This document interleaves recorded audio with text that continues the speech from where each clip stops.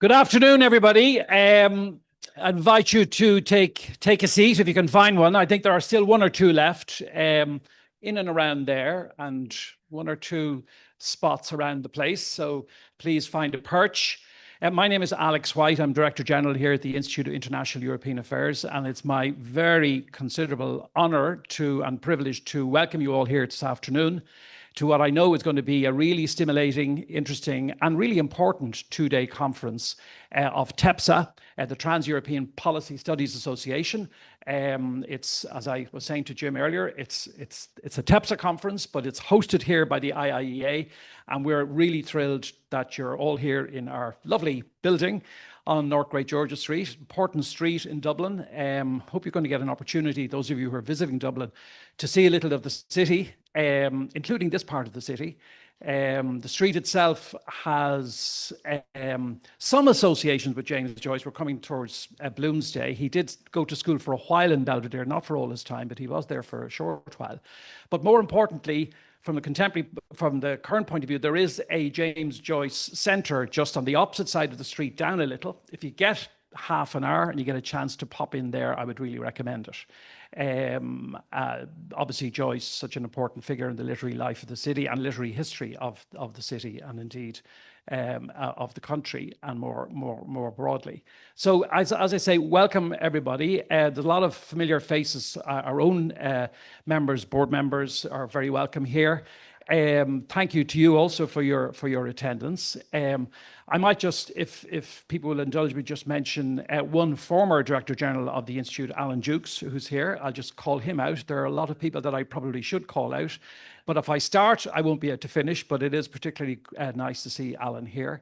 And indeed, everybody who's made the effort to come, most particularly, of course, people who've had to come some considerable distances to be with us here for this two-day conference, which, as I say, I know is going to be a terrific one. The program is excellent, as you'd expect. All of the topics laid out, whether through panels or otherwise, there will be a huge opportunity, a great opportunity to debate, to deliberate, discuss, and maybe even, who knows, reach some conclusions in relation to all of the compelling issues that we have on our agenda. So my only task, as I said, was to welcome you, and it's my delight to do that, and to hand over to Jim Cluse, the Secretary General of TEPSA, to address you, and thereafter we'll get on with the business of the day. So welcome again, and thank you very much.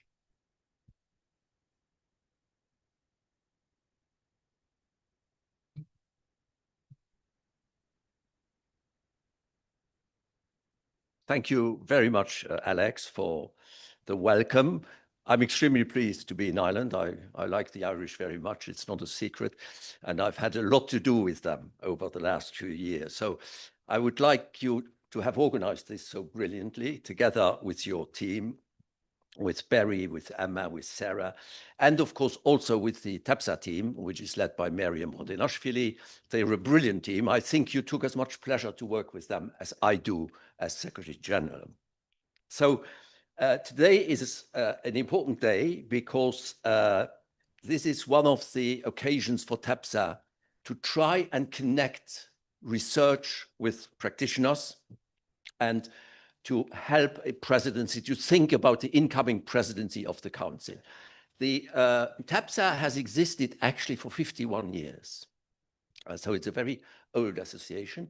And we're proud today to have 50 members across Europe and in the neighboring countries, most of them. So we have also members of Ukraine, of Turkey, etc., Western Balkans and all of that. This is testimony to the diversity of the EU and of Europe and the richness of our various cultures. And it's a great idea to bring them all together. Sometimes people talk about the unity. We have to be united. Yes, of course. But the fact of the matter is that at the outset of any file, we never unite it. We completely disunite it. We fight about it. But then we get together and we find compromises. So that is what we are trying to do here. So we do the PPCs.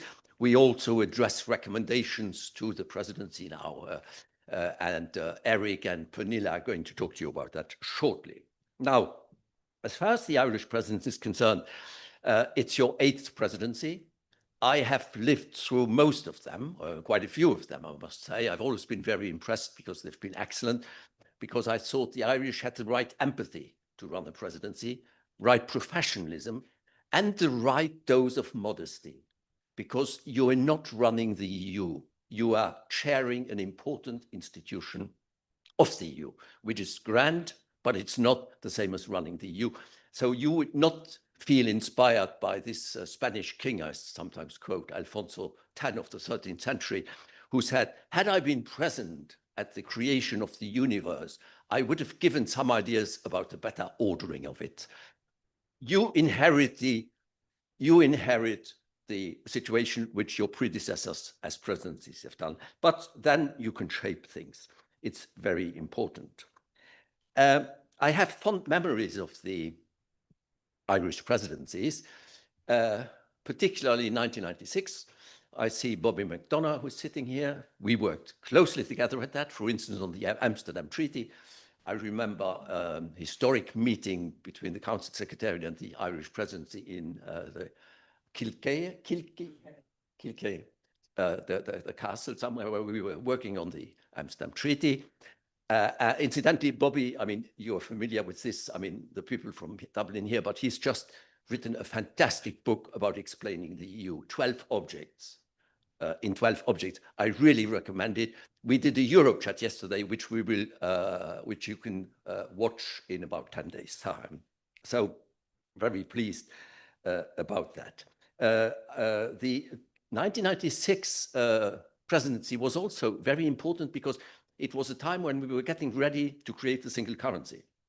And in Dublin, in 1996, in December, there was an enormous row between the Germans and the French, where my compatriot, Jean-Claude Juncker, the Luxembourg Prime Minister, played a key role to bring them together, because it could have actually made the future Europe impossible. 2013, I have also fond memories, it's more recent with the Irish presidency, where they played a very important role in helping find a solution to the MFF. The incoming presidency will again have this on the plate. It is, of course, in the end will be decided by the head of state and government, but the rotating presidency has an extremely important role in preparing it. So I'm pleased that we have the Irish now to chair for all of those reasons, because the situation we're in now is absolutely unique, I think. I've seen many crises in Europe. I mean, we're always some way in some form of crisis, but I've never seen a conjunction of crises like this. The geopolitical challenges, I don't have to go into them. The policy-related challenges, for instance, what are we going to do on the Green Deal? Who's going to pay for it, etc. And thirdly, now, increasingly, political problems within our member countries and in the United States, populism, extremism and things like that. So the situation is quite dramatic. The Irish Institute, with the help of the TEPSA team, they have woven together in a very clever way a program which covers all the main elements. Now, Bobby would say that it is beautiful, like a Persian rug. So it's not perfect, but it's very impressive, I must say. Let me just very quickly take you through it in a nutshell. We start with values. Why? Because it's the bedrock of what the EU constitutes. And the big challenge, in my view now, is that while we have to get stronger, we have to come, I would even say, a bit nastier. We must do so while protecting our DNA. It's a huge challenge. So the fact that the first panel after the recommendations will be about this is very important. Then there will be an important panel on competitiveness, the economy, digital, and all of that. If we're not strong there, you can forget about being a global player, and we would actually be wiped away if we're not getting better on this. Then, of course, there's defense, completely new paradigm because of the American position. We have to do something for European defense. Lots of things are moving. This is to have a guarantee for our own security, obviously. If I may say so, since I'm in Ireland, I find the debate on neutrality slightly quaint. I don't really understand it. I understand it historically speaking, but today, who are you neutral against? You know, it's really a bit strange. But okay, it's your discussion. I just wanted to make that little thing. And if I may just say so, just imagine that the other member states would have been neutral during the Brexit negotiations. So I think you should reflect on this. Sorry about that. Then we go to enlargement.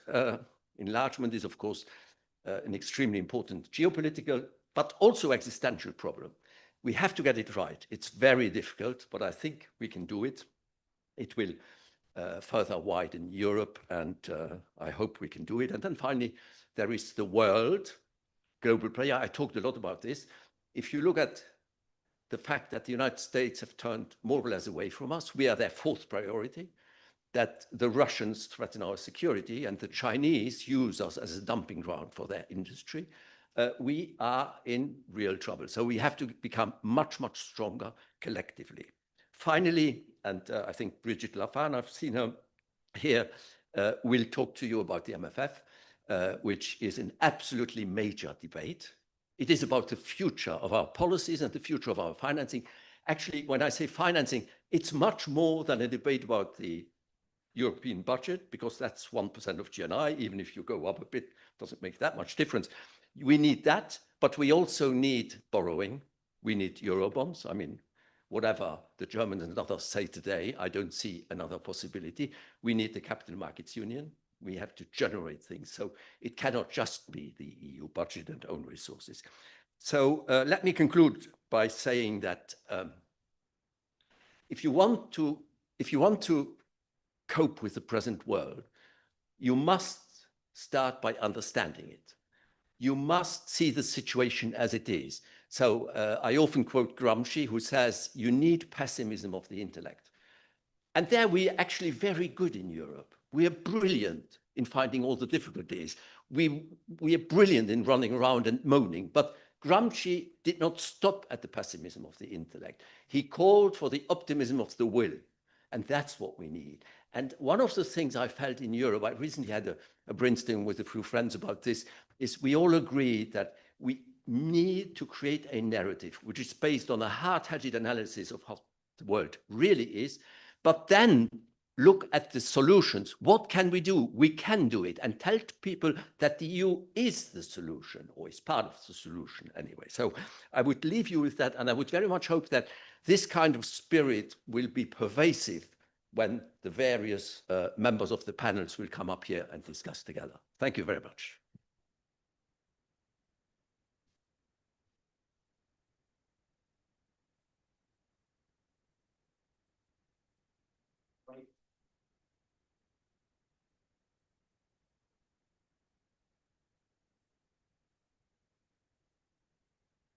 Hello.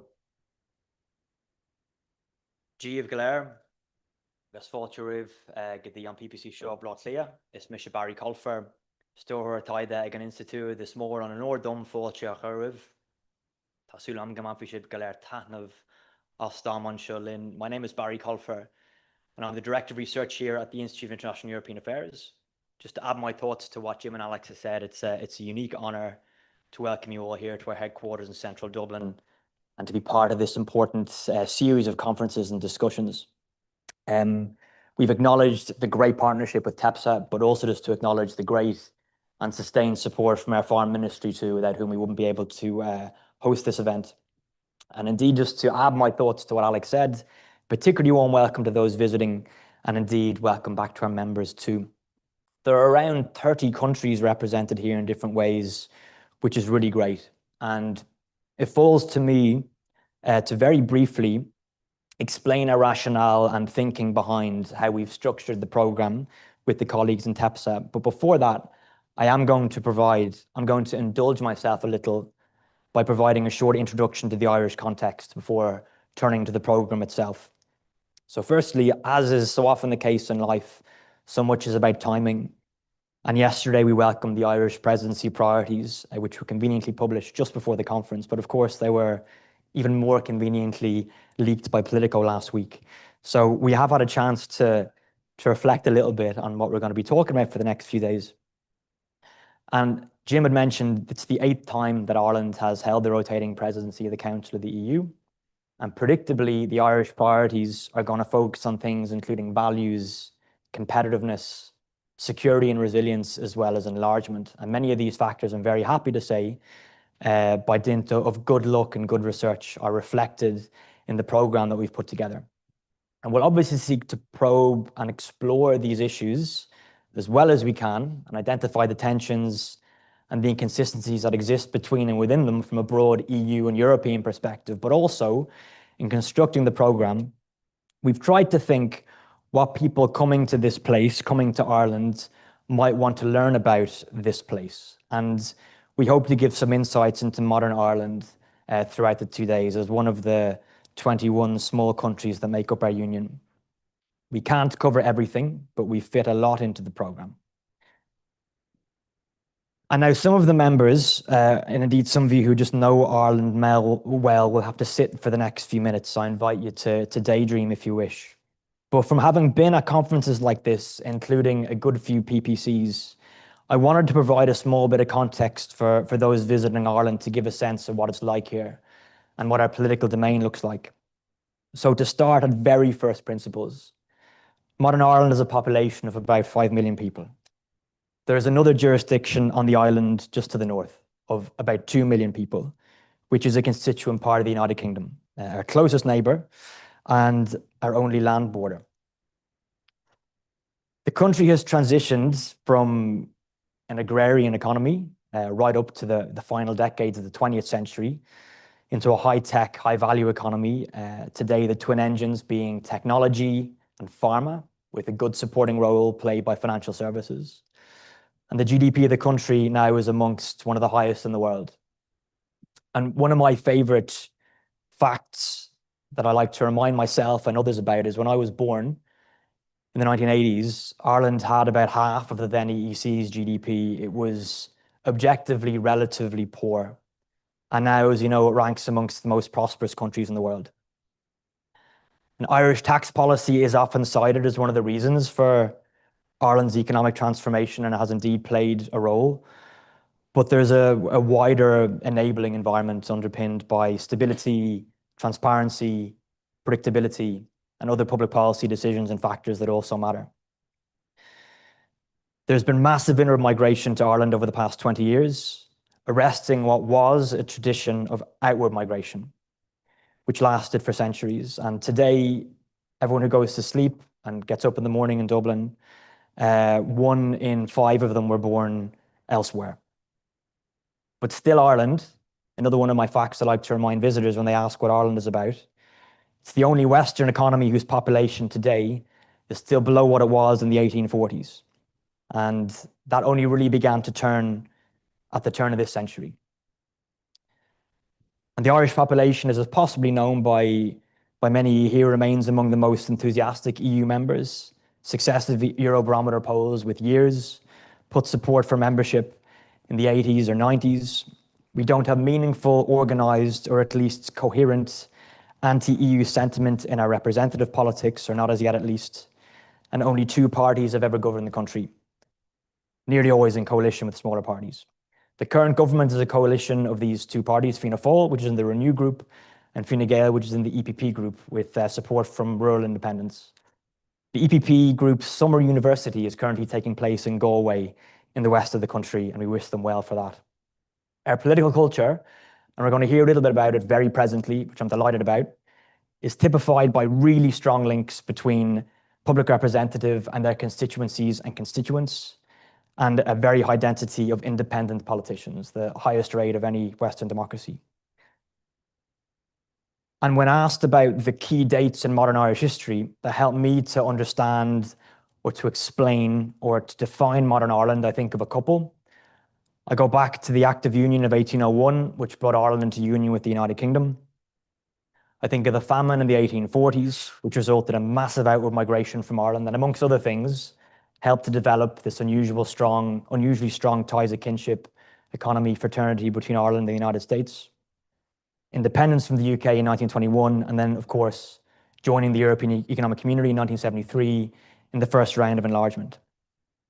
Either side in 1973, we saw the introduction of free second-level education in 1967, free third-level education of a sort in 1995, which are also transformative or have been transformative for the Irish economy and Irish society. This isn't, of course, to diminish loads of other key dates and moments, but I argue that each of these can be understood as the critical junctures that can help to explain and understand how Ireland is today. And it's worth noting that, of course, Ireland is independent, but much of our history is entangled with our nearest neighbour, as I already mentioned, the UK. I'm delighted we have friends here from the British Embassy. I wish King Charles a very happy birthday on Saturday, I think. And and to add to what Alex said, we're really happy to welcome you to Dublin, which, despite the same problems that you find in all such cities, housing, deprivation, infrastructure deficits, it's a great town and it's a great place to live and work, and we're really proud to be here at its heart. Indeed, we are at its heart.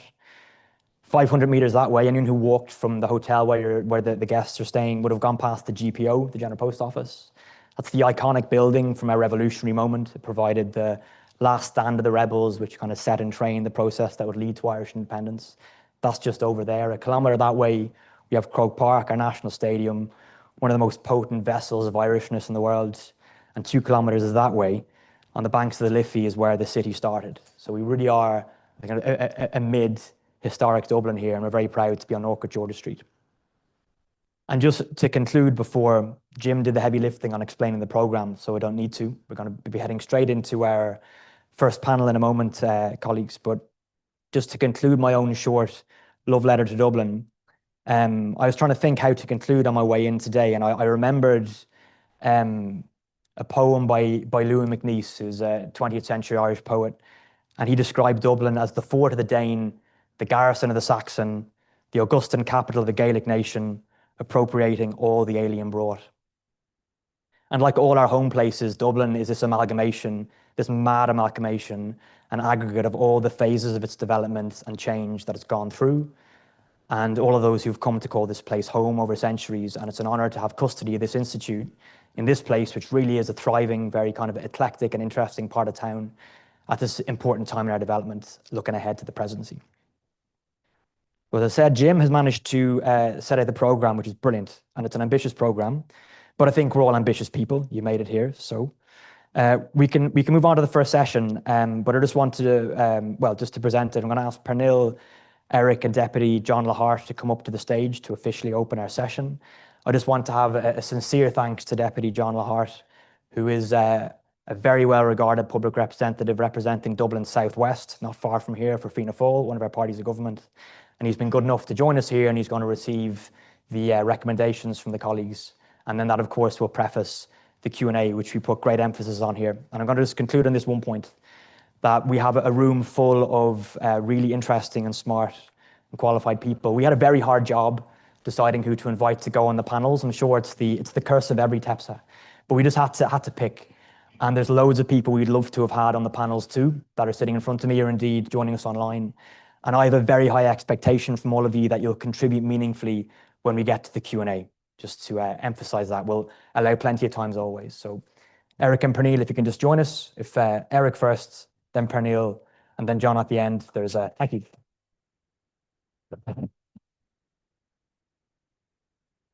So there's a step there. Thanks, everybody. I haven't got far to walk, which is great.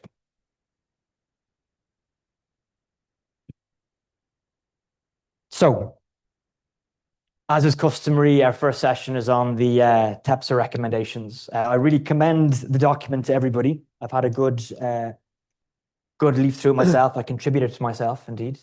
So I think it's a really good read, and it's going to provide a really great framing for our discussion. So we're joined, of course, by people who will take a very limited introduction, but just for the benefit who don't know, Eric Jones, who is the director of the Robert Schuman Centre for Advanced Studies at the EUI in Florence, my old alma, and also Pernille Riker, who is at ARENA at the University of Oslo, the Centre for European Studies at the University of Oslo. Is that correct? And as I already mentioned, really delighted to have John Lahart here, who's going to listen intently and then provide a couple of thoughts. So without further ado, I'm going to hand over to you, Eric, if that's okay.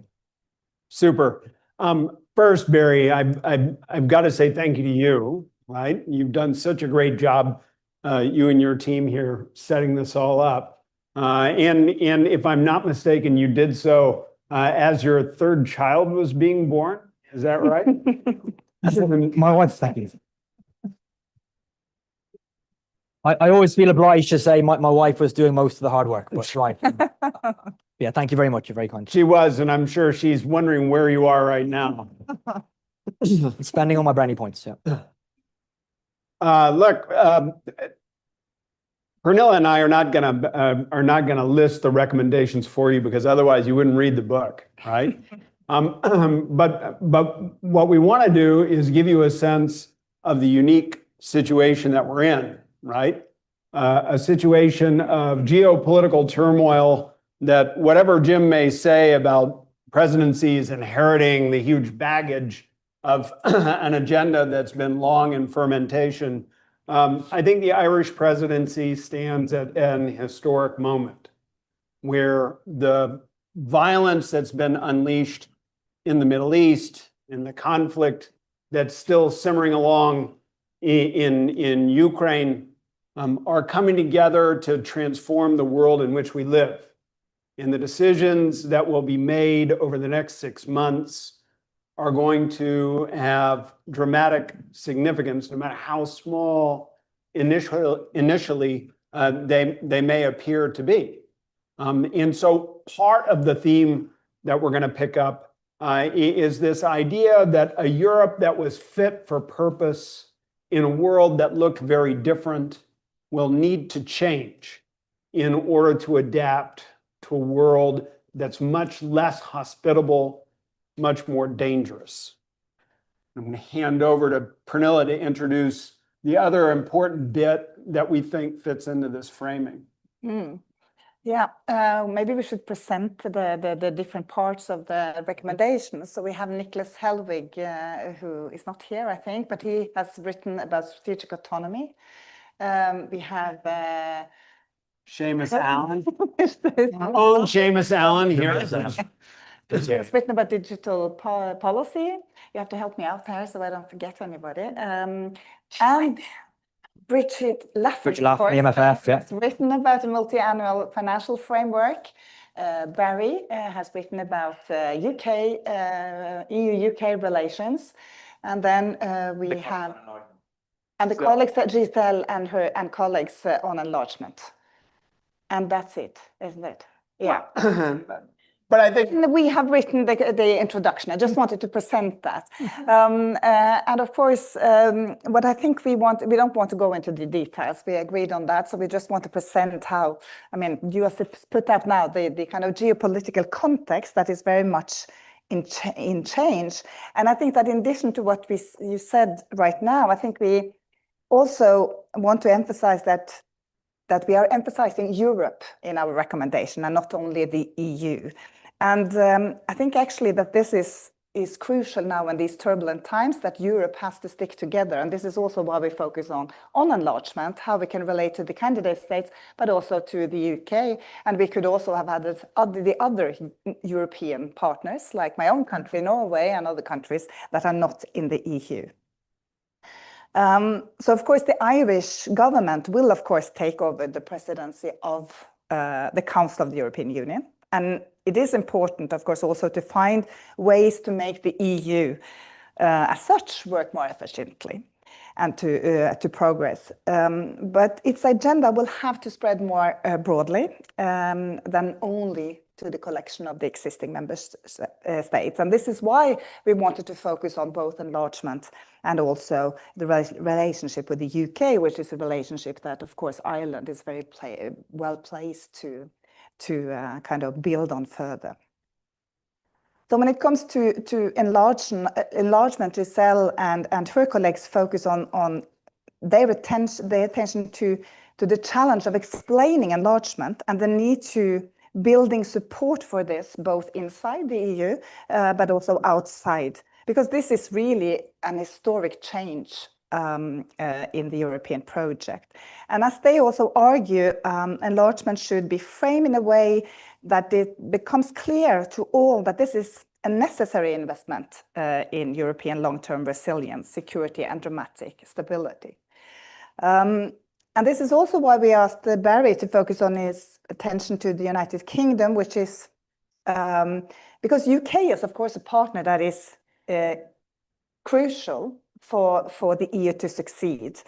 And Barry, you can of course come in with your more specific recommendation. But if I understand you correctly, it very much boils down to the need for having a constructive EU-UK relationship, and also that this is vital also for strategic autonomy to succeed. And this is also a general point that I think is worth highlighting. Working with like-minded countries beyond the UK will be crucial for the EU to succeed in its very ambitious agenda in these very turbulent times. And this is not to say that the presidency should not be focused on developing kind of the further many of the EU instruments that are, of course, have been initiated recently and that needs to be followed up. Rather on the contrary, I think that maybe with the exception of the MFA, no, not the MFA, MFF, which Brigitte Laffen will talk more about later today, or perhaps also the more technical parts of the enlargement and the institutional reform that is required for enlargement to happen, I think the EU will most likely progress more rapidly and succeed in a better way if this is done kind of in close cooperation with partners in and outside Europe. So what I think is important to have in mind is that this partnership approach should not follow kind of one single institutional model. Some states participate more deeply in certain areas, others in different constellations. It involves different types of European partners like the UK, like the EEA, Switzerland, and the candidate. But it also involves also like-minded countries beyond Europe, and then I think particularly on Canada.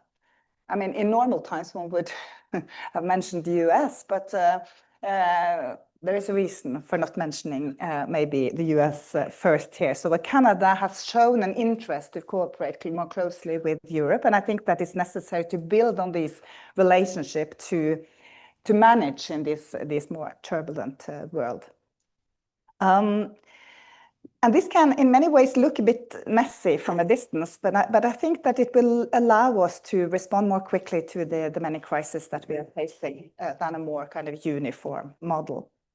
So it will, in my view, strengthen the EU rather than weaken it, which has been the fear of some when it kind of that there will be some kind of fragmentation or kind of dilute the integration process. But I think actually it will be making the EU stronger.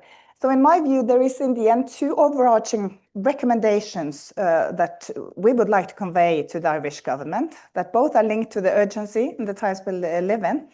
First, that this is not a normal presidency.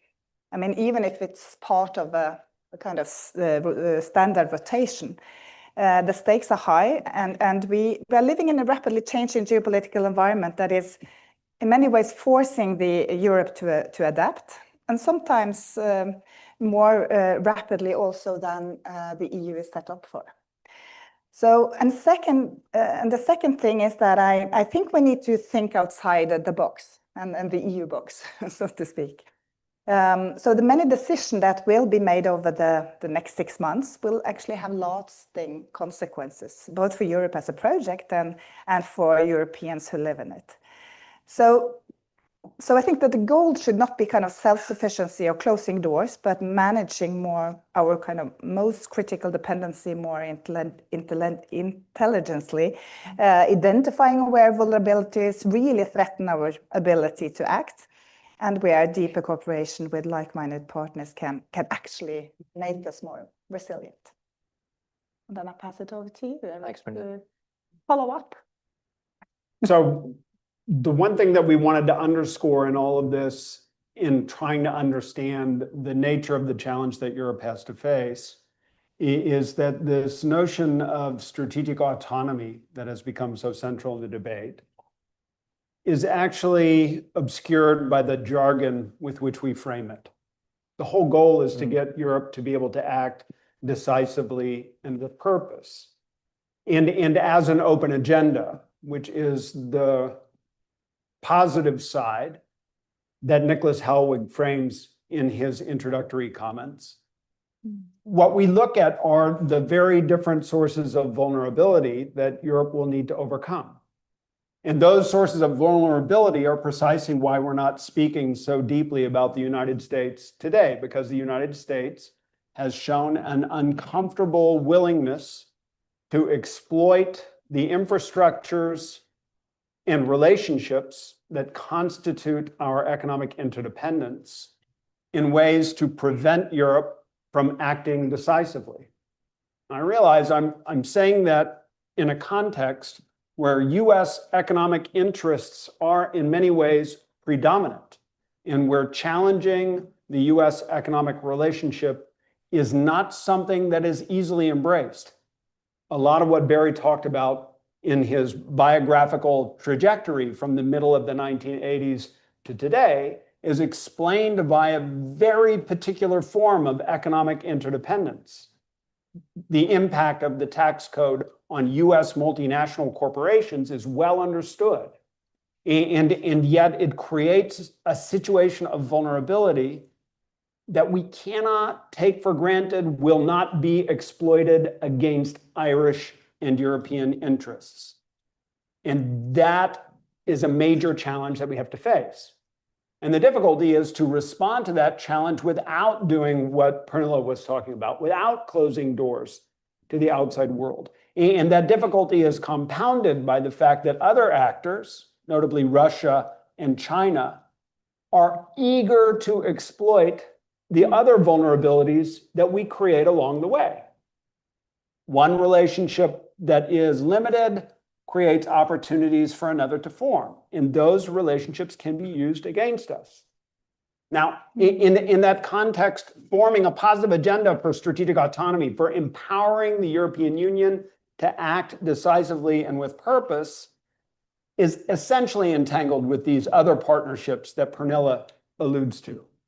It's also entangled with the most creative part of our economy. So when we move from Nicholas Hellwig's recommendations on strategic autonomy to Seamus Allen's recommendations on what we should do in the digital economy and digital regulation, the challenge is not to recreate Europe or the Brussels effect, but rather to recreate a digital industry that Europeans can control sufficiently to maintain their independence. And when you look at that regulatory challenge and think about the possible adjustment consequences, the trade-offs that this will represent, the agenda is much more complicated than it seems at first glance. And that is an agenda that will rely on more than simple regulation. It's an agenda that pairs with a security imperative that will require significant investment. And this is where we get to Bridget Lapin's chapter on the multi-annual financial framework. Now, the Commission has come out with an ambitious approach, which is to widen the envelope of spending to encompass not just the requirements of the European Union when you think of its budget looking ahead, but also the necessity to amortize and repay the loans that were taken out during the pandemic and immediately thereafter. Loans which must be serviced for the next 2 decades, and that will otherwise eat up the overhead in the budget and constrain expenditures that necessarily must be made. Now, the difficulty is, of course, that this has a bargaining dynamic, and this is the focus for Bridget's analysis, trying to understand how this budget can be framed in a way that maximizes autonomy and purpose rather than maximizing constraint. And that will require an enormous amount of diplomacy. This is not the first time the Irish presidency has found itself in this situation. It will require an enormous amount of diplomacy to ensure that what looks like a very ambitious proposal by the Commission does not get degraded in the negotiations that take place thereafter. And that instead, it is allowed to retain its shape and form so that we can go in a healthy manner into those enlargement conversations and into those conversations about fostering other relationships that are, at least for now, more trustworthy from a European perspective and more empowering than creating a sense of vulnerability per se. So this is the framing that we gave in this packet of recommendations, a framing that underlies a very ambitious agenda for the European project. I don't know if we've left anything out on your side of the ledger at this point. Now, maybe I can just add one thing that we actually do not touch upon in the recommendation, but I think that because I would like to address the challenge that actually Jim mentioned towards the end of his introduction, and that is the internal challenge in Europe, which I think is crucial, and this kind of, you can call it this anti-liberal trend that you see in many countries, and we had this positive experience in Hungary with the election there, and that is something that I think we should learn from, and that it's possible to turn things around. But we have elections coming up that could kind of make all of these challenges to find solutions to them even more difficult. So I think that what Jim mentioned to focus on a narrative of Europe that in a more positive term, because we have a lot of challenges out there, but we also have to believe in the project, and the project as the EU, but also EU with partners, can be able to achieve quite a lot. And maybe we have to address this or kind of present it to the public that this is not something that will happen in 1 year, 2 years, 3 years. It is a long-term project, and we have to we just have to go in the right direction, so that we don't create expectation that this will be solved in kind of 1, 2 year or 1 presidency. This is, of course, a long-term challenge, and I think that is important for not people to not believe in the project. So I just wanted to end on that. Excellent. Yeah. Are you both happy with that? Yeah. What a fantastic introduction to the conference. So the rest of our panels are going to be rather specific, whereas we're putting Deputy Lahart in a difficult position here, because we've spoken about everything from modern conflict around the world, the need to speak about a broader Europe, and enlargement, security and defense, UK relations, digital policy, the MFF, strategic autonomy, and more, which is basically the whole project, right? So I'd invite you, Deputy Lahart, if you, first of all, just to reiterate, thanks very much for being with us. If you'd like to say anything in the first instance about the presidency in general, what your hopes and fears are for it, and what it might mean to you. And then if you have anything you'd like to pick up from Eric and Pernille about what they've said, please do so. And then we'll go to the audience for their remarks. Deputy Lahart. Thank you. Most of you don't know me, so John Lahart is my name. I'm Fianna Fáil TD for Dublin South West in my 3rd term. I'm here probably because I chair the Foreign Affairs and Trade Committee of the House of the Oireachtas. I'm conscious not everybody can see you, and I've been given the august privilege to receive the proposals. I feel like Moses. I didn't write a speech or have a speech written. I said I'd do it on the hoof, which is always dangerous. I'm beginning to regret that now. But I came from my colleague, Deputy Barry Ward, as chair of the European Affairs Committee of the House of the Oireachtas, and we had Marta Koss before us, the Commissioner on Enlargement, who's coming to you tomorrow. Right. And there is a very talented, articulate, well-informed, very capable commissioner. And we had her for 2 hours this morning. Thursday morning in Dáil Éireann is busy, so there weren't as many members present. And what that allowed us to do was to enable the commissioner a lot of space and time to speak about enlargement, and it was fascinating. And I'm really interested because you've emphasized the enlargement piece quite a lot here. And so questions that were put to her, were concerns around from the Hungarian, what do we learn from the Hungary experience, where you have a bad apple in the barrel that creates havoc in the system? What have you learned? And I love Hungarians and have lots of Hungarian friends, but there's a lot to be learned from that. And all your chapters with all these accession states, how can you be sure that there isn't kind of fake advancement going on, or that you're not being codded, or that within the space of 10 years, we're going to admit another 3 or 4 states that in a matter of time will turn out to be rogue members of the European Union? And her answers were very reassuring on that. Just I think in terms of the phenomenal amount of work that's being done in that space. But there were real concerns, we'll say, on the negative side. I was 9 when I heard my father sitting at the table saying, I'm going to Europe with Jack. Jack Lynch was the Taoiseach Prime Minister at the time. It was 1973. There are politicians here, far more august, who held far more senior positions, and lots of familiar faces who travelled that European journey. And I suppose what I'm struck by is the elite nature of the presence here. And I say that just in response to the neutrality piece. I understand why people outside Ireland just don't understand the neutrality piece. So, we're just over 100 years old as a state. And I think I used to be a psychotherapist, and I kind of bring things down to psychological reasoning sometimes. So I think for the first 100 years, we lived a charmed existence. We didn't have, now that doesn't mean we weren't poor or that life was very difficult and it was an agrarian society.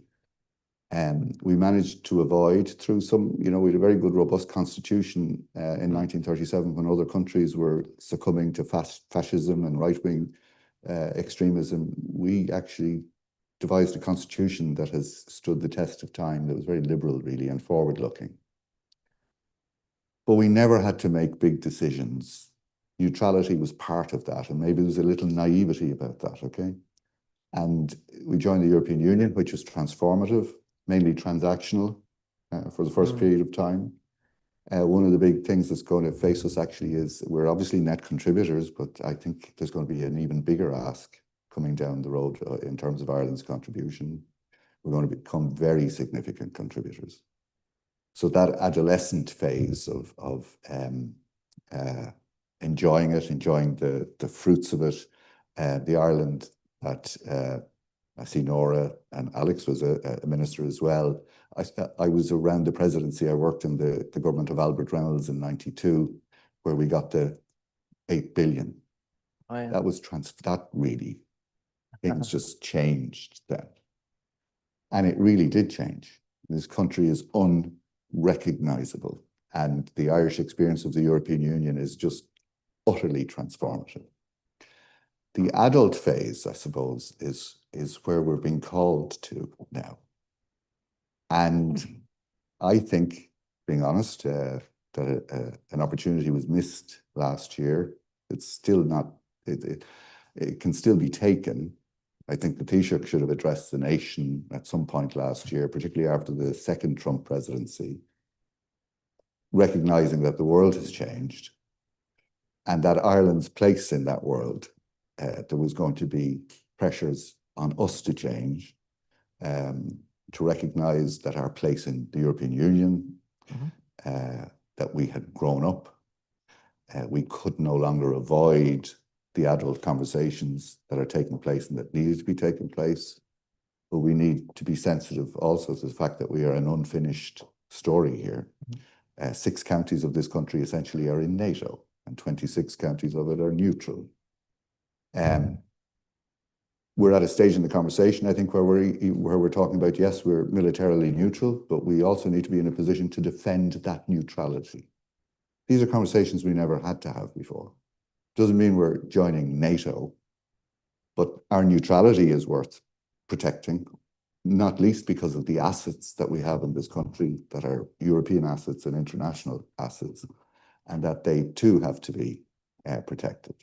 So I think that was an opportunity that was missed, and I think it was missed because there was a way of doing politics in Ireland for generations, which was nod and wink, and we will get this through. But we're in a different phase, and we need to socialize these conversations. Politicians need to socialize these themes and trust people and the maturity of people to be able to engage with them. And I think that's a big challenge. Commissioner Koss was really interesting. You mentioned the countries like Norway, and she talked about Switzerland and Iceland as well, these countries that are European but not members of the European Union. I was lucky enough last weekend to be an election observer in Armenia. There's a country that wants to be European, and has tremendous European values. the youth in the country see themselves as European. So it's very, very exciting being there. Were you in Armenia for the European Yeah. elections? Oh, amazing. What an experience. Again, very interesting. I'm going to finish with this story just about geopolitics. Because Prime Minister Carney is coming, and there's a man who's able to address nations, you know, and to pick an opportunity and kind of make a landmark speech or two.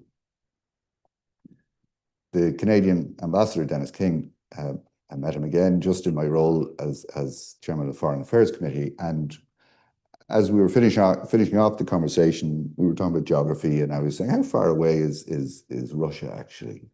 And he said, from Canada. And he said, well, if you fly north, and he continued on. And I said, oh, hold on a second, what do you mean if you fly north? And at that moment, I realized I was a flat earther. I've been looking at this. And he said, yeah, no, if you fly over the globe. And this is just so new to me. At 60 years of age, I just discovered, yes, you don't live on a flat surface. And he, because I've been fascinated by maps all my life, we've lived by the imperial map. You know, Britain was the center of the universe, and we were fortunate to be beside Britain. And I remember a cousin of mine who lived in Australia. I remember saying to him, "Where is the Australian map in a school atlas?" And he said, "Oh, well, Australia is always it's at the center." And I was thinking, well, if Australia is at the center, where is Ireland? Very barely visible in Australia. There you go. So he very kindly, a few weeks later, he said, "We had you in mind," and they had printed a map of the top of the globe. I recommend you look at it, because suddenly you have the Nordic countries, you've Scandinavia, then you've Iceland, then you've Greenland, you've Newfoundland, and suddenly Canada, being a member of the European Union, becomes actually quite not an unreasonable, depending on what way you look at the globe. So that was a new way of seeing the world. And I think, look, the presidency is in good hands. There's one statement I think and I'll finish saying this. We have the best civil servants in the world. That has been my experience of it. I worked in government, and there's ministers, former ministers here. I worked on the executive side before I became a politician, and they are great groundbreakers. They are the ones who have allowed Ireland to achieve what it has achieved, but they're Europeans, and they would have the European project very much in their focus and very much as their priority. And we have a very good Taoiseach and a very good team, very experienced. The public aren't as tuned into it as this room is. In fact, the public is blissfully unaware of what's going on really until they'll hear a whole load of sirens over the next 6 months and traffic will be disrupted. But I'm fascinated at the people who come to ask, number one, to say, we want the president, we want you to talk about this. We want to make sure that you do emphasize that. And I'm amazed from the corners of the globe that they come to, that the presidency means an awful lot to people outside of the European Union as well as inside the European Union. And I think it's in good hands. And there's the commissioner, she'll fill you in with this morning. She seems to have an agenda of work for the Irish presidency to complete as well. And I think that will be very interesting. Thanks a million, Deputy.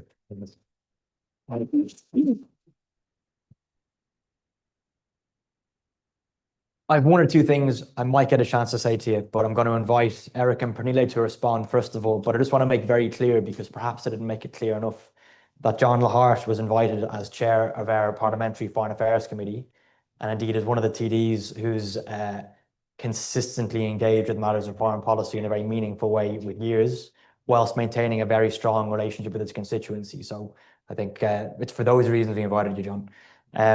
Eric, you wanted to come in to respond to something that the deputy said. So, John, I want to respond to three different things, because I think the best thing that we could come away from this conversation with is a clearer framing of the issues we face. And you said three things I think that are incredibly important. You know, one is that Ireland is neutral as a fundamental choice, but that means it has to be able to defend its neutrality. And I think that's what the European Union is trying to say as well. European Union does not want to engage in war or empire building. European Union wants to defend its right to set its own boundaries and to grow in its own way. I was reading a bar. You have all kinds of interesting quotes on bars in this country. And this was a Guinness quote that said, "No man should be allowed to set the boundaries on a nation." And that's the essence of what you're talking about. No one should be able to define Europe except Europeans. So Armenia, if it wants to be European, and the Europeans are willing to accept it, should be allowed to join. And the same for Ukraine. And supporting Ukraine is not engaging in war with Russia. Supporting Ukraine is defending Ukraine's right to define itself. I think that is the insight that I think we have to come away with. And alongside that, the question that we always ask is the European Union, like NATO, fit for the purpose of defense? That's the wrong question. The question is, can Europe defend itself without the assets of the European Union? When you ask the question that way, the answer is obvious. No, you cannot defend Europe without the assets of the European Union. So how do we make the European Union fit for purpose? And here I want to touch on that most important thing you talk about in the context of enlargement. The question in enlargement is always, how do we avoid another Hungary? And the answer is very much something that Jean-Jacques Rousseau told us a long time ago, talking about the government and constitution of Poland. He said, don't look at the institutional framework, because you can have the best constitution in the world, but if it doesn't capture the hearts and minds of the people who live within it, it doesn't matter. Ireland's constitution has stood the test of time. The US Constitution stood a much longer test, but it no longer seems to be capturing the hearts and minds of the people who stood within it. Hungary was top of the class in meeting the Copenhagen criteria in 2002 under a certain prime minister named Viktor Orban. And yet, at top of the class in institutional form, did not possess the hearts and the minds of the Hungarian people.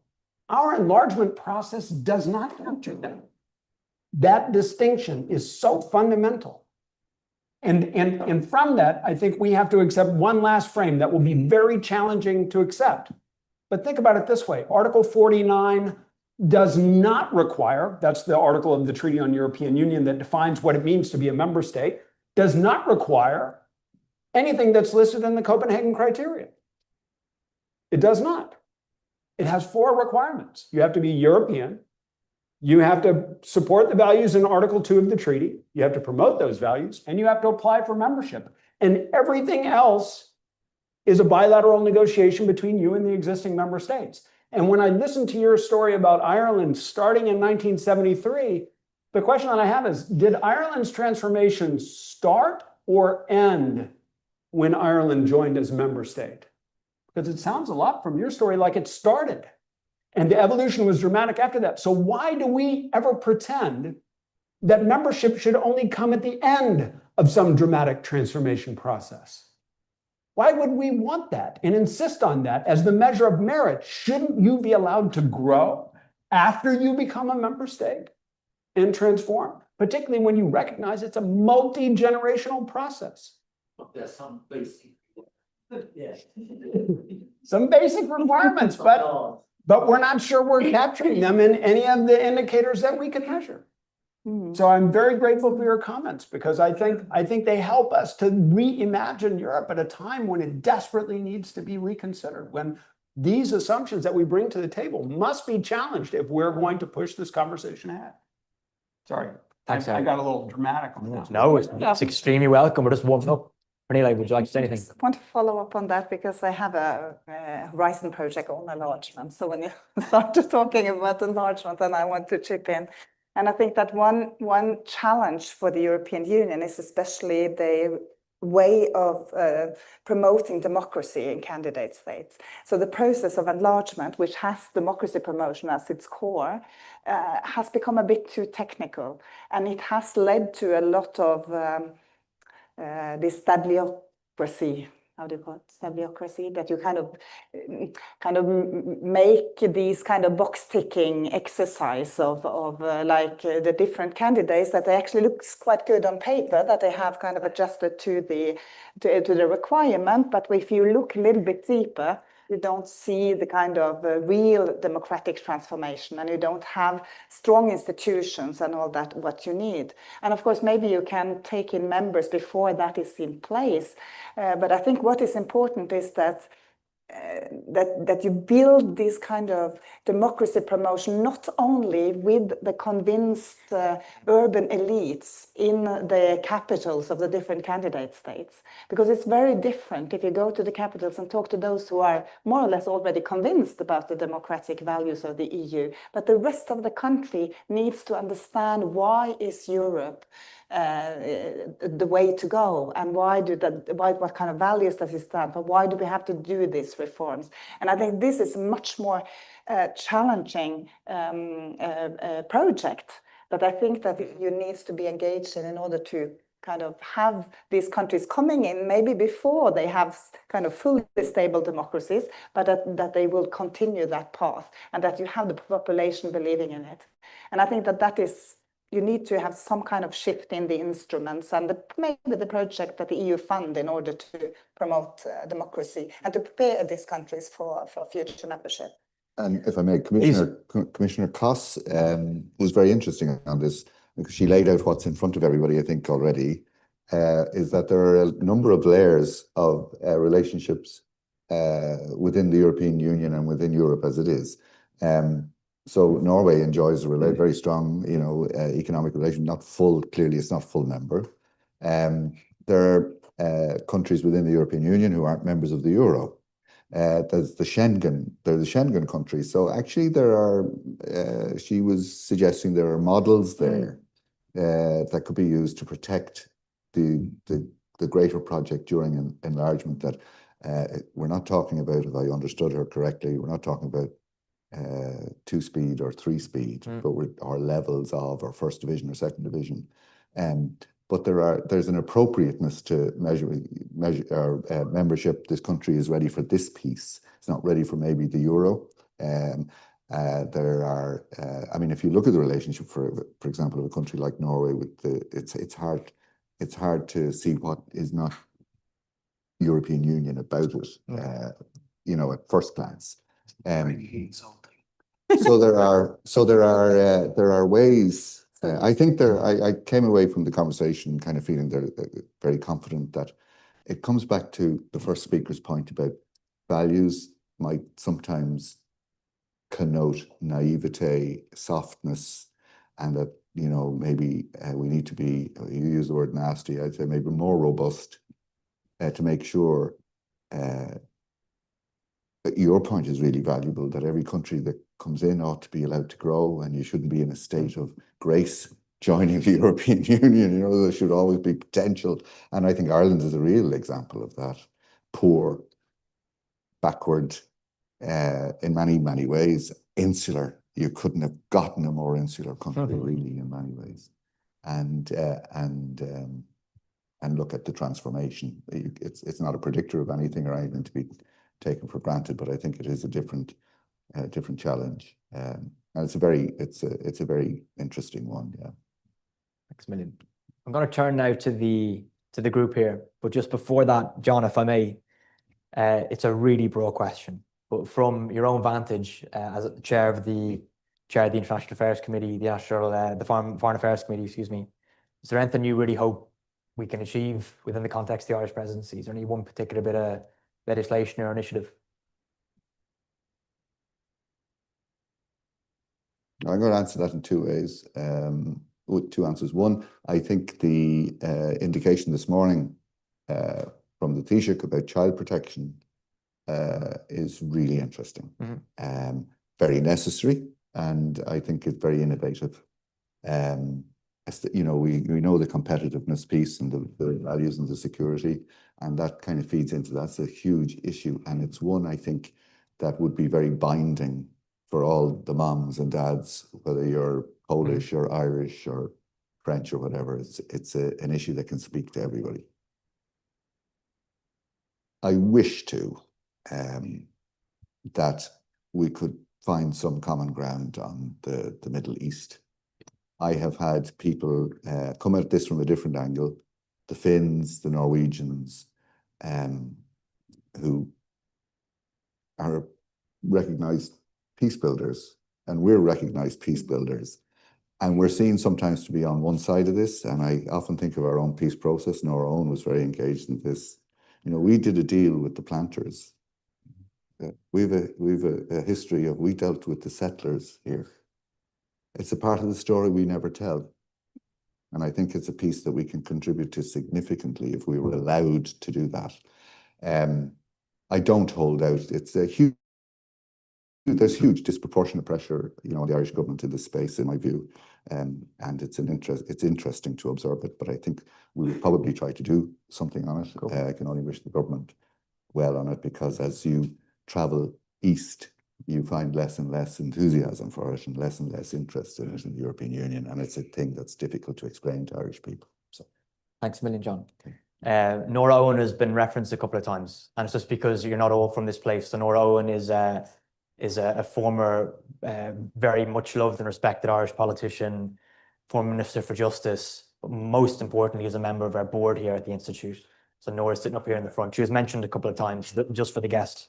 Going to turn over to the group now. I want to say one quick thing first. I'm indulging myself as chair again, but I feel obliged to chip in a small bit on what Deputy Lahart was saying about Ukraine as well. That is really important, to not conflate Irish neutrality with indifference towards Ukraine, and it would be incorrect to do so. That of the European countries, Ireland is a stalwart supporter of Ukraine within our own constraints provided by our neutrality in terms of money, in terms of training, in terms of refuge, and in terms of political support for Ukrainian enlargement. So I just wanted to tack that on at the end. I'm going to take questions in at least pairs. If you could indicate if you'd like to make a remark or ask a question. Can you raise your hands, please? Okay, we're going to start with the gentleman right next to you, David. Then we're going to come up to Francis, take that pair, and then this lady and Bobby. Hi, my name is Jakob Hallgren. I'm director of the Swedish Institute of International Affairs, UI. Fantastic to be here again. And thank you for this wonderful opening of the conference. Great overview of issues. I just actually wanted to ask a question about Ukraine, and maybe to John Lahart. I mean, the Middle East, yes, for sure. Now, the future of the outcome of the conflict in Ukraine is arguably existential to Europe, and the enlargement you touched upon. You spoke about some of the other countries. Now, Marta Kos is coming. The cluster negotiations are, as I understand, opening next week. So my question would be, that is tricky, but how would Ireland try to push the Ukrainian and also the Moldovan enlargement? That would be my question. Thank you. Fantastic. And exactly as you did, it was a risk of me not to mention it. We're coming to Francis here, David. If you could just introduce yourselves for the rest of the group. And I thought you had your hand up. Sorry, Bobby. Excuse me. I thought you both had. Just here, look. And also, so Bobby, if you introduce yourself, and also if you're aiming at one of the questioners, please, or one of the participants, please let us know. Sure, thanks, Barry. Bobby McDonough, former Irish Permanent Representative to the European Union. I'd like to make one quick point and ask one quick question. My point is simply to take up Eric's quotation that he applied, that was originally about Ireland, but that he applied to Europe, because it's a really good one, and it's written on a statue that's about 150 meters here, the statue of Charles Stuart Parnell. And it was, no man has the right to set a boundary to the march of a nation. No man has the right to say, thus far shalt thou go and no further. So I think we could apply that to Europe. My question is to ask John in particular, do you think that you could use your knowledge of psychotherapy during the Irish presidency, particularly to deal with Trump and Putin, but also how do all the panelists think that psychology would be an important part of the Irish presidency in dealing with our partners? For example, how we could use psychology to get the ambitious outcome we need on the multinational financial framework, multi-annual financial framework. So Dave will hold on to the mic, and then Deputy Hart, if you'd like to go first, and I'll invite Eric and Pernilla then. Well, so that was a provocative question about and I should clarify, don't misinterpret, using an opportunity to highlight something like the Middle East as meaning that you can't hold a similar and equal concern and regard about the invasion of Ukraine by Russia. That's a problem we have these days, is the inability for people to allow you to hold two opinions, you know, at the same time, and it is a real issue. So on the subject of a few opinions at the same time, because I hear this as chair of the Foreign Affairs Committee, I hear concern about Ukrainian accession, okay? But I also hear the fact that Ukraine militarily is now indispensable to the European Union. So they're two sides of the same kind of argument. Commissioner Koss will give you far more detail about it tomorrow, but I suspect that she will be placing quite a large agenda on that accession piece alone with the Irish Presidency. There are things that have to be advanced. The impression I get is that there won't be any fast tracking in terms of accession. There are chapters that have to be fulfilled. There's a lot of other stuff that's way above my pay grade. But we had a good conversation this morning in the committee, I think, socializing some of those concerns. And I'd hear it from different diplomatic quarters. There isn't this universal excitement about accession of Ukraine, may as well say it here. And then there is a recognition that European Union needs Ukraine, and all the rest that you know about too. So there's a wide conversation to have there. The Moldovan piece came up as well about it being kind of trying to decouple it from the why is Moldova put in with Ukraine, and another piece about Montenegro, etc. So I think the accession piece, I'm not going to say something just for the sake of saying it. I think if you all manage to be here tomorrow, you're going to have a very interesting conversation with the Commissioner, and a very rich one as well, very informative. Leila, I should go to you first, actually. Would you like to respond to either of the questions? That's, I would like to Bridget to respond to that question with the psychology and or maybe you will start. Psychology and MFF. I'm not so sure that I mean, I have a good enough. I think this is why we're so interested in framing effects, right? Because the best way we can shift somebody's psychological position is to reframe an issue so that it challenges the way they think about it. And you know, one other frame to put, I was teaching Ukrainian students on Monday. We have an invisible university where we connect with students across Ukraine. And yes, it's absolutely true. Ukraine is an essential part of any imagined security union in Europe. But let's not kid ourselves. Ukraine is already integrated into the European economy. We have millions of Ukrainians that are engaged in our economic activities. Our firms are deeply embedded into Ukraine, and Ukrainian firms are deeply embedded into European supply chains. They provide everything from critical raw materials and the prospect of energy resources to food commodities and processed food products that we fold into the way we do our agricultural industry. And the idea of bringing Ukraine into the European Union would make sense even if the world was completely Pacific, provided, of course, and this is where Jim is right to point out, that Ukrainians could surmount the same challenges that the Italians have faced for the last several decades, which is battling, you know, embedded organized crime and corruption in order to stabilize a political situation, right?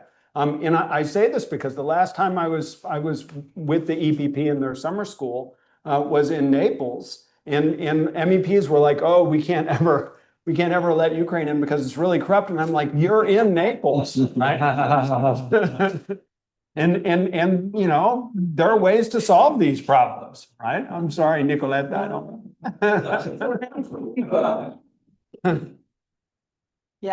Please, because I skipped the Ukraine question. It was more on the multi-financial framework because but I can add a few things on Ukraine.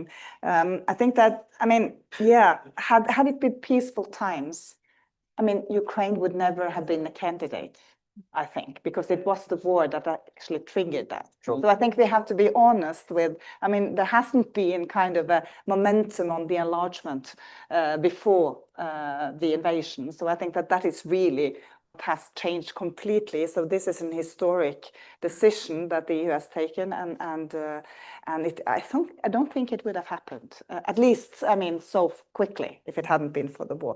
But of course, now on do everything to. But it would be good if Bridget maybe would like to answer. Please do this. Well, hang on for the mic, Bridget, just for people at home. But John Monnet told us that Europe's always forged in crisis, right? There is previous. So I don't want to talk about the MFF, but I do want to talk about our discussion on democracy, because I think, again, to Eric's reframing, I think we're overly optimistic about what external actors can do in terms of democracy within a country. In the end, it's the institutions, the culture, and the electorate. So we know from history that external pressure can create constraints, but it can't deliver democracy. On the other hand, and this is the really important insight from Orban and Hungary, it is that fundamentally, if you are a NATO and EU member state, and particularly an EU member state, you will not become a closed authoritarian system. In a closed authoritarian system, you can kill the opposition, literally. You can ensure that the chances of a reversal are very, very difficult, short of revolution. But in Hungary, it was the electorate did it. It was an electoral system did it. And that's, I think, one of the things we need to appreciate about the EU, and that is you cannot become a fully closed authoritarian system as an EU member state. And it's a hugely important insight into the nature of the polity. That is the EU. That's just, I don't expect the EU to guarantee democratic practices at all times, but there's always the possibility with EU membership, and I would add NATO membership, that you can't close down the opposition entirely. You can make life hell, but you can't close it down. And that's what happened in Hungary. So it was the Hungarians did it, but can you imagine an Orban government without EU membership? What pressure would have been on them? Thank you, Bridget. It's Bridget Laff and the Chancellor of the University of Limerick, amongst many other things. So there's now a load of hands. David, there's a lady behind Bridget, and I'll invite you then to respond to those two. And then I see you, Paul, and I see Rory Mulcahy and Nora as well. Yes, thank you. I'm von der Tekin, Institut für Europäische Politik in Berlin. Thank you for the very interesting opening discussion. I think I would like to link up to 2 points. And the one thing was also a bit of the enlargement issue. And we have Marta Kroes coming, we have an entire panel on the enlargement issue. And I think also with regards to, how much of reversed enlargement can we actually do? I think we can discuss with Marta Kroes, but it's all, I think it really boils down to the question of how to measure Article 2 compliance and what do you need to provide for that. But I wanted to touch upon another issue, because in the recommendations, you were really taking the interesting take on looking at the public opinion. And I was wondering in how far you think that all this new debate now on reversed enlargement or associate membership that the German Chancellor has now thrown out there, how does that affect public opinion? So would that kind of help selling the enlargement issue, or doesn't that have any effect on the public opinion? I think that's something to consider. And then another thing I wanted to ask, and that is maybe a bit more to the Irish presidency, because I was also very happy that Pernille, you were then also pointing out to the internal challenges, and also Jim mentioning to it. And I think of course, we do need a new narrative. I think that would help, but we don't have time, I'm afraid, to really, wait till we have the new narrative to maybe change things and get things done. And this, of course, and Pernille, you were referring to it, the elections are coming up. I mean, Sweden is already having elections this year. Next year, it's Spain, it's Poland, it's France, wherever. So I think the Irish presidency has the huge task to get a couple of things done. The MFF is one of them. But what are your plans with regards to potential institutional reforms? Because now also Hungary is more on the pro-European side. So do you see any chance for, I mean, not treaty change, but any passerelle clauses or whatsoever in order to also get more, the decision-making machinery more smoothly operating? Quite a lot there. Thank you very much. Good to see you again. Is that directed at any specific panelists? Well, the first one for the recommendation. Yeah. Good to John. Okay, so should we go from Eric and along the platform then? So Funda, thanks for giving me the opportunity to pitch CitiSense, which is a Horizon Europe project that TEPSA originated and that we recently won to try to understand better the way citizens perceive enlargement, both in the European Union and in existing member states, with the hope that by understanding their perceptions, we can better shape communications to bring them on board. I think the only thing I could say at this stage, and this would be citing Giselle's great work in the recommendations, is that we remain convinced that if we do not bring the citizens on board for this enlargement, it's not going to work. And I think that is the fundamental insight that it has to be at the center of the debate. It's not just about institutions and procedure. It's about political mobilization and not just political opinion or public opinion. Do you think Bridget was correct about authoritarian regimes within the EU? Oh, no, I think Bridget's absolutely correct, but on many other things than just that, right? I'm very hopeful that remains the case. And I'm very hopeful that what we're seeing in Hungary is a reversal and not just a pause. So. Brilliant. Pernille.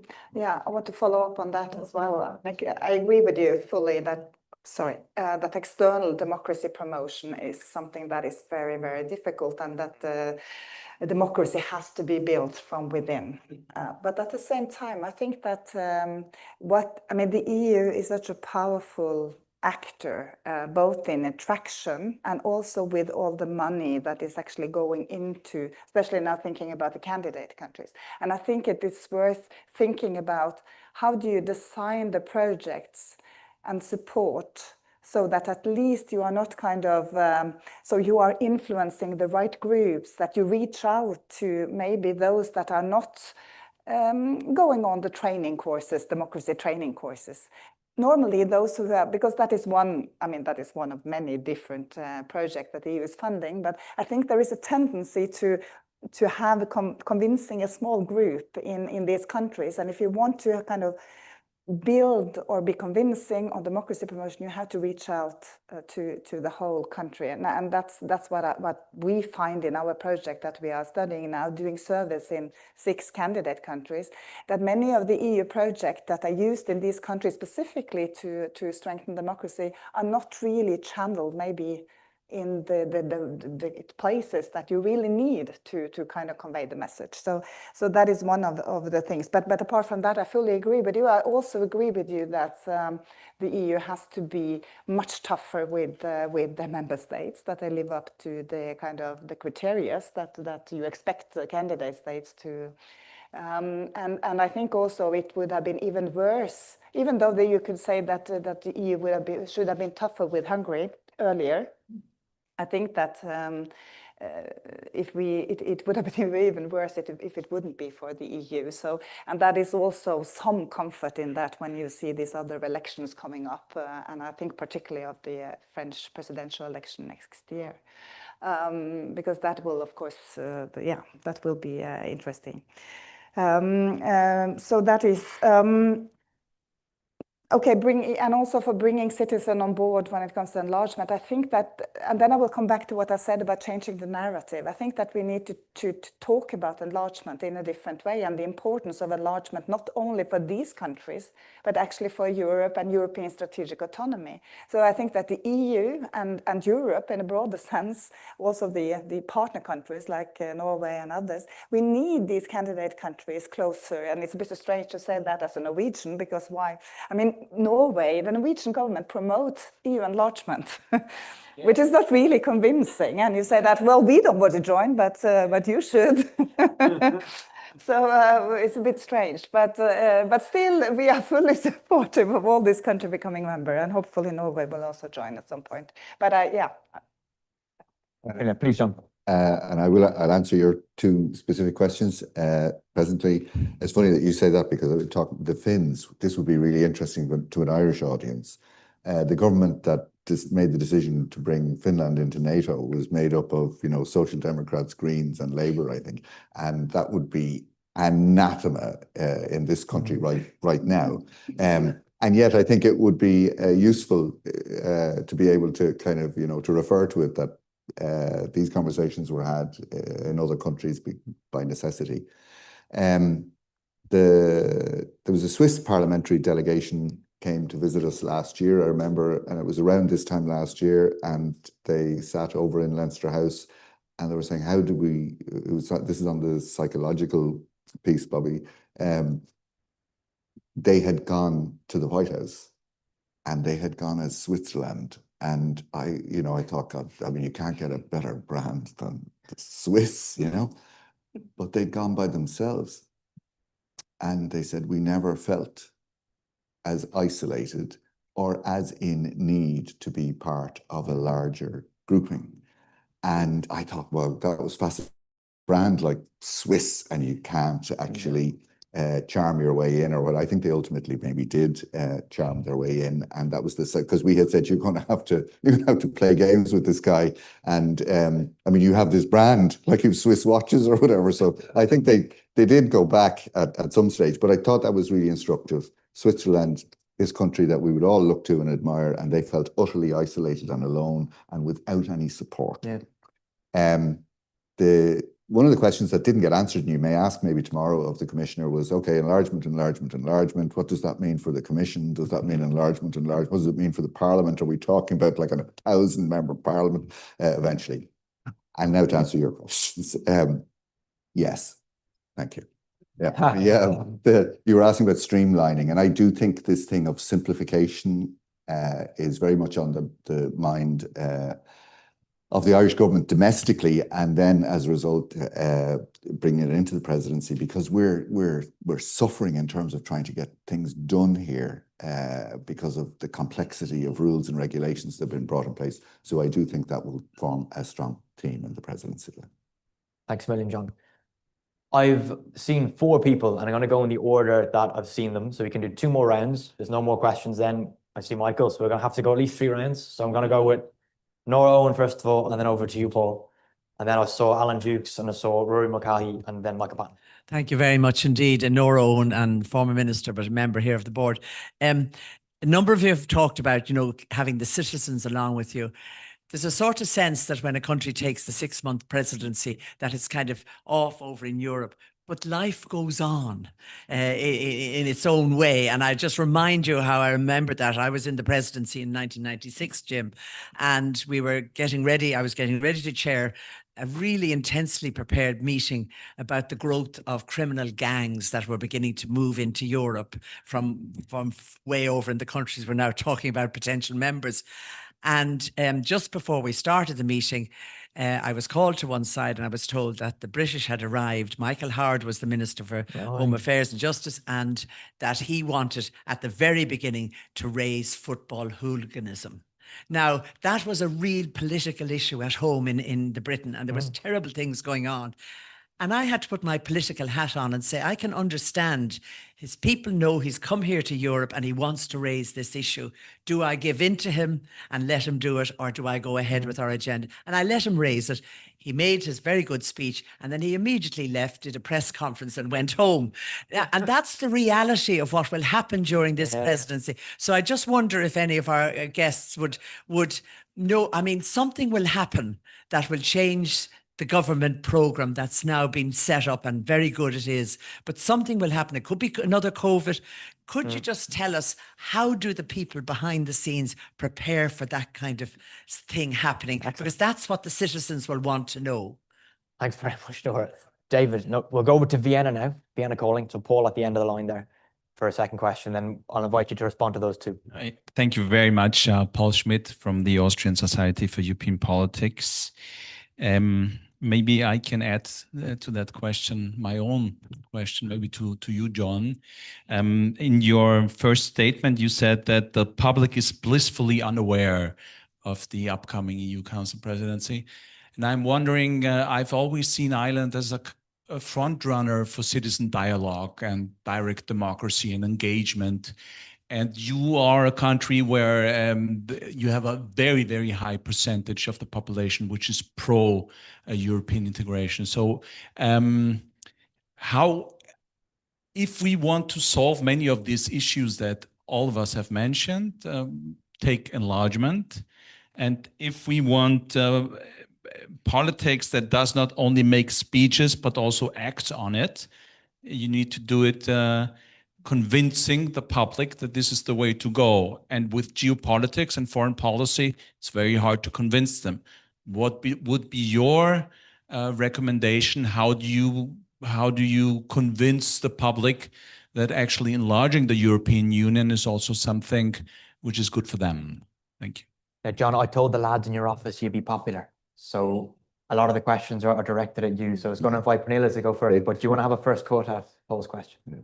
They didn't pass that message on to me. I came, I thought I was going to just receive the tablets of stone and leave.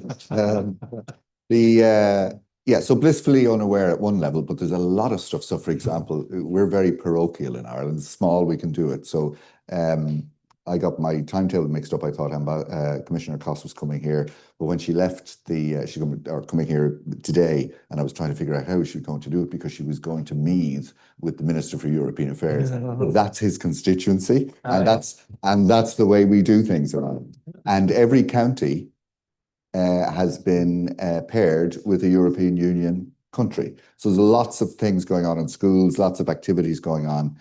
The blissful unawareness, I think there is a bit of it. I worked in Albert Reynolds' government, there was 12 countries. So the presidency came around on a very regular basis, and it was a big deal. It was a very big deal.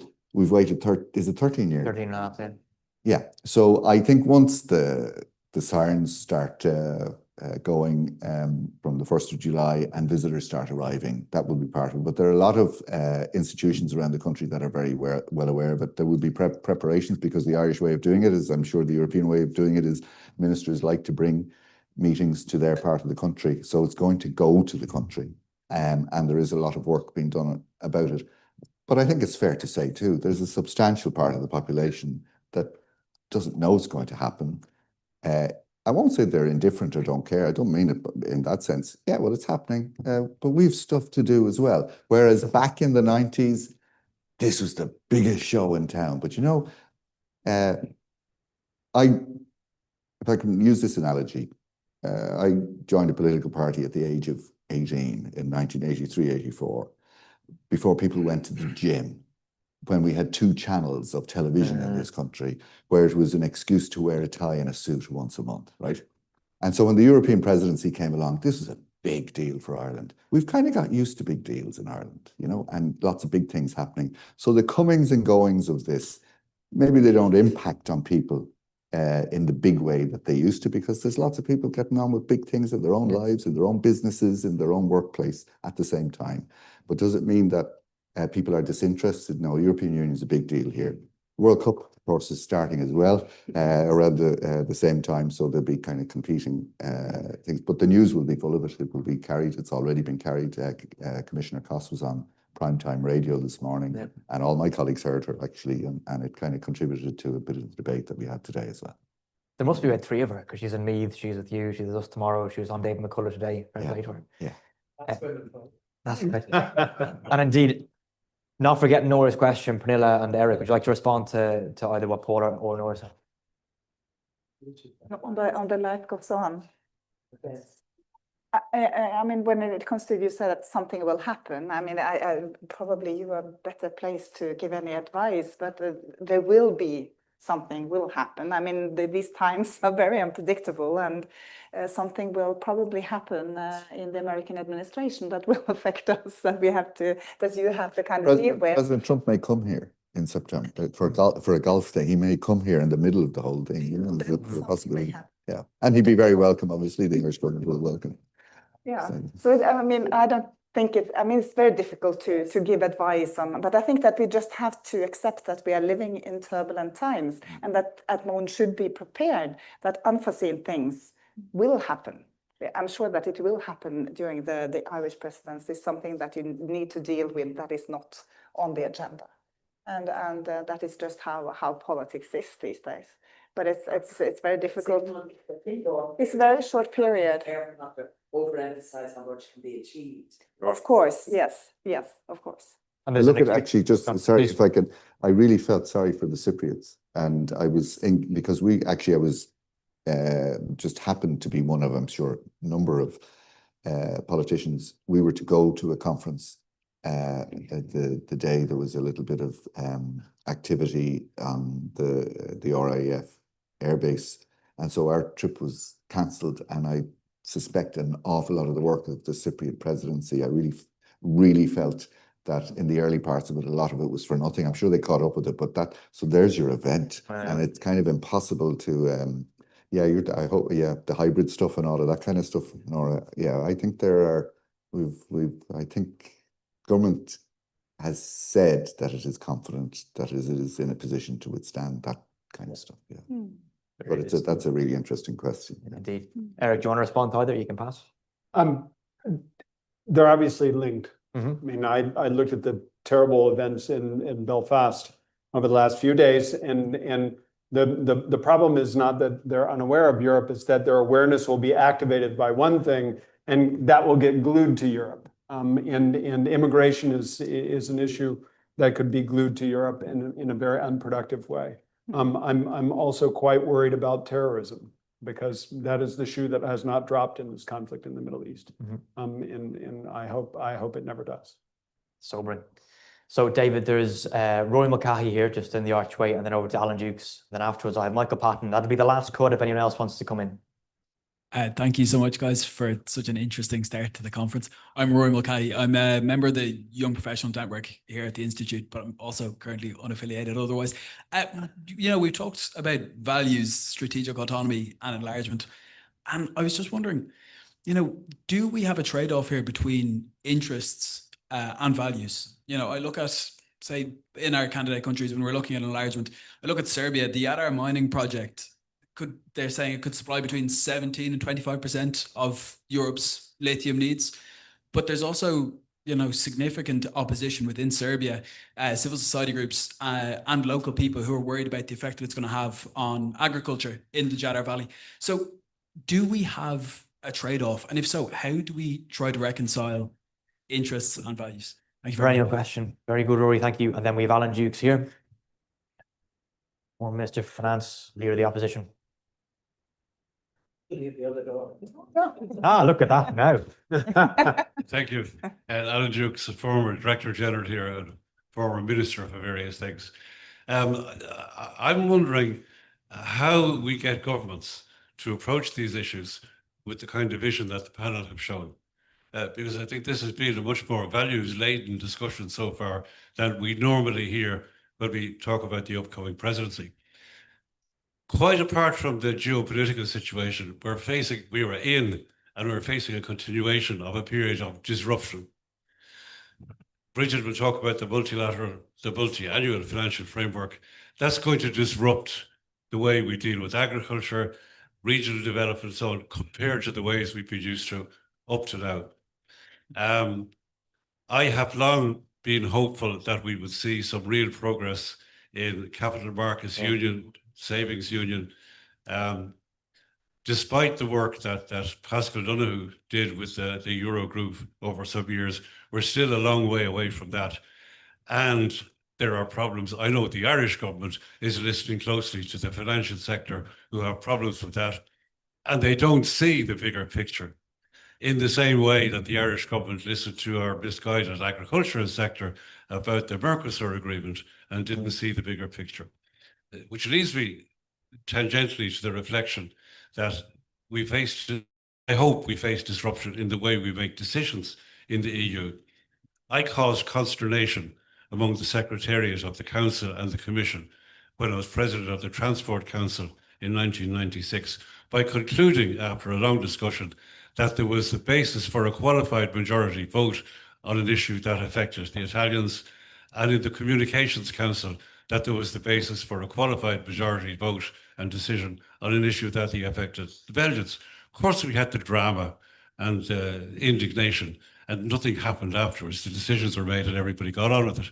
But, that's that's only and we've become, I think, a bit more used to that kind of decision-making process, but it needs to go much further if we're going to make progress on the issues like the MFF and enlargement. So how do we get governments to approach these things with that kind of vision in place that the panel has set out?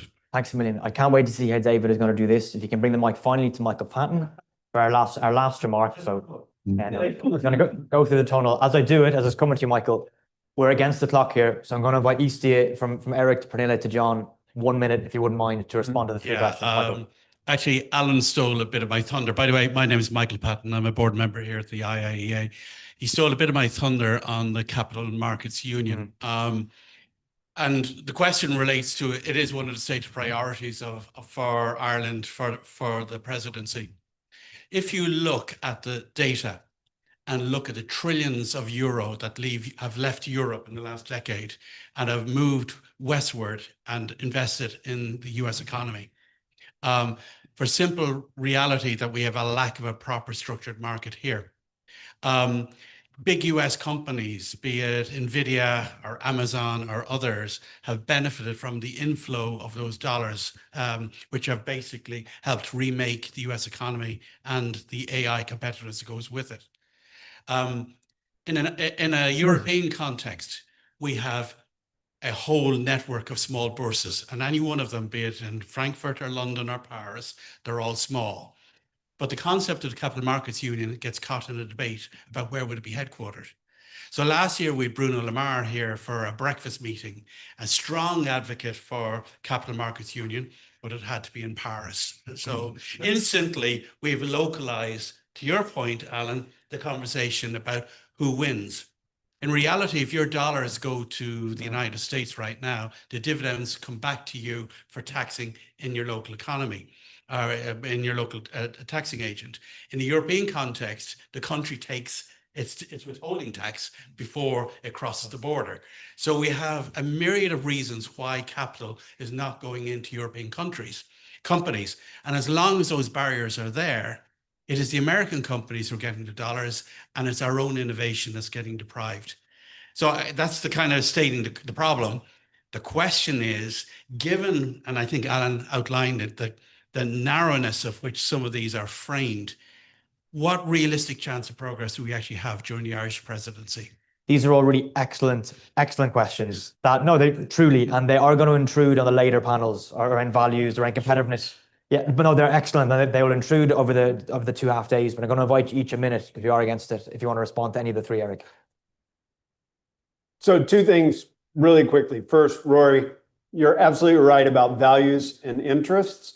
But I think the thing we need to remember in all these debates is that lots of people all over the world have European values, or values that look like the values we hold in Europe, right? And so it's not values that define Europe in an odd sort of way. It's also not interests. Everybody's interested in the same thing. But what defines Europe is the willingness to participate. That's what we have to activate. We have to get people to want to do it. And Alan, to your point, that's where vision comes in. Vision is how you coordinate lots of different small decisions into an overarching frame of reference. You think about Capital Markets Union. Capital Markets Union is about 250 to 300 pieces of legislation that we need to pass across 28 different jurisdictions. How do we get that all to make sense? We have to define a vision that helps people to understand why it has to be the way it is. Because as soon as that vision dissipates, what happens is the special interests come in and they unpick each of these little decisions. And suddenly what looks like a very integrated marketplace no longer is. We had a very integrated European capital space, despite our lack of progress for many decades. We had a very integrated European capital space and we lost it. And we can't get it back again because we don't have a strong enough vision or the willingness of different participants to participate in that project effectively. I would just subscribe to that. I think just to this interest and values, I think this is not either or. It's something that you have to combine. But in a more uncertain world, you just cannot just be like the EU was earlier, more of a normative project to kind of promoting values. You also have to kind of protect your interests. And I think that has to do with also protecting the way of life and protecting the values. So I think that, but of course, there are some dilemmas that we will have to deal with. That is a bit uncomfortable, I think, for the EU. The EU is not set up to be this kind of geopolitical actor to kind of defending its interests. But I think this is kind of unavoidable now. So it's just striking the right balance. And when it comes to visions, I think we need to be more visionary. The politicians, this is what we lack a bit in Norway as well. It's like we said that when it comes to EU membership, you need to talk about the EU in a different way, talk about the EU as a kind of something, have more visions about what the EU is all about. And it often goes down to these very small problems that you need to solve from time to time. And that I think that is everywhere, also in the EU. So I think that changing the narrative, we have time to change the narrative. I think we have to change the narrative rather quickly. Of course, we have to do all the decisions that kind of leads to strategic autonomy in order to kind of achieve what we want to achieve. But we also have to talk about it in a different way and to be more kind of to say that if we do these things now, then we will have a result in the end. And I think there is so much talk about all the challenges and not these kind of more long-term visions. So, yeah. Thanks, Brina. Final word to you, John. I think political currency, when you apply it to a politician, tends not to last very long, but when it's there, it's potent. And I do think of Prime Minister Carney, and I hope it doesn't all end in tears, because I think he's quite nobody's perfect, but actually he does make these landmark statements. So when you can have a vision, but if you're not articulating it to people, so that's leadership. Classic one is about Mercosur, which Alan raised. We got a briefing because it's the Foreign Affairs and Trade Committee a year ago. I'm not from the farming community, I don't represent the farming community, but there were farmers, public representatives who do present at the meeting. And I remember one takeaway I had from that was that Mercosur, and this is at a time when, trade with the US, it was all in convulsions, and now we were looking at, my God, a 40 million, 50 million market that no one else was exploiting. And we were talking about like the beef piece of it was going to be 5 ounces of additional beef per citizen of the European Union per year. It wasn't even a quarter pounder. Nobody, but that's, you're laughing, it's true. Nobody led on this here. Okay, so that's the leadership piece. You can have all the visions you like, but if you're not telling people about your visions, if you're not taking the risk to say, this is my vision, right? And the point about values and interests, I'll finish on, because I think this is, to go back where I started when I was talking about Ireland being kind of at the infancy and in a childhood phase following independence and then adolescence and the adulthood piece, because we were full of values. And now we do talk about our interests. And I suppose one way I look at it is that you can't pay for the things that you value if you don't look after your interests. But I would also say, conclude on this. Some of the lobbying that comes before us in the Foreign Affairs and Trade Committee, it's not the sexiest thing in the world, but the increase in defence spending across Europe, which is necessary, has come at the expense, except in countries like Ireland and Sweden, of overseas development aid. And that is going to inevitably involve the loss of influence and exposes and loss of influence. And we may see it's just going to be circular, more migration because of loss of, so it's short-sighted, and we've been very big in it, and it has been one of the pillars of the European Union. And I think that's a note I will finish on, that that's a value that shouldn't be, because it's actually very connected to our interest. Thanks, John. My God, what a start. Thank you. Michael Patton, we'll come back to the Capital Markets Union competitiveness, right? Thank you, everybody. Thanks.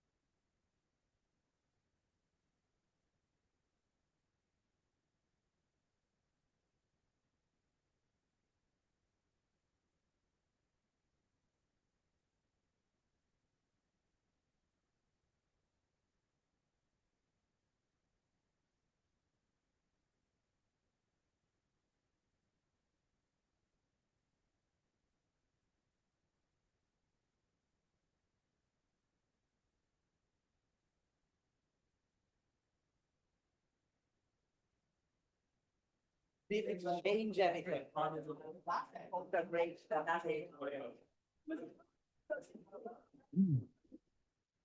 Yeah. Yeah. It's crazy that Liz is a hard song like more. Obviously, we're a little bit Or-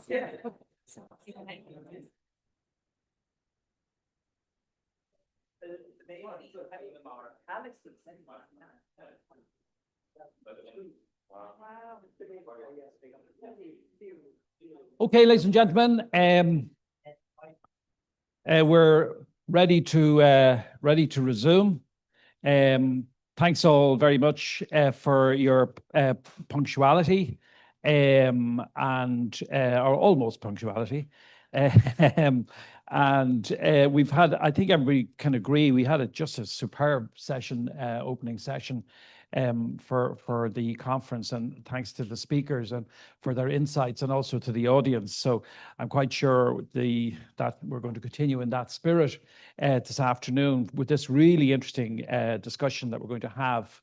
Broadly speaking, I suppose you could say, on values. So the objective, or at least the priorities of competitiveness, values, and enlargement have been referred to. Curiously, competitiveness not so much this morning, but I think we've plenty of time to talk about that, especially tomorrow, although it might well come up this afternoon also. But enlargement was discussed a lot, but values. So this notion, this term, this idea of values, and some interesting thoughts on it that, you know, from the panelists earlier actually about values, which were worth reflecting on. Article 2 of the treaty was mentioned. I'm just going to quote it just as a backdrop. The Article 2 explicitly states that the EU is founded on the values of human dignity, freedom, democracy, equality, the rule of law, and respect for human rights, including the rights of minorities. That's in Article 2 of the Treaty of the European Union. So just as a backdrop, I think this discussion would be a really interesting one. The speakers, the contributors from the panel, the platform, have their own particular perspectives and insights and experiences in relation to this broad question of values, democracy, resilience, and the rule of law. And of course, our audience will have a range of experiences and knowledge and insight also. So do our very best to have as much of an engagement with the audience and the panel as we possibly can. So what I'm going to do is, without, as they say, further ado, just drive straight into it and invite Liz Carolyn in the first instance, who's a board member of the ICCL, founder of Digital Action and the Transparent Referendum Initiative, and Liz is known to us here in the Institute, to give us 5 minutes on your just opening take on this agenda. Yeah, so I mean, I'm going first, which is always a treat. And just so I work on digital policy, but I only work on digital and tech policy kind of because I have to. I'm a political scientist and a lover of democracy at heart. I still remember my mom bringing me in when she was voting on the Good Friday Agreement and putting her little X in the box, and the next day crossing out those articles of the Constitution, and just being kind of instilled in me that this concept, this idea, like it is an anomaly in the grand sweep of human history to live in democratic societies, and you know what that brings us: peace, prosperity, and sovereignty, not just on a national level, the concept of sort of not being like a vassal state, but also in terms of human dignity and having agency over the future of our families, of our communities, of our countries. You know, if we look at some of the conditions, some of those kind of those conditions that are really necessary for us to live in this anomalous situation, which we greatly enjoy. You know, like the fundamentals that we think of, and I'm a political scientist, is sort of systems and institutions, and I'm sure we'll get onto that. We also need people to put themselves on the ballot. We need politicians. We need political parties who are able to organize those politicians into some sort of, you know, structure, so it's not absolute chaos in our amongst our representatives. We need information. Citizens need access to good quality information. We need to be able to have spaces where ideas can be created and contested. We need a business model for that as well, right? We need people to be their full-time job to tell us about what's going on in the world. And we need civic space for ideas to be created, contested, and generated. And we also need state power and sovereignty in order for this to work. In an earlier part of my career, I worked more in kind of international development, and I spent some time in Sierra Leone, in Kosovo, and places like that. And you know, having democratically elected politicians doesn't mean very much if they're not able to have the kind of reach and power to both set laws, implement them, deliver on people's expectations and promises. And as I said, I like caring about that. I have had to care about digital policy for the last decade and for tech policy. And I imagine we're going to get into some of those questions that are arising about the impacts of tech policy on our systems and institutions and trust and belief in those, on the information ecosystem, and on media viability, space to contest ideas, and all the rest. But one thing I've been thinking about quite a bit recently is also just how we think about this question of sovereignty and of sovereignty of sovereignty in particular in the context not necessarily of international threats, but of the concentration of corporate power. And when I start to think about what are some of the biggest threats to the continuation of our democracies and to democratic accountability, I don't think we can look at that now without looking at these questions of concentration of state power. There's a lot of things that are going on in the US right now, which are leading to the erosion of democracy there, but we can't really overlook state capture to a certain extent by particular industries and by particular sort of corporate interests. Yeah, so that's where my head is at. Super, great. Just to mix it up between local speakers and our very welcome visitors, I'm going to go, rather than to Art beside you, I'm going to go to Jorge Tamames, who's a fellow of the Elcano Royal Institute, to give us an introductory few minutes and thoughts. You might just begin by telling us just briefly about the Elcano Royal Institute. Thank you. Well, yeah, it's a pleasure to be here back in Dublin. The Elcano Royal Institute is Spain's leading think tank of foreign affairs. And we've been conducting 2 very extensive surveys of disinformation together with other partners of disinformation in the Iberian Peninsula, so Spain and Portugal. So that's what I'll be looking at. So we'll be looking at disinformation from like what the Spanish example tells us, and also from a more general theoretic perspective. So at the general level, Alex, I hope you forgive me, but I lived in Dublin for a year and I never got to read Joyce. That's just I was working on my PhD at University College Dublin, so I didn't have the bandwidth to read Ulysses. Of course. But I did very much read and enjoy a late Irish political scientist, Peter Mayer, who 20 years ago published a very prescient analysis in which he addressed how what he called the disintermediation of society was causing a sort of a democratic malaise, right? And by disintermediation, he meant the breakdown of institutions that used to mediate between everyday citizens and political elites. So think labor unions if you're a social democrat, church groups if you're a Christian Democrat, neighborhood associations, on and on. These institutions have been weakening for the past few decades, and we've discovered the threats that this pose a bit in the same way as Hemingway's bankruptcy, right? So first gradually and then suddenly. And now we've discovered that lacking these institutions, these mediating bodies, is critical because widening inequality, growing apathy, political volatility, all these things create a very fertile breeding ground for disinformation.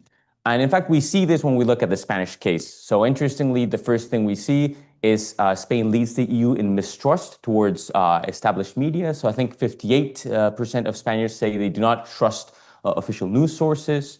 The amount of people who used to care about politics in the space of 10 years has gone from 85% to 52%. So a combination of apathy and mistrust, right? This is deeply corrosive.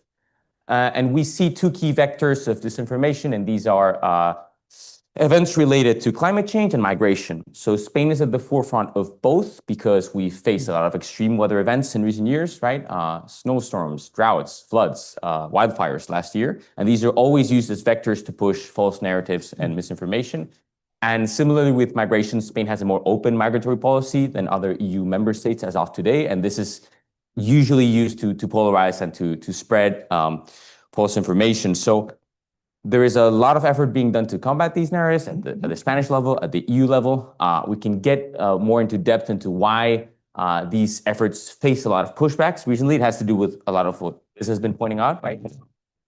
Tech corporations are engaged in what we describe as a great retreat from the self-regulating and moderation model that they used to participate in, and now they're not interested in doing that anymore. The US, as of today, is openly hostile to many of these attempts to regulate the digital sphere and public discourse.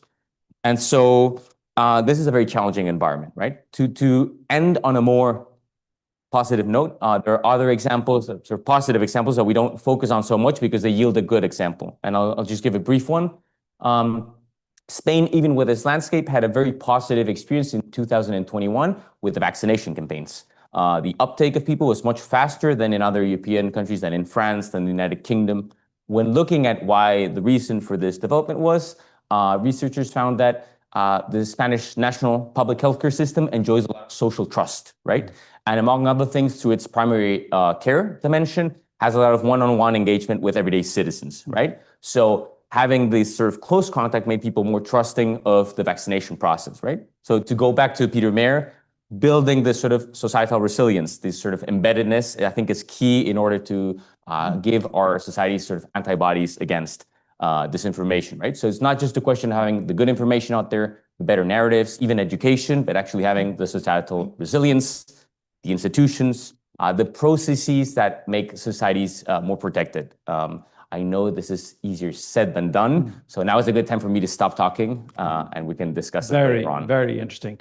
I mean, reliable information and processes, Art, you're chief executive of the Electoral Commission here. You give us your couple of minutes to put us in the picture and how you look at this. Thank you, and thank you for the invitation to be here. It's a great pleasure to be amongst experts in this field. And I always hate following Liz, because Liz always raises all these challenges and problems, and then looks to me for the answers to all of these as well. So I might just take a couple of minutes to focus on one area in particular, but at a very high level, there are probably 5 threats to our system of democracy and our electoral system. It is physical, operational, cyber, information, and independence.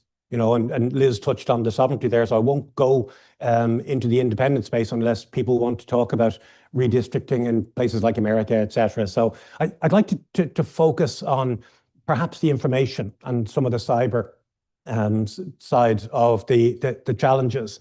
I mean, for those of you who know me, I'm a very simple person, so I look at electoral integrity through a very simple lens. You know, people have to have confidence in the process so they can trust results. It's as simple as that.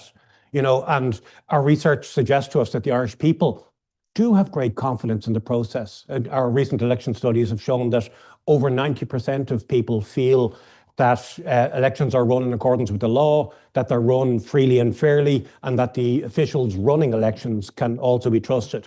But we can't be complacent about this. You know, for those of you who are not Irish, we had our first really sophisticated deep fake in our presidential election, where a video appeared online which indicated that President Connolly, as she now is, had withdrawn from the election and that the election was cancelled.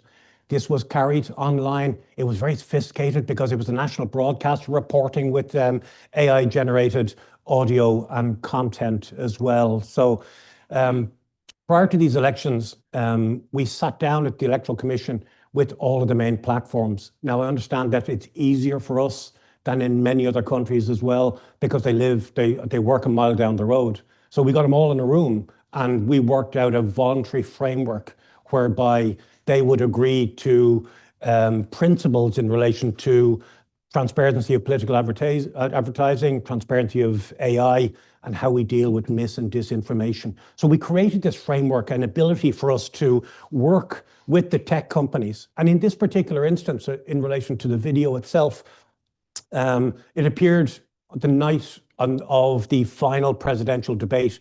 It appeared about 10:30. We contacted Meta because it was on Facebook. before midnight saying that this is fake content, it should be removed. And when I got up at 5 a.m. the following morning, the account had been suspended and the video had been taken down.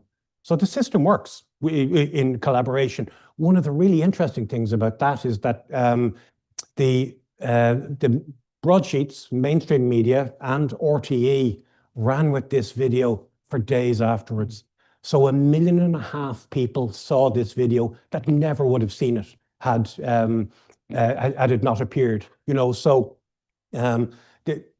blaming online actors and platforms, it's not as simple as that, you know, because this was the Streisand effect, you know, so you highlight something and say, look at this is a terrible thing. So we need to do some work here.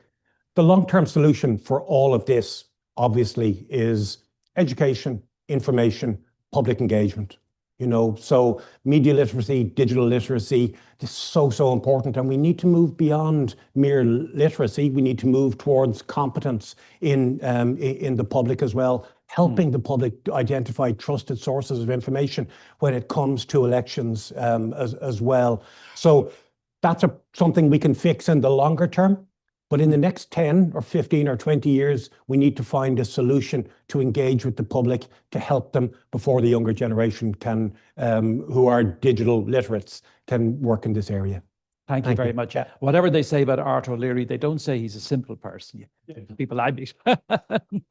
You should come home with me sometime.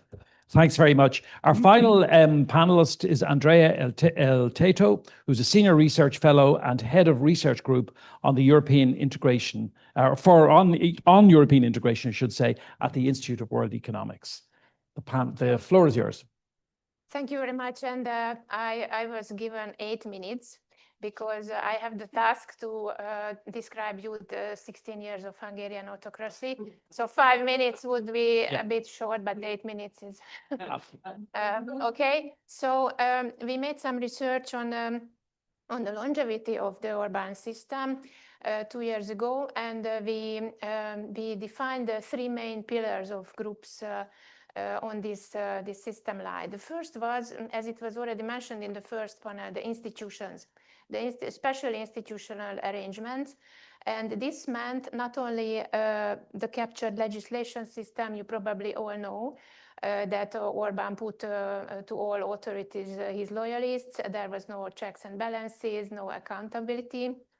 And he at once modified the electoral law and the constitution.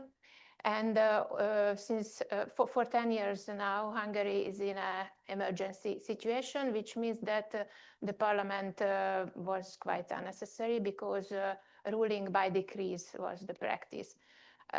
So this was the captured legislation system. But in the institutional system, there was a very strong centralization, which meant deprivation of autonomy, of financial resources in several areas. For example, education, for example, municipalities, and the media was highly centralized.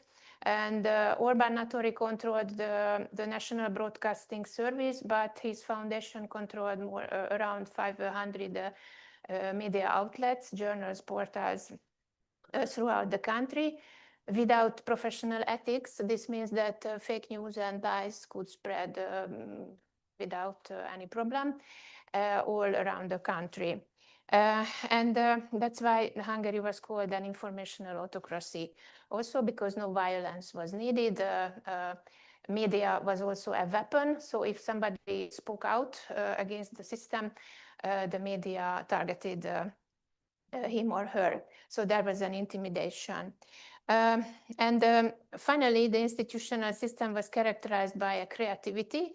So the lawyers, Hungarian lawyers, not only found creatively loopholes in the EU legislation, but established special, obscure, and non-transparent funds and foundations to where they outsourced national heritage assets and higher education, and also established private equity funds, which are practically domestic offshore companies.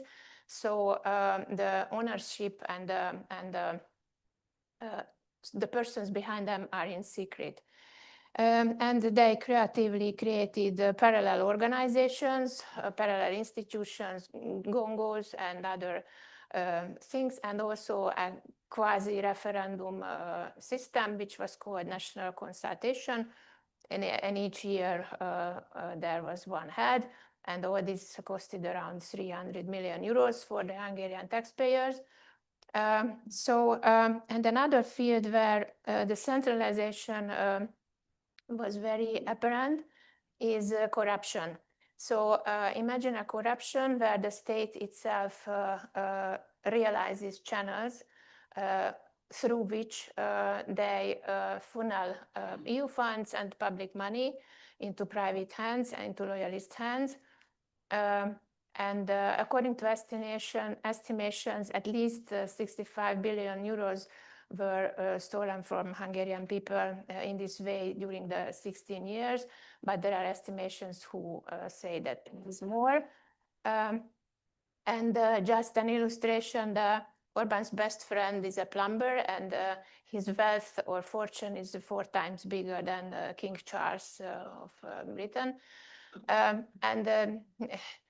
He is not that kind of bourgeois who feels responsibility for the people or founds a church like here, Mr. Findlater, who was a merchant.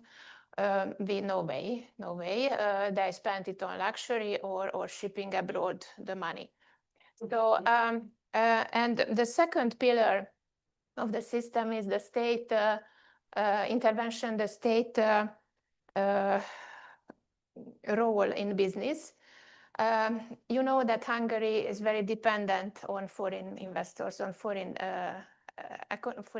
capital. And Orban considered 2 kinds of foreign investors, the good ones and the bad ones. The good ones were those who are active in export-oriented manufacturing sector, like German and Asian car companies. They were staffed with huge state subsidies and privileges and good legislation, so they benefited from the Orban system. And this was a kind of external legitimation for the Orban government. The bad foreign investors were those who targeted the domestic market, for example, banking sector, service sector, insurance sector, or cement sector. They were harassed with special taxes or takeover attempts. Regarding the domestic sector, we can speak about 2 segments. These are the crony segment, which meant the friends and relatives of Orban. The public procurement system, 70% of the system was affected by corruption. So these crony companies received several state orders, and they were privileged. But there were also the Hungarian, the normal entrepreneurs. Partly they cooperated with the system, or partly they were intimidated with takeover attempts and harassment. There are severe and very dark cases with personal tragedies in this field. So it was a demotivation for these Hungarian companies to grow. They didn't want to be noticed. So this is a very absurd situation in a competitive and a market economic situation. And finally, the third pillar of the system was the perceived economic welfare of the people.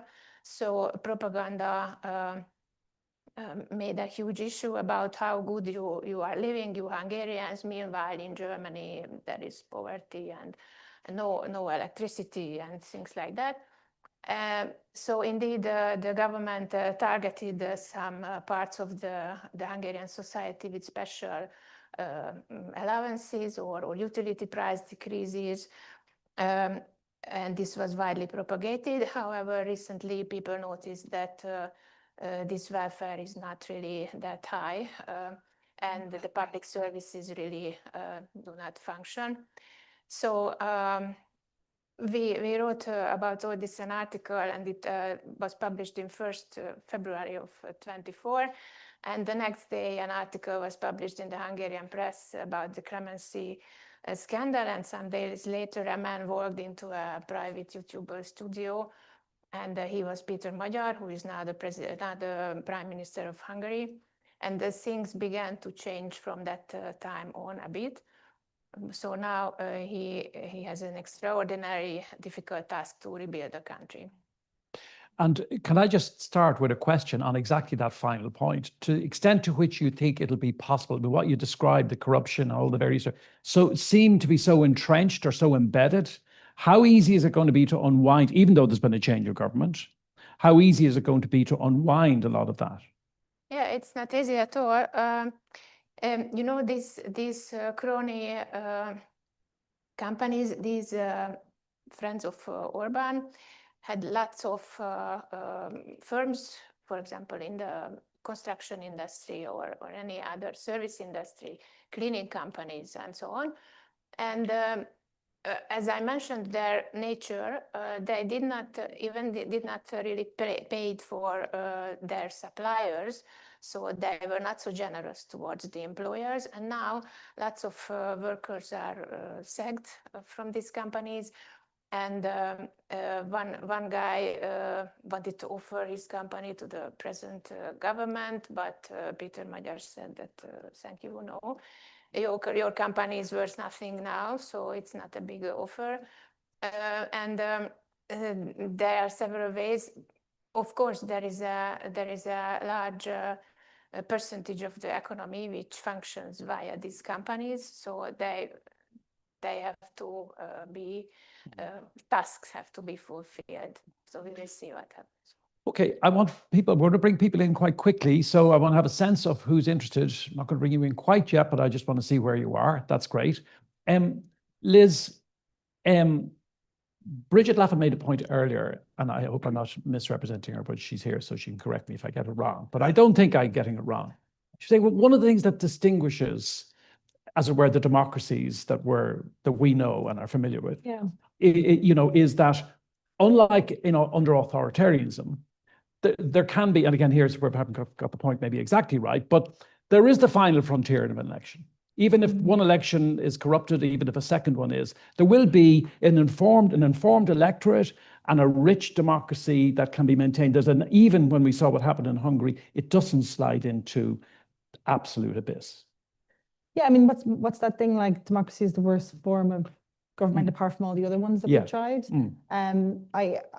I think if you can keep that culture, those like the importance of institutions. I mean, the US is showing us just the absolute centrality and importance of institutions for navigating through difficult periods. The issues are the erosion that can happen during those difficult periods, and we don't find autocrats sitting on their laurels and enjoying the spoils. They loot the state and they try and transform both the institutions and the softer mechanisms that we need.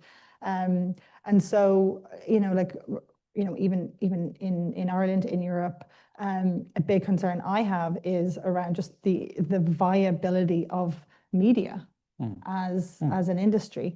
It's been facing all sorts of challenges for a decade and a half. Is it 3 newspapers a day in the US are sort of going out of business? How many people are sitting in Dublin City Council chambers and telling us what's happening there?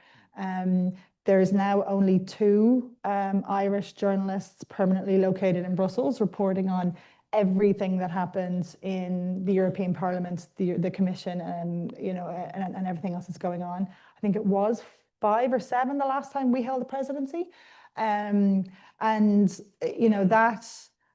that erosion of good quality information infrastructure, I would say, I would argue, is as important as the erosion of institutions for navigating through those inevitable kind of difficult periods.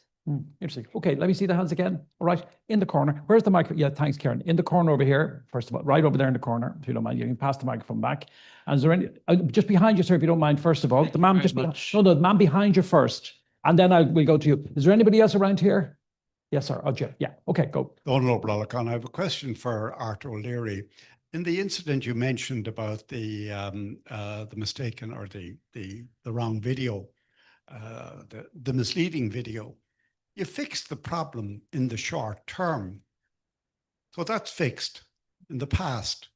What institutions have you built since, or what institutions are you considering building to avoid such problems happening again, either locally or internationally, given, as you pointed out, that these platforms have their European headquarters here?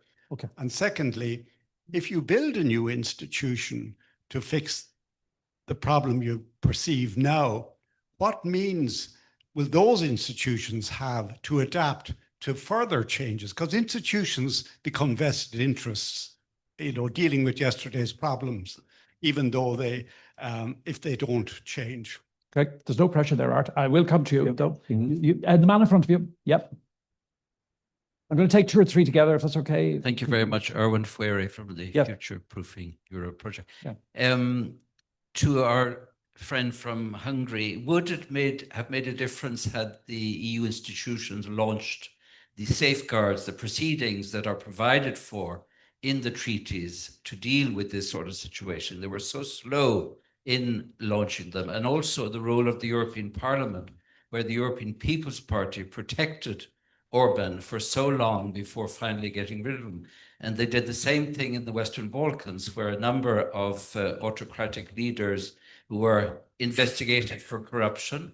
In the end, they were one of them was convicted, but the EPP still, the European Parliament still supported them until they are now, one of them is now a convicted felon living under the protection of Orban, at least he was. Sure. Until. Okay. So, and then the other question is about the citizens' assemblies. Ireland has been very much in the forefront with citizens' assemblies and in promoting citizens' participation, democracy and everything. And what possibility of that expanding into other EU countries? Very interesting. Okay, was there somebody else there? I know Jim is in the front. Was there somebody else around there? No, okay, Jim. It's very much. I have a remark and a question. And the remark is concerning what Jorge said about intermediate structures. I was in a meeting with Helmut Kohl, Mr. Jacques Santer, I was his head of cabinet in 1991, and he said, my biggest worry is the breakdown of parties, trade unions, and churches. And so I just wanted to recall that he was. But I have a question, which is linked to a recent court judgment. And there, Owen, I slightly disagree with you because there have been several cases, and there was a big case against the law about so-called children's protection in Hungary, where the European Court in plenary decided that this law was contrary to European rules. It's April this year. Now, I have a question because interestingly, there's no question that the Hungarian law violated several precise treaty articles and the Charter of Universals. But the main argument of the court was one which can be criticized, or is, because they used Article 2, which is framed in very general terms as a justification. And I've read certain contributions. So it's a real question because I haven't made up my mind. I don't know enough about it. Some people say that this goes extremely far because instead of using Article 7, or admittedly it hasn't worked very well, but that if the court can directly decide, give direct effect on base of Article 2, where are we going to stop? So this is an interesting debate. I'd really like to know, in particular, maybe from Andrea and Jorge, but also maybe you, if you know about this, because it's a big, big issue. Think about that. I'll go to Art first on the gaps that are there, the things that are solved, but the gaps that open up. Once one thing is solved, another problem opens up. Yeah, thanks, Donald, for the question. Donald has been asking me hard questions for about 20 years now, so I'm not even slightly surprised. I think we should be clear. The Electoral Commission has no legislative powers to deal with mis and disinformation and deepfakes. What we do is that we use the authority that we have on education, public engagement, and general electoral information to intervene, to either explain it, correct misinformation, or like in the case that we did before, use the relationship with the platforms to have material removed. Any illegal content that's online, as a matter from Garda Síochána, we don't have a role there. Longer term, without being too pessimistic about it, this is like whack-a-mole. You know, is that, listen, once you hit something when you see it arising, but because of bots now and because of all the material that turns up online, this is where we have come to the conclusion as a nation, I think, because the original thought is that we could regulate our way out of this problem. We can't. We need to go to look at this from the other end of the telescope and deal with individuals, with people. This is where digital literacy, media literacy is so important across a variety of platforms. And my youngest two kids are teenage girls, and they live their entire lives through the lens of TikTok. Taylor Swift is queen in my house, TikTok is king, nothing else matters, you know. And in 2020, in the general election, TikTok didn't exist. But by 2024, for that general election, it was the most important vehicle by which we communicated with particularly young people. You know, so I think, can I just deal with the Citizens Assembly question, because it was a thing, and some of you may know, I've been involved in Citizens Assemblies from the outset. Is it possible that they will expand into Europe? They already are. You know, in the last 3 years, I've spoken in 85 different countries about Ireland's experience with Citizens Assemblies, because there's something going on in the world right now. Political systems are becoming much keener to hear the citizens' voice, and citizens themselves want their voice to be heard. It's an inevitable evolution. Very good. I'm going to go to Jorge and Andrea, but just briefly, Liz, I think you just want a quick return. I want to say something that Art can't say because he has to be diplomatic. I don't have to be diplomatic. It's the Irish state cannot regulate the tech companies who created that video, right? Europe can. And Europe spent a very long time coming up with an infrastructure to try and deal with these things, including the AI Act, which would have legal obligations on video and audio generating companies to do human rights assessments and to be governed. Arts Institution was designated as a regulatory body for that. The Irish state has not given any of those regulatory bodies, to the best of my knowledge, additional funding to do that job, number one. And number two, we are about to pass, it'll probably be one of the first acts of the Irish presidency, the AI Omnibus, which is in effect delaying and weakening those pieces of regulation, which would deal with the upstream generation and creation of that content. Okay. I think the Helmut Kohl quote is fascinating. And so basically, to just explain it very briefly, the disintermediation thesis is like previously, say you were a social democrat, you would socialize politically through a labor union where you just didn't fight for your labor rights, but you get to know other people, to understand what the issues are at stake, to be socialized politically. And if this is a very European social democratic story, the sort of American Tocquevillian story would be bowling leagues, right? Where people would gather and you would meet different people. And so it could be easy to assume that there's no mediation today between politics and society, but actually our society is deeply mediated by this, right? By this device which we all hold, and where you have a slew of algorithms that tailor to your own particular biases and silo you inside of your own bubble, right? It's not even you're not even a community, you're in your own bubble of information. So breaking that is a huge task. And if you look at what the EU is doing, there are a slew of initiatives, the Digital Services Act, the AI Act. I don't think it's the case that the EU has lacked ambition. It's just that it faces a very complicated landscape, right? To begin with, the amount of generative AI cases there's been, I think, a 260% increase between 2025 and 2024 in the use of generative AI for manipulation. So so you're always playing catch up, right? You're being reactive. Then second, this idea that I mentioned before, the Great Retreat, right? Like big tech corporations are no longer interested in following these guidelines. It's the sort of the Twitter model that has become more widespread and they've gotten rid of many of their content moderators. This is also a problem in terms of the content moderation, the verification industry that appeared after Trump's first presidency, right? They used to get a lot of their funding from these platforms, and now 90% of them cite financing as their main concern, right? Looking at the future. And then finally, quite frankly, that these initiatives face open hostility from the United States, right? And you only have to look at the national security strategy that they published last year to understand that EU attempts to regulate the sphere will be met with hostility. And so I think this is really the problem that we face. Okay. Andrea, I'm going to go to you first in the next round. Is that okay? So you just remember the point that you might have wanted to make, because I know people are very interested in Hungary and there will be an opportunity to come back to it. But I want to get some more people in. I'm going to go down to the very, actually, I'll start here, Karen, right here, second row, third row, please. And then I'm going to go down to a couple of people at the back. I'll come back to you. I'll go over there as well, I promise. Yeah. Yeah. I think you might have switched it off rather than on. It doesn't look like it's on, but it is. Violeta Pashutina, European Liberal Forum. I'm from Ukraine, and I have a question regarding Hungary. One of the highlights for me was the unity of political forces that sometimes even sacrificed themselves, were in a position to make this victory happen.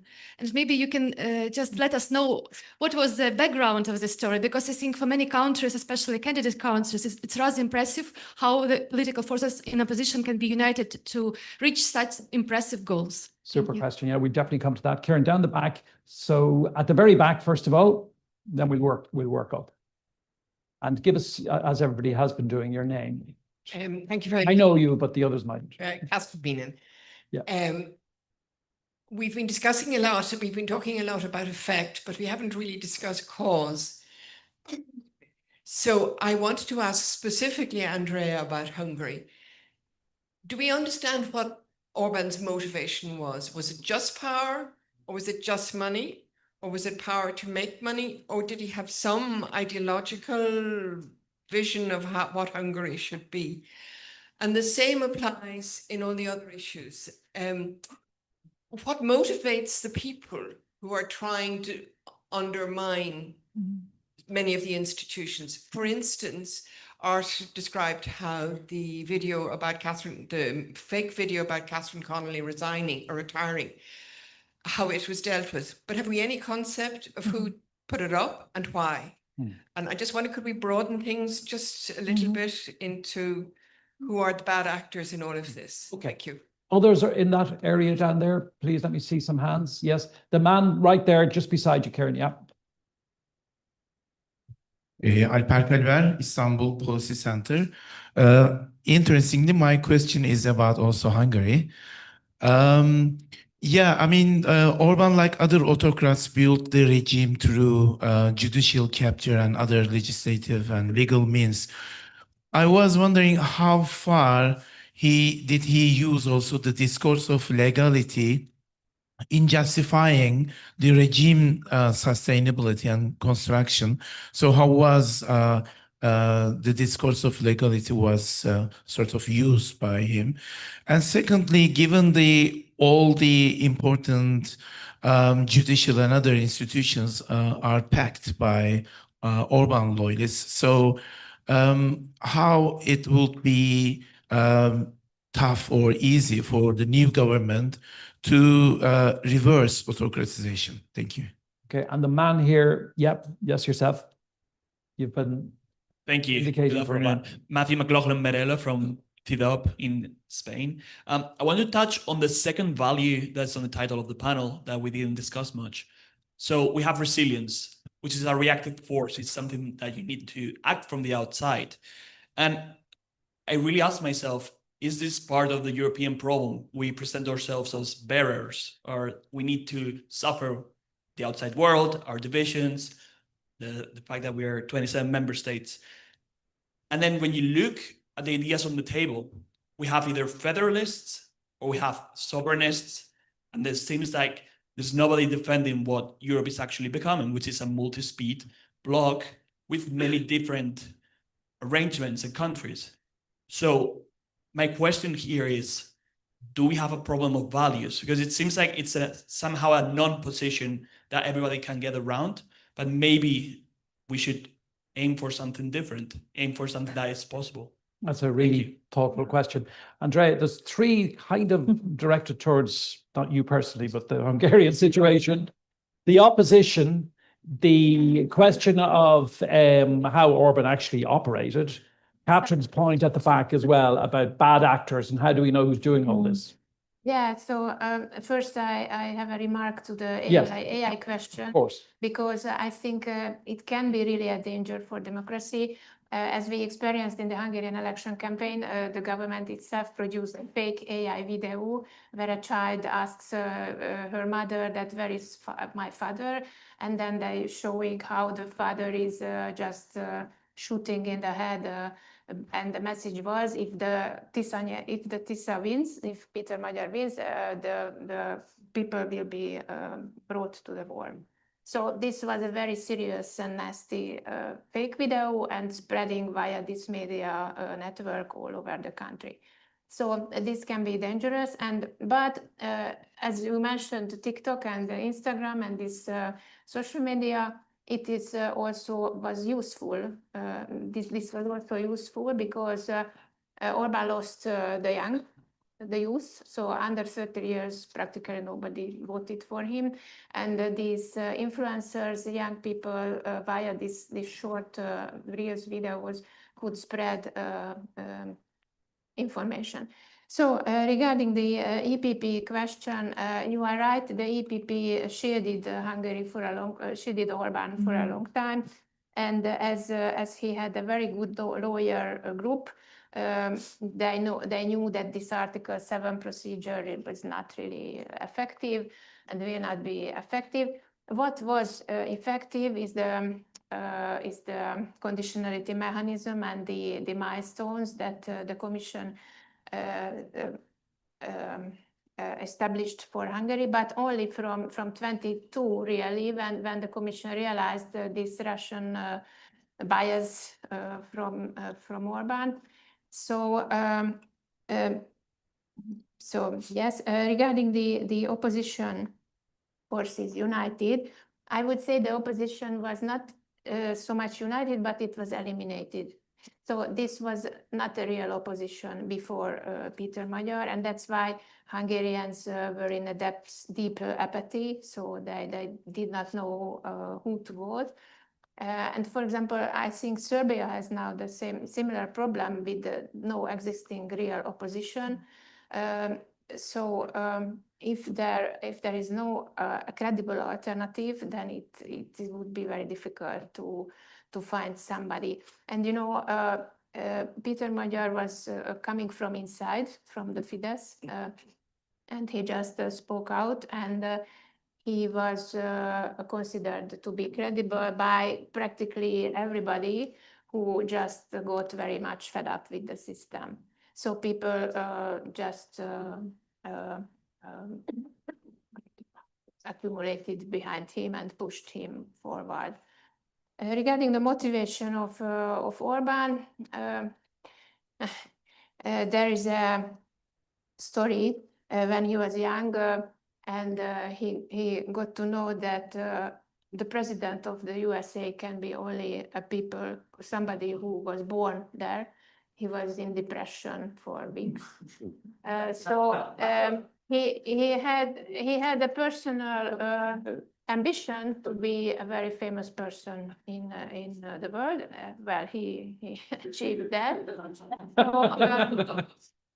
But anyway, the motivation is power and money. Yeah, that's the two, and definitely not the development of the country. So I think several times when you or we speak about democratic values and state role, we imagine a benevolent state who strives for the wellness of the people and the development of the country, but here no, that was not the case. It was a malign, vile, and mean government with practically common criminals.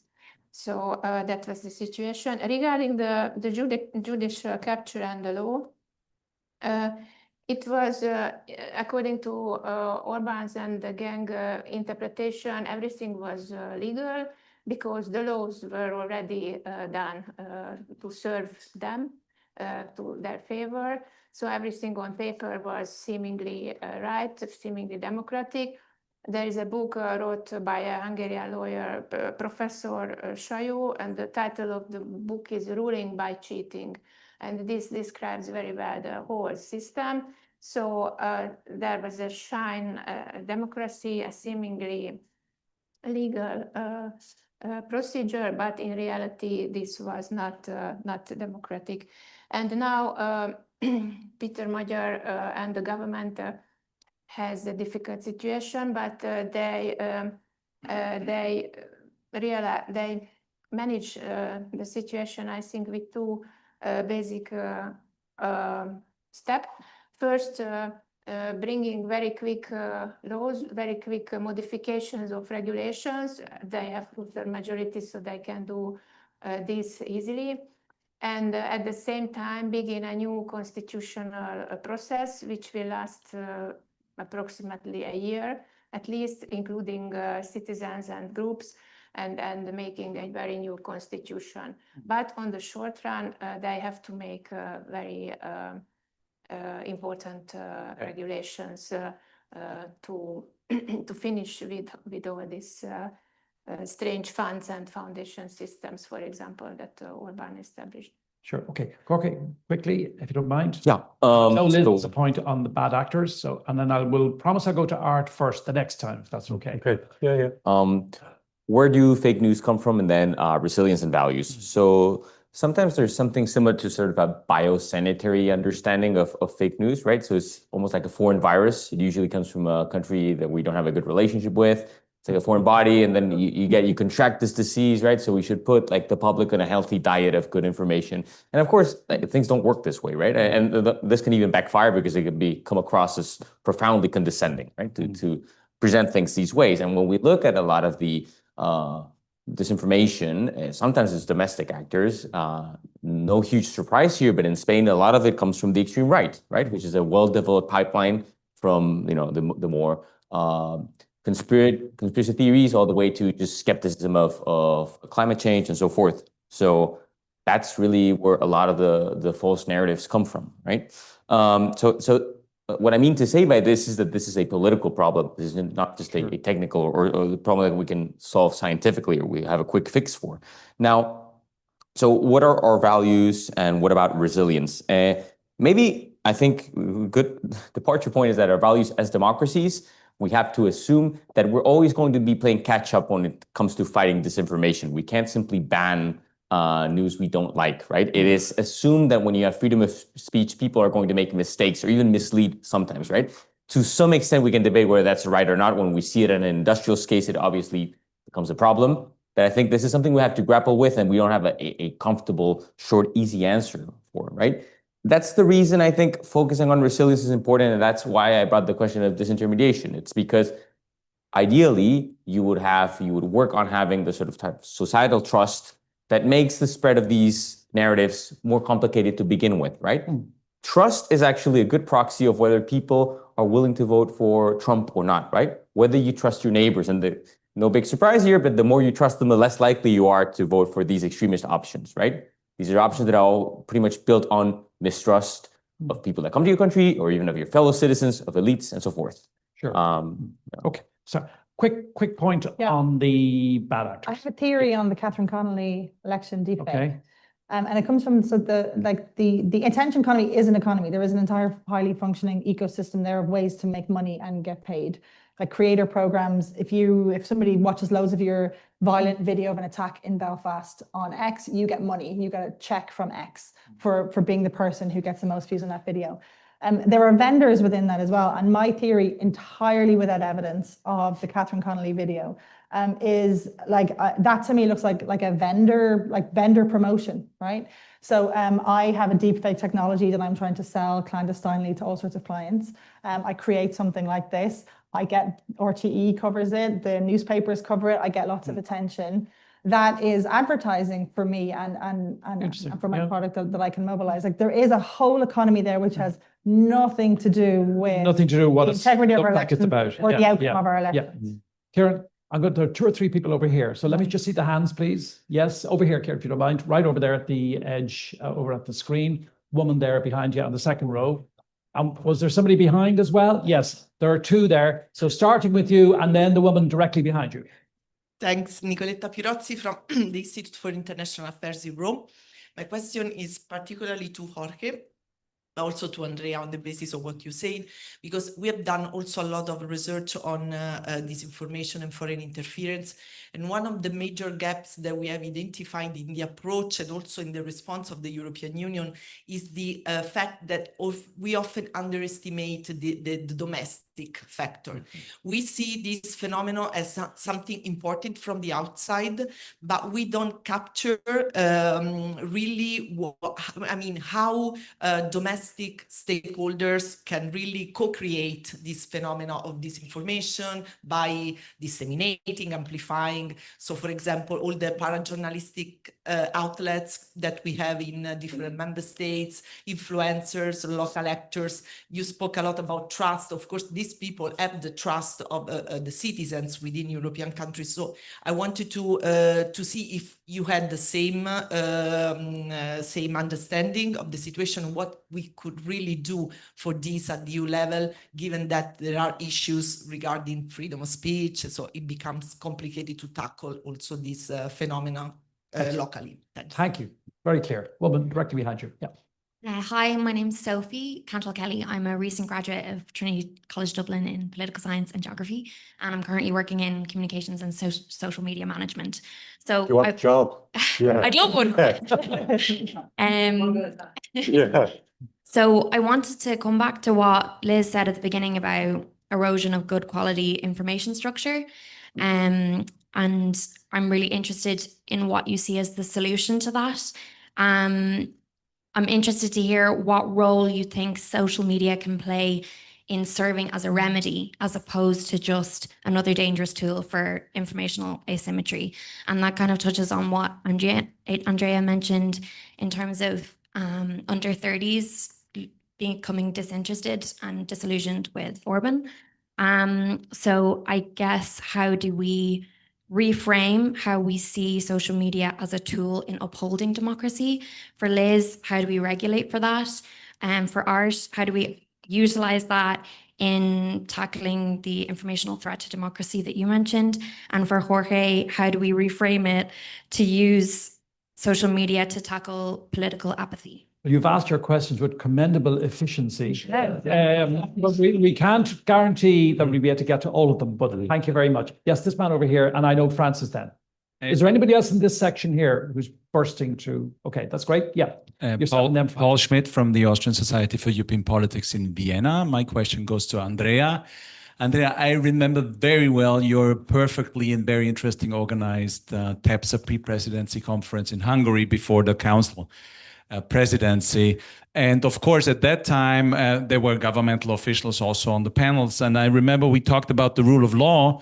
And one of the representatives then said, we in Hungary, we do have our own definition of rule of law, right? So, and for many of us, this year, the Europe Day is not the 9th of May, but in particular the 12th of April. But still, I want to ask you now, with the changes taking place and with the new prime minister wanting, for example, to get rid of the president, is this still in line with our definition of rule of law? Okay, and Francis.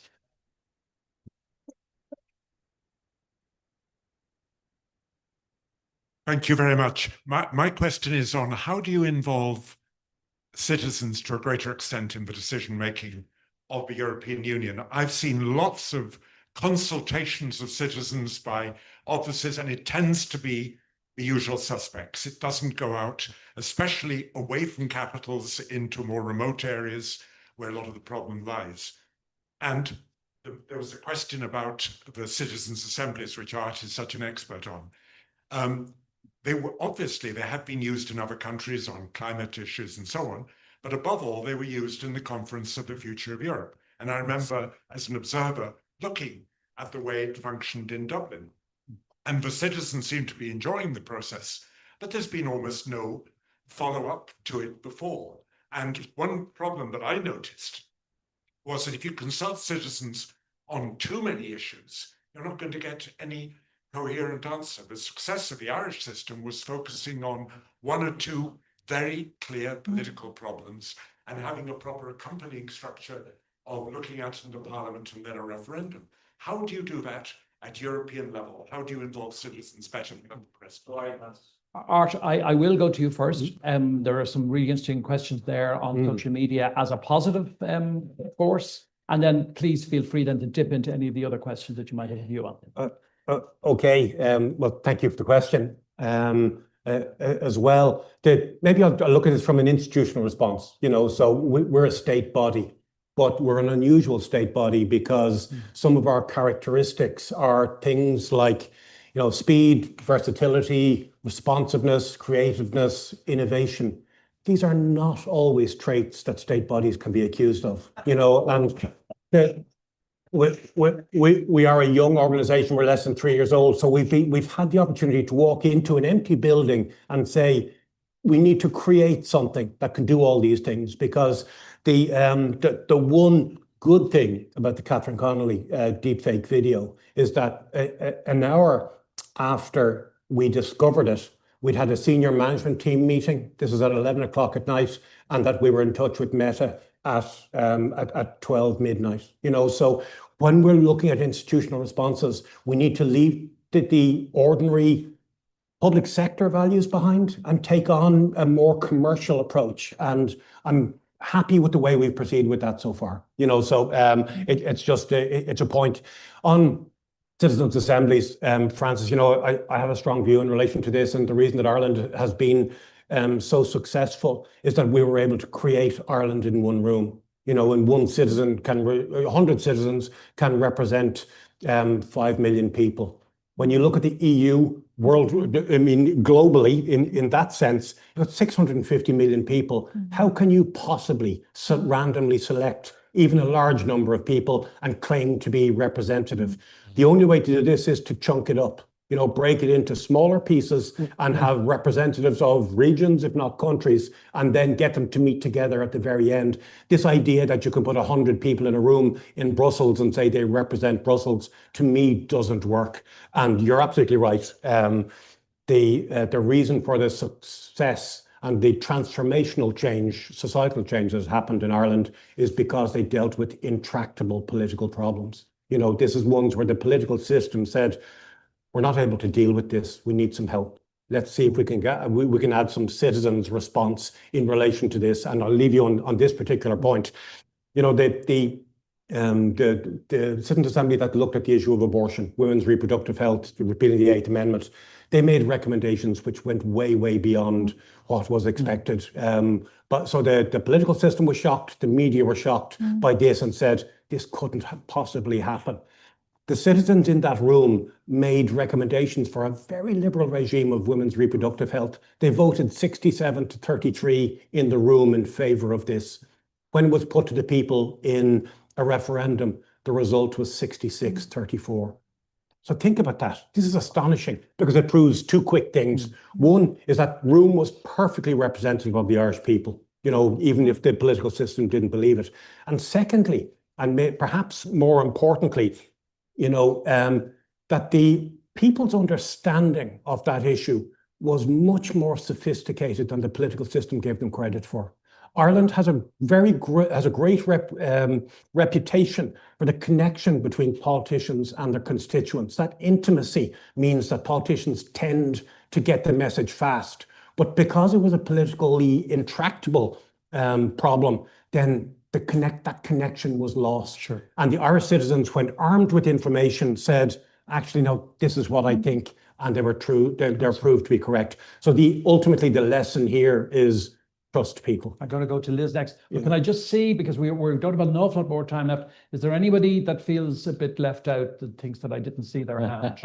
No. Okay, that's great. But there still might be another opportunity, but just in case. Yeah, Liz, so before you do, but just the question about the rule of law and a kind of a differentiated sense of what the rule of law means that the man over the front asked the question about. And in Hungary, like we've we meet here in the Institute, like we've met with senior Chinese representatives here. We've met with actually senior Iranian representatives here. And I've sort of tried the discussion, sometimes in private, but sometimes, more publicly, about, issues of human rights, universal questions as to what human rights must mean. There must be some universal sharing of what humanity means by human rights, or the rule of law indeed. Perhaps equality is a bit more contested. But again, I'm reflecting on the Article 2 of the treaty. Like it is open sometimes to people or countries or regimes to make the argument that, look, yes, we do respect human rights, but your idea of human rights is not what we think human rights means. Now, I'm not saying that's a feature within the European Union. There's probably more of a shared sense in the EU, but just, on the rule of law point. Yeah. Maybe you didn't want to deal with that. And I'm not a human rights lawyer, but these definitions were hard fought. Yeah. And very, very, they were born out of the post-World War II order. Like they were very difficult lessons that we had to learn and enshrining these things.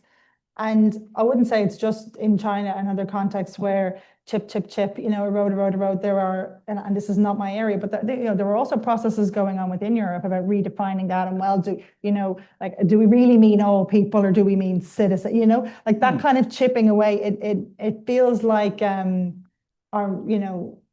the worst case scenario is receding from our memory when we look at human rights. That's the only, I think, contribution that I can make on that point. But and I guess it builds on what Art said and your kind of excellent point of but what are the solutions here? And I think I look at it at kind of two levels. And so to Art's point, it was 66% in the Citizens Assembly. I think it was 2/3 then in the Parliamentary Committee, and it ended up being 2/3. From memory, I think that the Oireachtas TV, the kind of the broadcasting, the C-SPAN, the Irish C-SPAN, I'm pretty sure that nearly crashed. The amount of people who were trying to watch this parliamentary committee happening, and to me this goes to, and Jorge, you said it about the trust in doctors meant that people got their immunization. The best way to counter bad information, we have all these different infrastructures, is good quality information from sources people can trust that reaches them where they are. And so to me, we should be piling money into good quality public media. And I know RTE is beating itself with a stick, and it has management problems. This is our national broadcaster, it has management problems, but we are cutting a highly trusted source of good quality and rigorous information just at a time when we need good information. We should be giving it 10 by. There's all these different schemes that we have, podcasts, social media influencers, all that kind of stuff, but from trusted, credible people, because you can see all the noise and all the bullshit. And then if it's somebody that who says something to you, then the other end of the spectrum for me then is competition and concentration of corporate power. That is how you end up with everybody having to be on one platform, and then a tweet to that algorithm or something else that happens there having such an outside influence on what everything is happening. So those are the two solutions that I'd be looking at. Actually, I'll go to Andrea, if I may, because I'm still struck by this point about the ability, or the seeming ability, for people to argue that yes, it's the rule of law, but not quite what you mean by the rule of law. Yeah, but first some words about the disinformation. You asked what to do. So I think it is the very, very important step to educate people, and social media can be very useful in that respect. For example, how to recognize fake news. If you read something very strange, just you have to check in several other sites. You have to trust 2 or 3 portals and check everything. And I think language is very important, how they use the language, both these populist forces. For example, they say remigration instead of deportation and things like that. And also the other side should name things. Hungary was an autocracy, so don't name it as a hybrid regime, illiberal system, or a special system, or anything. So it is very important how you use the language. Regarding the rule of law and your question, There is a school of lawyers in Hungary who are saying that rule of law should be based on values and not technical legal steps. And they say that now this was not a government change, but this was a systemic change, a system change. And on the basis of that, all these law changing and lawmaking the Orban system did is not valid. So there is a reset now, from now on, a complete reset, a new white paper, and we have to start a new legislatory procedure. So that is how they imagine. And I think it's true that because, you know, in 98, when the communist system collapsed, Hungary was a bit like forced from outside, you know, Gorbachev and all this happened from, so it was not us who fought for that change, but now it was the Hungarian people. 80% participation rate is quite high. So they definitely feel that they participated now in this system change, and they want real change. They don't want to repeat this system anymore. Sure. Okay. Okay. You will be having the last word, I'm afraid. Okay. So over to you. So I fully agree with the fact that there's a lot domestic misinformation. Yeah. And I mean, should we really be surprised? Domestic actors know better than foreign actors where you can press and where the weak points in national debate. And they sometimes have more to gain, right? And I think furthermore, that sometimes there is a tendency to blame domestic issues on foreign actors. We had this in Spain. We had Russian misinformation during the Catalan independence crisis, but this is a crisis that was mismanaged by Catalan and Spanish political elites, right? And it would be a bit comforting to say, oh, everything was going along well until, you know, the Russians came and spread misinformation. And I think in many ways this is a cop-out. I don't want to make less of the fact that there was Russian misinformation, but I think it's important to keep this in mind. So what to do about it? Is there like a good social media that we can have? I think here there's basically a business model problem. These platforms, their business models based on making you angry, right? Because then you spend more time in those platforms. Or in chopping your attention span into smaller and smaller bits. So I think a healthier relationship with social media platforms would necessarily involve spending less time on them, right? I think this is an important departure point. And I like to think, I don't have the solution, but an analogy I like to think about is, in a way, smoking regulation. So nowadays, you see videos of parliaments 50 years ago where everyone is smoking inside, and it is really shocking, right? And you think, wow, that's almost violent to be in that sort of environment, clogged with smoke. Maybe we can start enacting measures that 10, 20 years from now will make us, you know, see these scenes of everyone just like staring at their phone and say, oh, wow, we've gone a long way from there. Can you use social media positively? So I'm not a sort of like a techno-pessimist. I think there are some examples of positive use of social media in politics. This is not a very original example that I'm going to give, but the mayor of New York is very good at doing this, right? So he did like an Easter hunt. How do you call this? Like an Easter egg, yeah. And he mobilized everyone. Of course, you need to have like good social media strategy, very charismatic figures. So these things don't always come along together. But I think another interesting thing would be to mobilize influencers that people relate to. So, for example, in Spain, a typical hoax is that the government is blowing up dams, right? Because it's part of the environmentalist agenda, and they blow up dams, and so that's why there's a water shortage. You could get influencers to do like wildlife or biodiversity, or that like they're like do research on agrarian conditions and take them to an actual take them on an excursion to a dam, and they can show their followers how it works, and it's interesting, right? So this like you could have these sort of partnerships and initiatives to make information available, especially to younger audiences, in a way that they find friendly, or that they and they will not realize that they're being like consuming politics, which can be like alienating to a lot of people, because at least in Spain, it's highly polarized. So this might be, but I think we should keep in mind that probably a healthier relationship with social media would involve spending less time on social media. Super. Thank you very much. This has been really fascinating. Thanks to Liz. Thanks to Art. Thank you. Hold on. Thanks to Jorge. I never pronounced that correctly. I'm sorry. And in particular, if I may say so, the panelists won't mind. Thank you to Andrea for this fascinating insight into the Hungarian situation, and also for picking up a local historical point from Findlater's Church, which is really impressive for one of our visitors to draw attention to. Yeah, And just thought fair about play. You this took Irish had the real. That's it, and it's a very interesting history associated with the Findlater family in this area. Anyway, thank you all very much. Thanks to the audience. Fantastic. Thanks.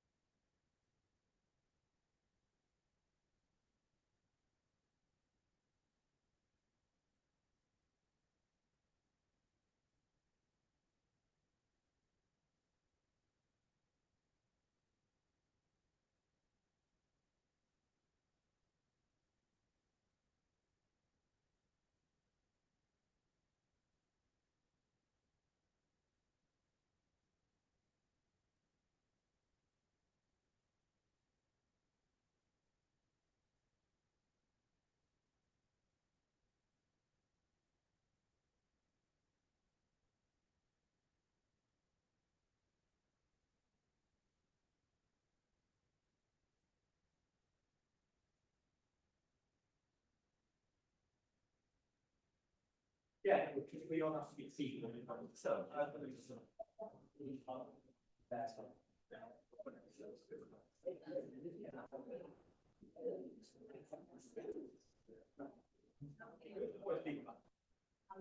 it is Lara, just there.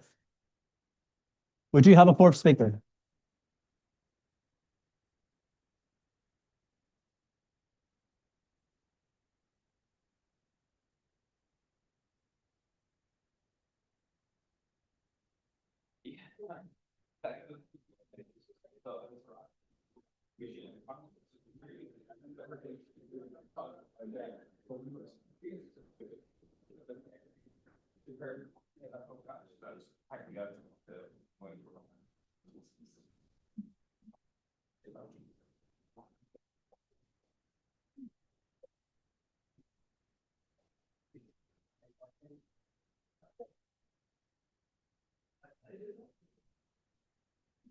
Okay, excellent.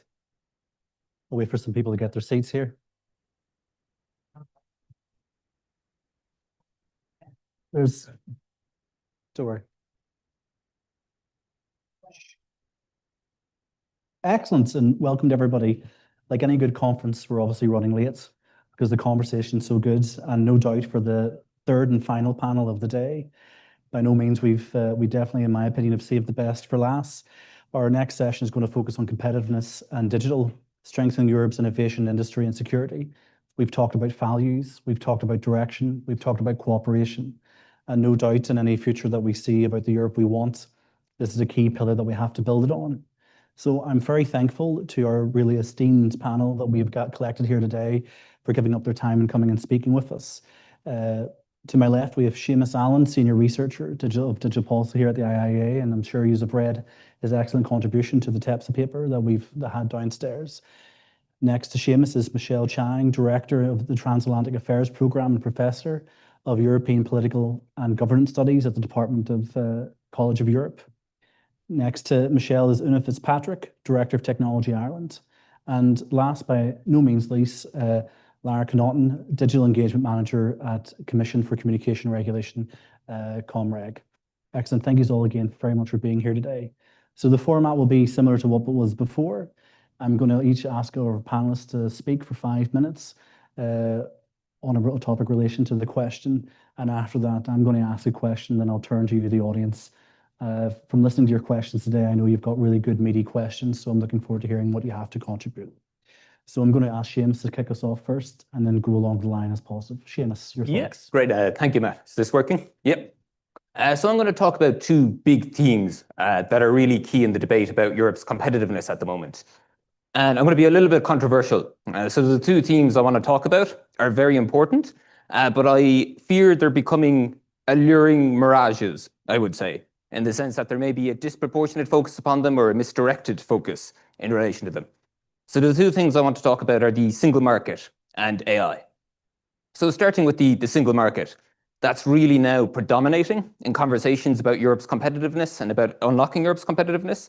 And to be clear, the single market's very important. There's lots of areas where we need more integration and where it would be very beneficial. But my concern is that it's become something of a fixation or a panacea. That we could wake up in a Europe where we have a perfectly completed single market, but that doesn't necessarily mean that Europe will be magically become innovative or magically be competitive. And I think we're losing sight of that. So there's a few points that I want to make that I think are relevant to that.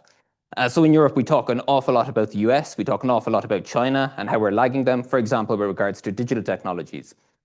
But actually, there's many sectors of digital technology where Europe is also lagging the likes of Taiwan, Singapore, South Korea, countries that are very small markets that don't have anything like the market scale that Europe has.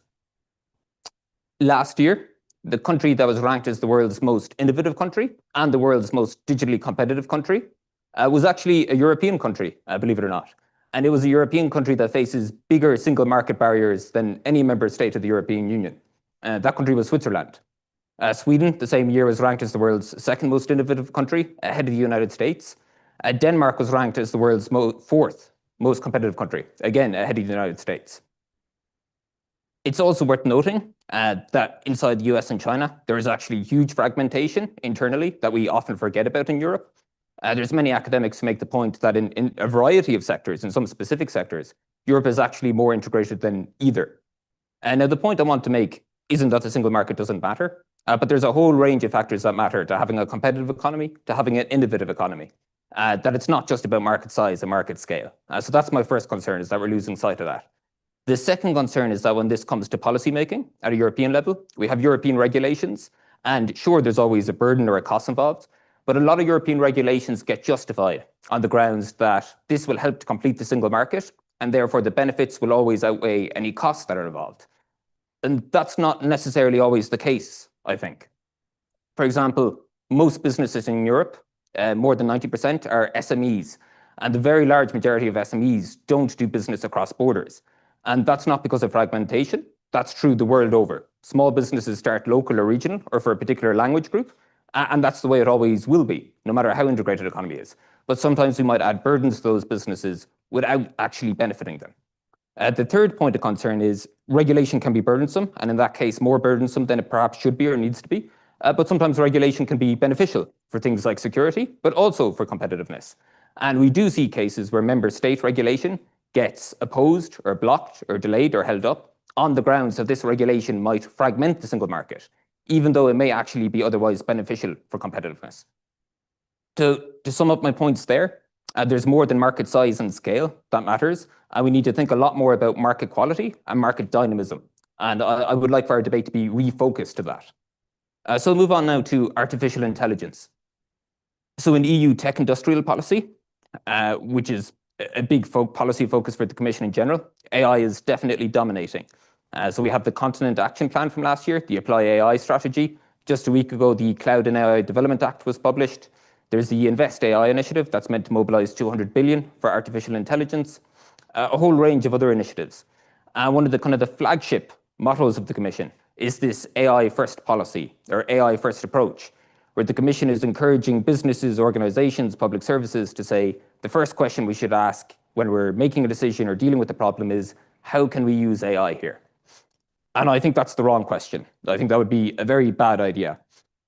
Because the term AI is a very broad term. It can mean a lot of things to such a degree that it begins to lose meaning.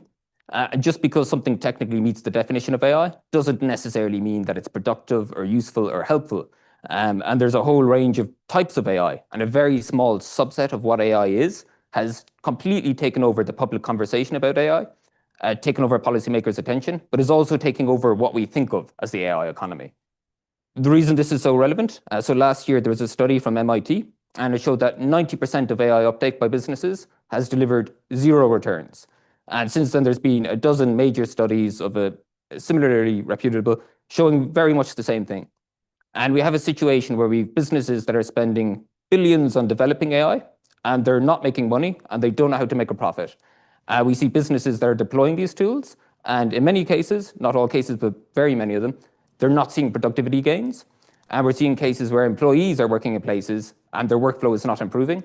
And in many cases, not in all cases, but certainly in many, we're seeing customers or citizens getting a worse end product or worse service at the end of it. And we're already seeing public money and EU money being invested in use cases of AI or generative AI, where I think the justification isn't there. The evidence to support its use case just doesn't exist. And it's probably not the right tool to use in a variety of situations.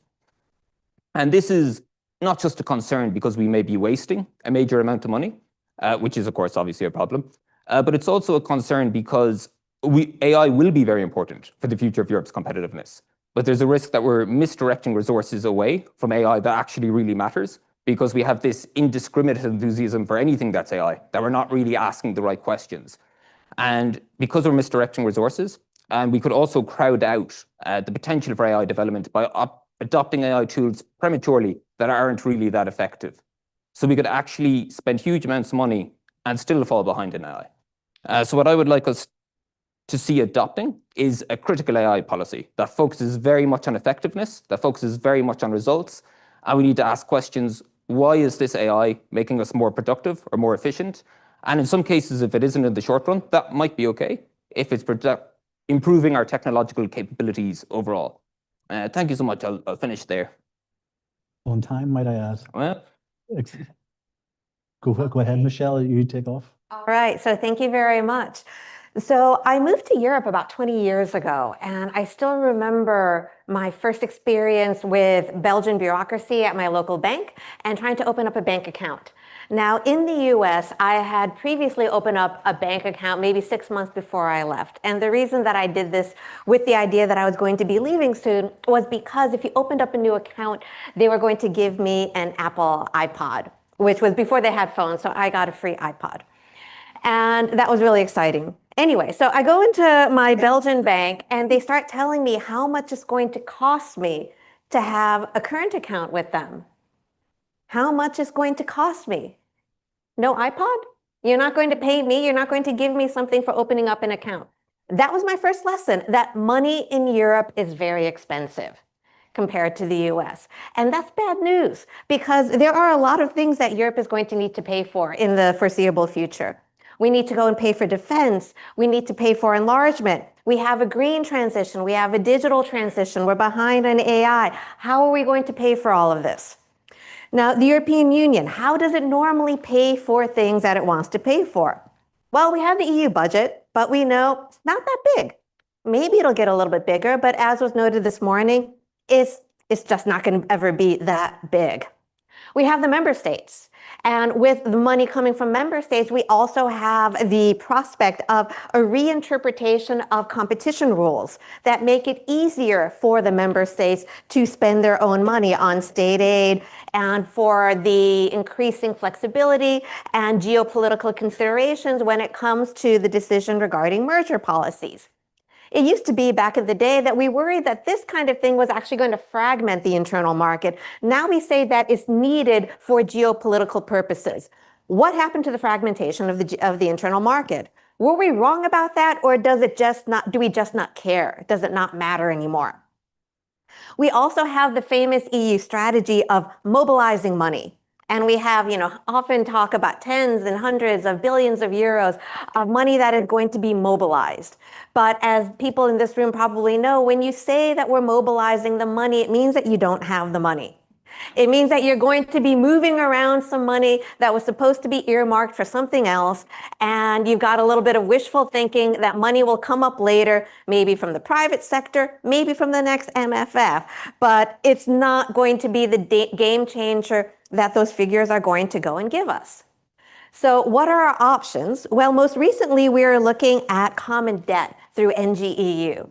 And this can go on into the future. It's very controversial, but I think that this is a way forward because MFF is too small. The member states spending their own money, that's just going to lead to increasing fragmentation. And the mobilization of money isn't really as effective as it might initially sound.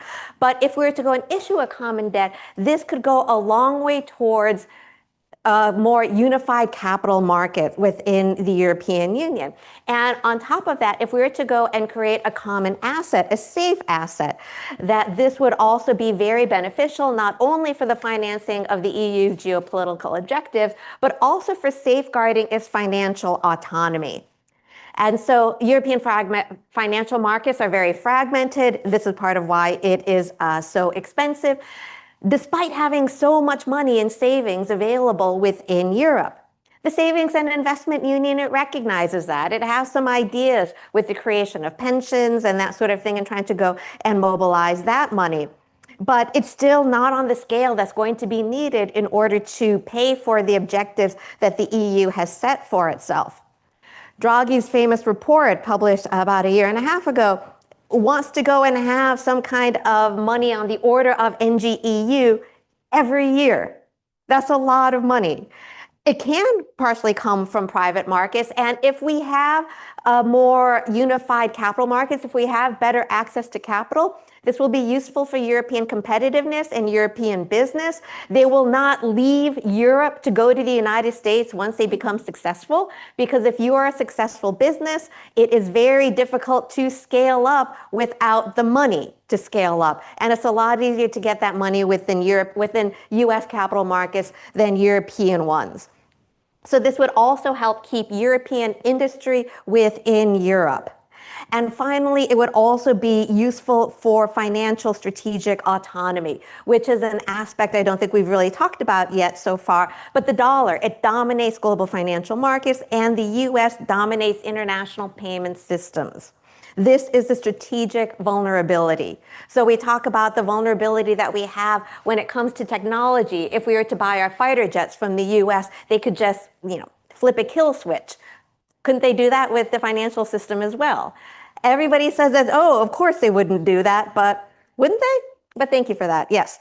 And we can also look at digital finance and the emerging transatlantic differences that we can see, whether it is the regulation of crypto or stable coins or central bank digital currencies. The US and the EU have very different ideas on how that should develop and how that should function.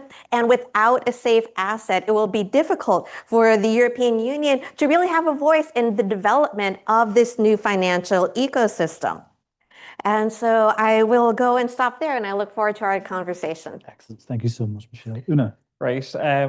How do I follow that? So listen, thank you all for joining this afternoon, and thank you to IIEA and TEPSA for hosting. As Director of Technology Ireland, it's probably no surprise I'll have a very industry focus, but Ireland sits at the heart of Europe's technology ecosystem. We really do act as a strategic bridge for global partners, and we're home to global digital innovation. In Ireland alone, the digitally intensive sector employs 1 in 8 workers and drives nearly 30% of our national exports. But obviously, as we're here in mid-2026, the global economic and geopolitical landscape is shifting beneath our feet. Artificial intelligence, escalating global technological competition, and acute supply chain vulnerabilities mean we are entering a period of major structural challenge. So the core question, I suppose, before this panel is how do we preserve Europe's capacity to act on its own while radically boosting our own competitiveness? And from the enterprise perspective, the answer is clear. We must transition from a continent that predominantly regulates technology to a global powerhouse that creates, adopts, and scales it. It's already been mentioned, but obviously the Draghi report, over the last decade, and particularly the last 5 years, the introduction of EU digital regulation has accelerated at a breathless pace. We now navigate an incredibly complex web of rules spanning GDPR, the Data Act, the Digital Services Act, the Digital Markets Act, the AI Act, NIS2, and the Cyber Resilience Act, to name but a few. While Technology Ireland and our partners at Digital Europe fundamentally support a harmonised common EU digital framework that builds public trust and ensures user safety, we must confront the unintended economic friction it has created. Comprehensive regulation is a necessary precondition for a thriving market, but the cumulative layering of these rules is actively overshadowing market opportunities. Technology Ireland, in conjunction with Frontier Economics, will in 2 weeks release a report titled Reducing Frictions, Optimising Interplay, which explores the digital regulatory landscape and reveals a striking picture of the lived experience of firms on the ground. I'm going to give you a sneak peek of some of the insights with 3 observations. First, on the cost of compliance. On average, digital compliance costs now consume a staggering 7% of annual EU-wide turnover for technology firms. More than a third of companies surveyed have seen their compliance costs skyrocket by over 50% since just 2023. Second, on the diversion of talent. And I know Seamus has already mentioned misdirected resources. This is a very clear example. This is not just a financial burden, it's a massive human capital drain. Internal staff time drives 69% of the costs I mentioned. Critically, 73% of firms surveyed report that highly specialised non-compliant staff, like data scientists, product engineers, and senior executives, are being heavily diverted from core R&D to answer regulatory inquiries and risk assessments. And finally, on the innovation penalty. Most concerningly, 85% of our survey respondents state that navigating full compliance has negatively impacted their innovation pipeline. So this manifests as delayed product launches, reduced feature scopes, and geographical hesitation. We're seeing a deeply troubling trend where innovative companies launch new products and features much later in Europe than in the US or the Middle East, or choose not to launch them at all. We cannot be expected to lead or even compete in a global AI race if our engineering teams are spending more time auditing past code than writing future. This brings us directly to the nexus of the industrial strategy, trade, and economic security. How does Europe protect its critical infrastructure and strategic sectors without building a digital fortress that isolates us from global capital and collaboration? So true resilience doesn't mean choosing insularity. It means mastering our deep tech supply chains.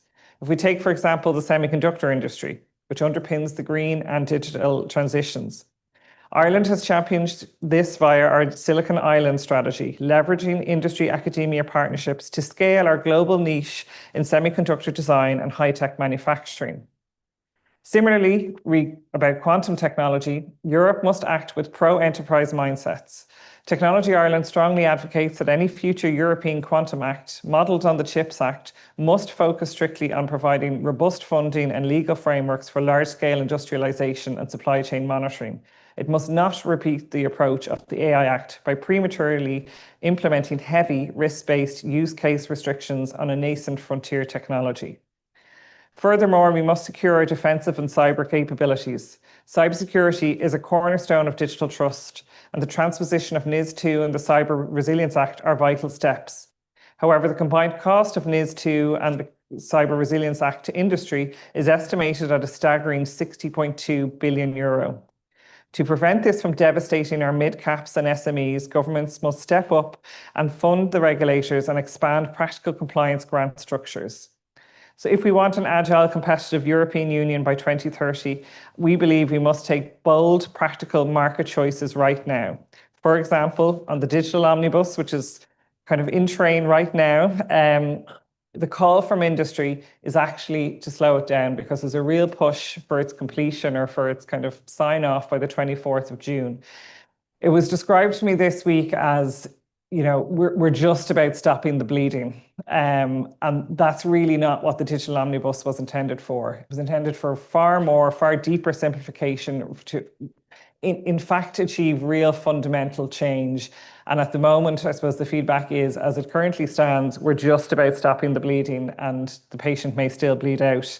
So I suppose the ask, and this is one that will be made by industry, but also across Europe, is to allow more time for impact assessment, allow more time for further discussion. Do not stop the digital omnibus just because there's a timeline that you want to achieve. Secondly, I suppose, scale-up focused risk-based AI adoption. And I know we've already been talking about AI and how it can't be used for everything. From the regulatory perspective, we want to ensure that there's proportionate, predictable and risk-based implementation of the AI Act that avoids national gold plating. We must fund enterprise adoption through mechanisms like AI training vouchers for SMEs and expand the National Training Fund to build a diverse, lifelong talent pipeline. I know it's already been mentioned about the adoption. Public service, we believe, shouldn't be a follower to technology, but it should be at the vanguard. And making sure, I suppose, the appropriate application of AI to, I suppose, foster that trust at societal level will be really important. We do believe Ireland is uniquely positioned to lead the charge. We think we can be a really good testing ground where European digital legislation meets global application at scale. Our national commitment, as reflected in the National Digital and AI Strategy, is to be relentless, pragmatic advocates for digital simplification, regulatory coherence, and economic impact assessments. So thank you very much and look forward to discussion. And then last but no means, please, Lara. Thanks, Matt. I think my favorite thing that Una said was fund the regulators, definitely. So my name is Lara Connaughton and I work at Comreg, and I'll just take a moment to explain Comreg's role in Ireland because it is evolving. So Comreg is a communications regulator. So traditionally we've regulated communication services, which cover electronic communication services, postal, spectrum and the like. We have new remit though in the digital space, in digital infrastructure. So we're moving from telcos, which you might think of as ducks and poles, to digital communication and infrastructure, which is actually using cloud native architecture more and more. So connectivity really is the backbone of the digital transformation, and it is so core and integral to so much of our lives, and a lot of public services are going to become digitalized as well. So at Comreg, we really believe that trust and innovation in digital infrastructure is so important for our competitiveness as a country and as the EU. Not only for users who will benefit from choosing services with confidence and choosing digital products and services with confidence and having choice, but also secure and reliable digital infrastructure will enable investment in innovative solutions for connectivity. So as part of the National Digital Strategy, which came out at the beginning of this year, titled Connecting Our People, Securing Our Future, it did highlight the importance of digital regulation in this space. And ComReg is part of the Digital Regulators Group, along with our fellow regulators in the DPC, the CCPC, and Commission European, the media regulator. And together, we are addressing digital issues, which of course are so important for competitiveness in the EU. So Una also mentioned a plethora of files which begin with digital this and that. So at ComReg, a file that is very important for us is the Digital Networks Act, which is going to be replacing a lot of the electronic communications code. And as part of the DNA proposal, BEREC, which is the body of European regulators for electronic communications, which ComReg is a member of and has been chair of, we've published a series of thematic papers. And one thing that is, I think, important for the Digital Networks Act is going to be competition as well as competitiveness. And these are two items that are linguistically quite common and get mixed up sometimes in conversation. But we've seen in the proposal for the Digital Networks Act that competition has been almost downgraded as a core objective and that competitiveness has kind of superseded it. But competition is a primary driver of investment in innovative connectivity solutions to the advantage of all users who benefit from that choice, quality, and affordability, as well as the overall competitiveness of the sector, which is itself a result of competitive dynamics.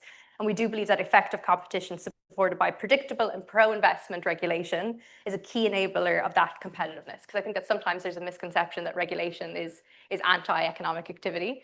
And just something Una mentioned as well about compliance costs and regulatory burden. I do believe that there is a difference between regulatory burden and administrative burden. And I think that administrative burden and minimizing that is something that everyone can get on the same page. Recently, the EU published its tech sovereignty package. And as part of that communication, it mentioned wanting businesses to spend less time on paperwork and more time on innovation, which of course is great. But this simplification cannot be deregulation. It should be avoiding duplication. It should be streamlining processes. And it cannot come at the risk of something like cybersecurity risks not being addressed as that trade-off when you talk about simplification.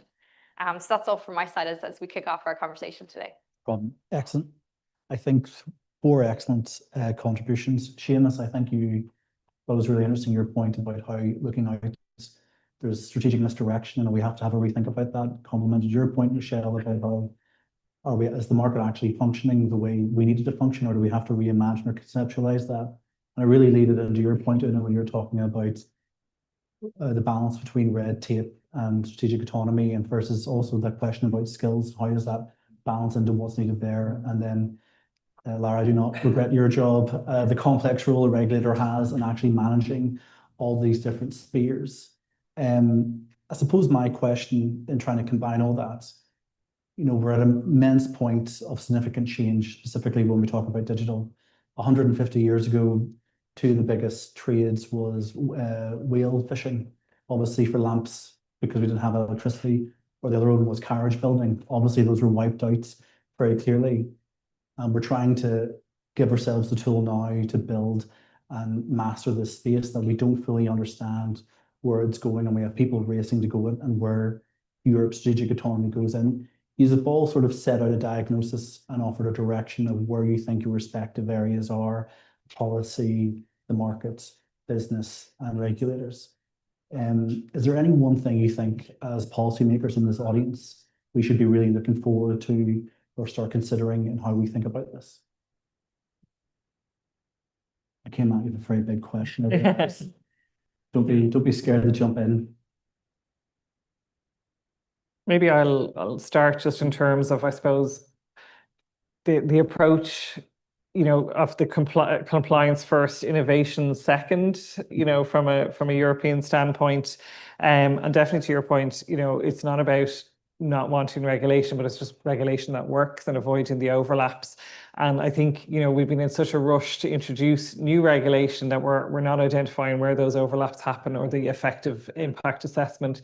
So from our perspective, it's about kind of getting that balance right between, letting innovation happen and compliance alongside or to follow. But we're nearly doing the compliance bit first in Europe and then wondering why the innovation isn't happening. So I just think getting that balance right will be it's a mindset shift, and I suppose with the new commission and the simplification packages and the omnibuses, we had hoped it was moving in that direction. But I suppose what we can see happening at the moment is we've got an AI omnibus and a digital omnibus happening, but at the same time, loads more stuff being regulated. And I suppose it's that twin track of it's kind of what Europe specializes in. And it's sort of like, okay, is that our only USP as Europe, that we can just regulate? That if we can try and change that mindset, that would be very significant. I would follow up on that, Matt. I'm going to answer your question with a question. But one thing I do want to look at is, so people say Europe regulates and it doesn't innovate. Well, Europe is also trying to innovate, and has been trying to innovate for quite a long time, with very mixed results, I would say. I mentioned EU tech industrial policy, so AI is a big one, but it's far from the only one. So we have a Quantum Act, a Quantum Strategy, the CHIPS Act, a second CHIPS Act, talking about throwing lots of money into chips. The Digital Networks Act was mentioned. There's a whole variety of technological areas that the EU is trying to promote. And now search engine, a EU search engine again. And one of the big question that I think is very important, whether or not we should be doing tech industrial policy or not, we are doing it. And the EU is trying to innovate, whether or not it should be from the state. But doing it right is a different thing, because the EU does have a track record of having attempted to do this. So the EU attempted to have its own search engine, or rather France and Germany attempted to have their own European search engine back around 2008. And that didn't work. In terms of cloud and developing European cloud, we had Gaia X, and that didn't really meet the results we wanted it to meet. In terms of semiconductors, there's a bit more of a debate there as well, but there's certainly a line that, the Court of Auditors report said that the plan was disconnected from reality. So the question is, how do we do it right?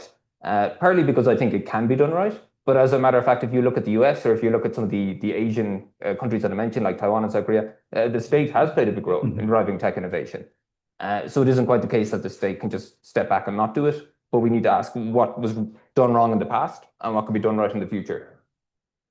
Shell, Yeah. or go to Shell. Yes. I would point out that financial market integration, when we're talking about financial markets, we're talking about a lot of money. And so that means there are people that are set to lose a lot of money when you have big changes. So we don't get big moves when it comes to financial market integration if it's not accompanied by a crisis. And this is a problem, because it also means that the drive towards financial market integration also stops once the crisis subsides. And so we saw this, about 15 years ago with the banking union project. And that is pretty much, we have the summer of 2012, the announcement of banking union. And then, so this was June, and then in July, Draghi's whatever it takes, everybody calms down. And then by September, we already see the member states backpedaling on financial market integration. And I would just point out that doing these kinds of policies under duress, which is what winds up happening if you're doing this while it's in the middle of a crisis, isn't the ideal way to make some very important policy measures. And so for policymakers in there, I would just encourage everybody to think about a way to go and do this so that we don't have to wait for a crisis. Or if we do have to wait for a crisis for political reasons, then, have the plans ready and the ducks in order, but don't just only start to think about this because the financial system is about to implode.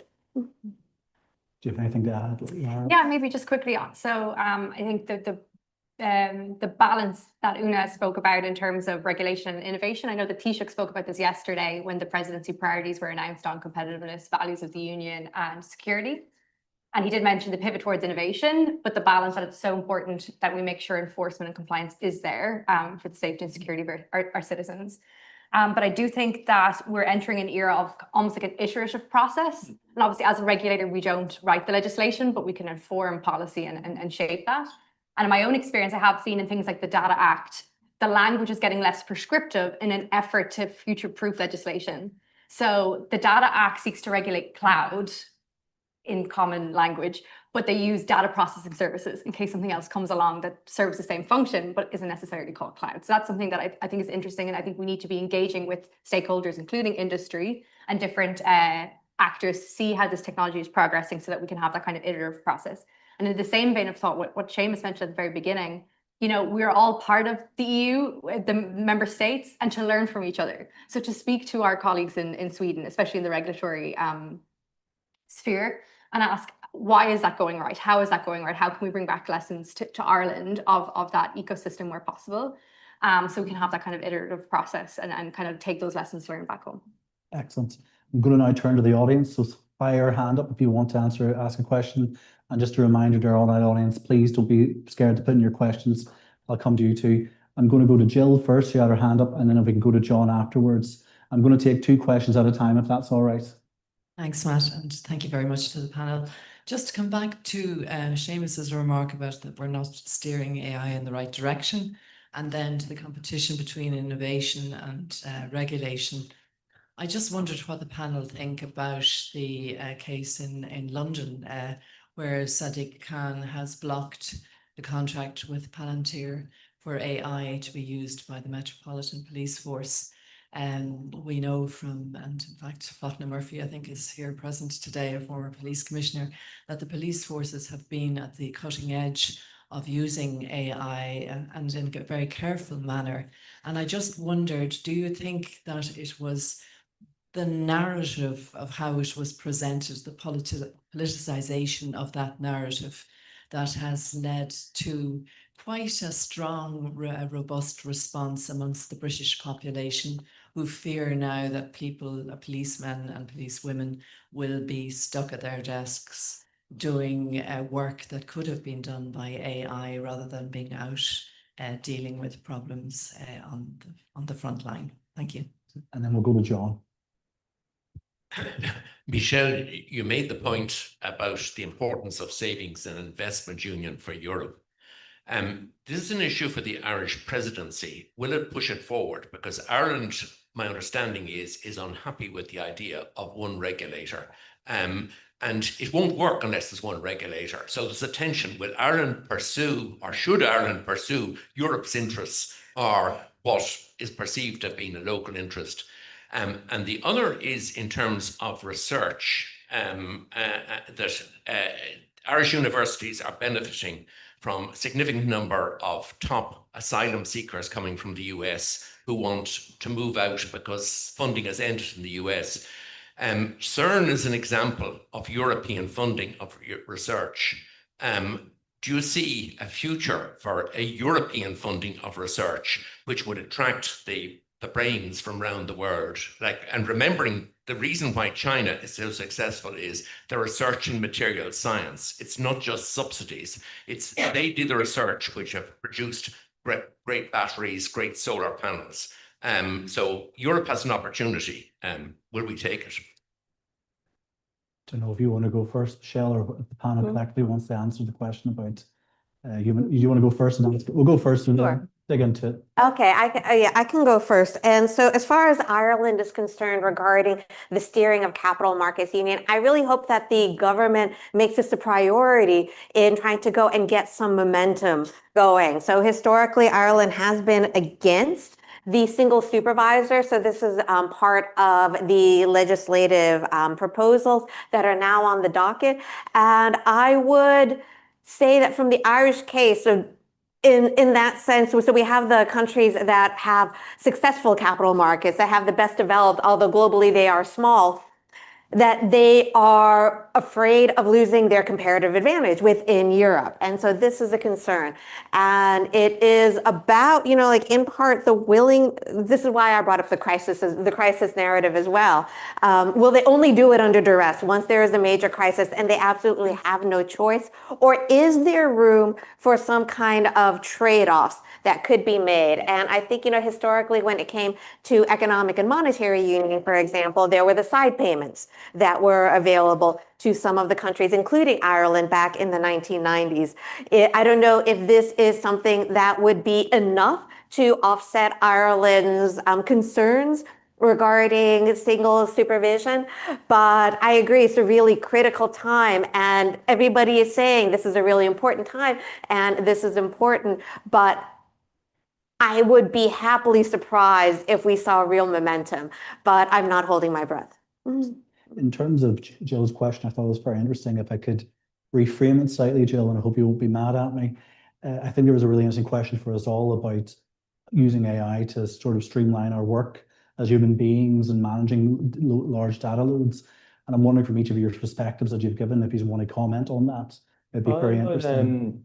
Come in, not on the specific case, but just more generally a thought on AI and policing. And this is something that in the European Union is covered in the AI Act. So obviously the situation is different from the UK. But certainly just on a general note, using AI and policing, I think is something, the type of thing that we do want to be extraordinarily careful about. There is already cases in the US and in the UK and elsewhere where people have been misidentified by AI systems and people have been arrested, and there have been, in some cases, really serious consequences for those people, even if they're eventually cleared as being innocent and the wrong person. And the degree to which it has already happened is actually surprising, given there's all this talk about how much attention we should pay. On the other hand, I do think there is a case, to some degree, of using these automation technologies, but in an extraordinarily careful way. Something that struck me when the riots happened here in Dublin a number of years ago, there was a comment from the police in Ireland at the Gardaí about just the vast amount of video footage, hundreds of thousands of hours, and putting a human being watching that is not a good use of time, but it's also very privacy invasive, more privacy invasive than actually getting an automated system to flag, well, there is a human being at this part that is doing something that might be dangerous. So there are certain very, very careful ways of doing it that would be beneficial, but I really do want to highlight that careful part. But in some cases, privacy enhancing. Something that I would flag in the debate in Europe, because we think we're great on privacy and we're great on policing and so on. But there's been a debate that, to the most recent to my knowledge, has gone away, but is probably going to come back. And there's a constant debate about using automation to detect CSAM material, child sexual abuse material. But the proposal is that all private messages would be scanned potentially by automated technology to detect this. And in this debate, the technology just isn't effective enough for that to be something that we want to trust, but also the companies deploying it, the authorities deploying it, there's a lot of risks involved. So those are my thoughts on it. Would the rest of the panel like to come in on this? I'm looking to you. I mean, maybe on the AI, I suppose in particular, I suppose it does maybe chime with why, you know, the risk-based and high-risk approach for certain use cases of AI are so important. And from an industry perspective, about the need to build that societal trust, both at the consumer end, but also as the user end of AI. And we can see more and more, you know, debate happening around AI usage in workplaces and, you know, is there a potential issue for, you know, or do employees, you know, have to be consulted about the ways in which AI is being used in workplaces and, you know, ensuring, I suppose, an understanding and a comfort with that. But those are all, you know, I think, especially in a policing scenario where you can clearly identify there's high risk. And I think when there's medium to low risk, being able to identify that clearly as well. And, you know, it is important that I suppose we allow for that kind of scenario planning to happen, and that I suppose we bring society with us. So in the deployment of, say, AI in the public sector more broadly, you know, being very honest around where we are deploying it and where the results it has garnered and what it has actually achieved, kind of back to Seamus's point at the start, like there has to be demonstrable kind of productivity gains and or efficiencies for the public for them to, I suppose, endorse this and really, I suppose, get behind it because, you know, it's a major technological change. It brings major advancements, but there are costs to it as well. And we have to be cognizant of that. It kind of goes back to the previous panel's discussion on trust. Yeah. Was very important around that. Lara, I'm going to, you crack on. I was going to ask, you mentioned earlier in your remarks about the importance of legislation and about not being as prescriptive and keeping up. This seems like one of those key cases about that and where you absolutely, and as well as the kind of content AI piece that we're talking about here, and without kind of talking directly to the scenario that was posed, there is a geopolitical element there as well of a US company being used by a UK public sector service. Obviously, neither of which are in the EU. But on legislation, the Cloud and AI Development Act is going to be very important in this space. The proposal has been launched as part of that EU tech sovereignty package. So this is a live debate for member states, including Ireland, in terms of ranking different public sector use cases or entities and how sovereign or how critical those are, and deciding which AI or cloud players can be used for those cases. So that's going to be definitely a live debate for Ireland to look at. Michelle, do you want to comment anything, or we'll go back to the audience? Oh, we can go back to the audience. We'll go back to the audience. I'm sure we've got one. I'll go over this gentleman here in the red tie, and then we'll go over to Alan afterwards. Thank you, Matt. It's more of a comment than a question because Faulkner Murphy is my name. I was the Commissioner of the Garda Síochána a number of years here, and it would be remiss of me not to make a very quick comment in relation to what the panel was saying. And I very much agree with Seamus and with Una. You have to be very careful. There's always pressure on a police force. And I had 17,000 people working with me, and there's always great ideas coming through. And there's always pressure on a police force to get up to speed and to utilize the modern automation, digital techniques. But the costs can be serious. People's freedom, people's lives could be at stake. So yes, we push forward with it, but with caution.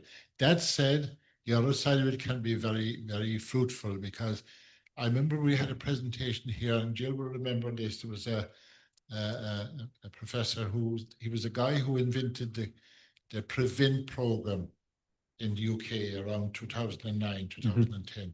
And he gave us a presentation here, and he spoke about the London riots in 2012, the Brixton riots, and the ability of the police for the first time to be able to monitor WhatsApp messages and that, and actually to see gangs gathering together about to march on situations where they were going to protest and create fires, and a little bit like what's happening the last couple of nights in Northern Ireland. So yes, and technology, I see AI as a more sophisticated extension of what has been developing in the digital space for many years. So I very much agree with the comments of the panel. Excellent. Thank you so much. I'm sure you'll be pleased with that. No, I am. We don't mind. It was a nice, short, snappy comments. No issues at all. And we'll go to Alan over here. Sorry, I should have said, please name your name and your institution, but I think you all know that by this point. Thank you. Two different areas. Seamus kind of appealed to my inner Luddite, I have to say, about AI. I think part of the problem is that we don't really know what AI is today, and we certainly don't know what it's going to be tomorrow. And the tech bros have no idea what it's going to be like next year. So there's an unquantifiable problem there. And I admit the depth of my ignorance about AI remains unplumbed. I have no clue about it. I do have, however, a relation who used to write code for a company that organizes the shipment of coal and oil between Australia, China, and Singapore. He now uses AI to do that, but he checks it himself, and he finds that it works 80% of the time. I would not like to be on a tanker or a coal ship that arrived at a docking point the other 20% of the time and found that the loading facilities were not available.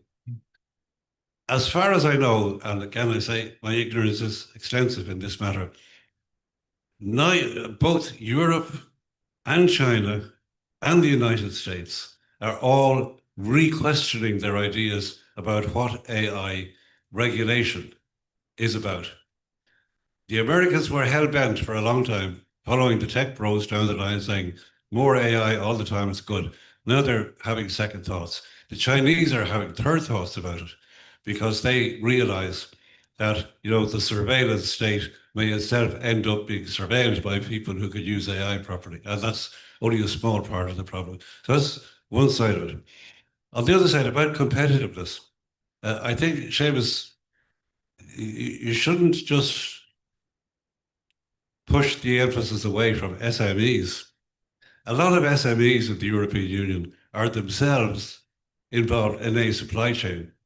They're either a part of a supply chain or they're the end point of a supply chain, and they are affected by differences in regulation almost as much as companies that are importing and exporting.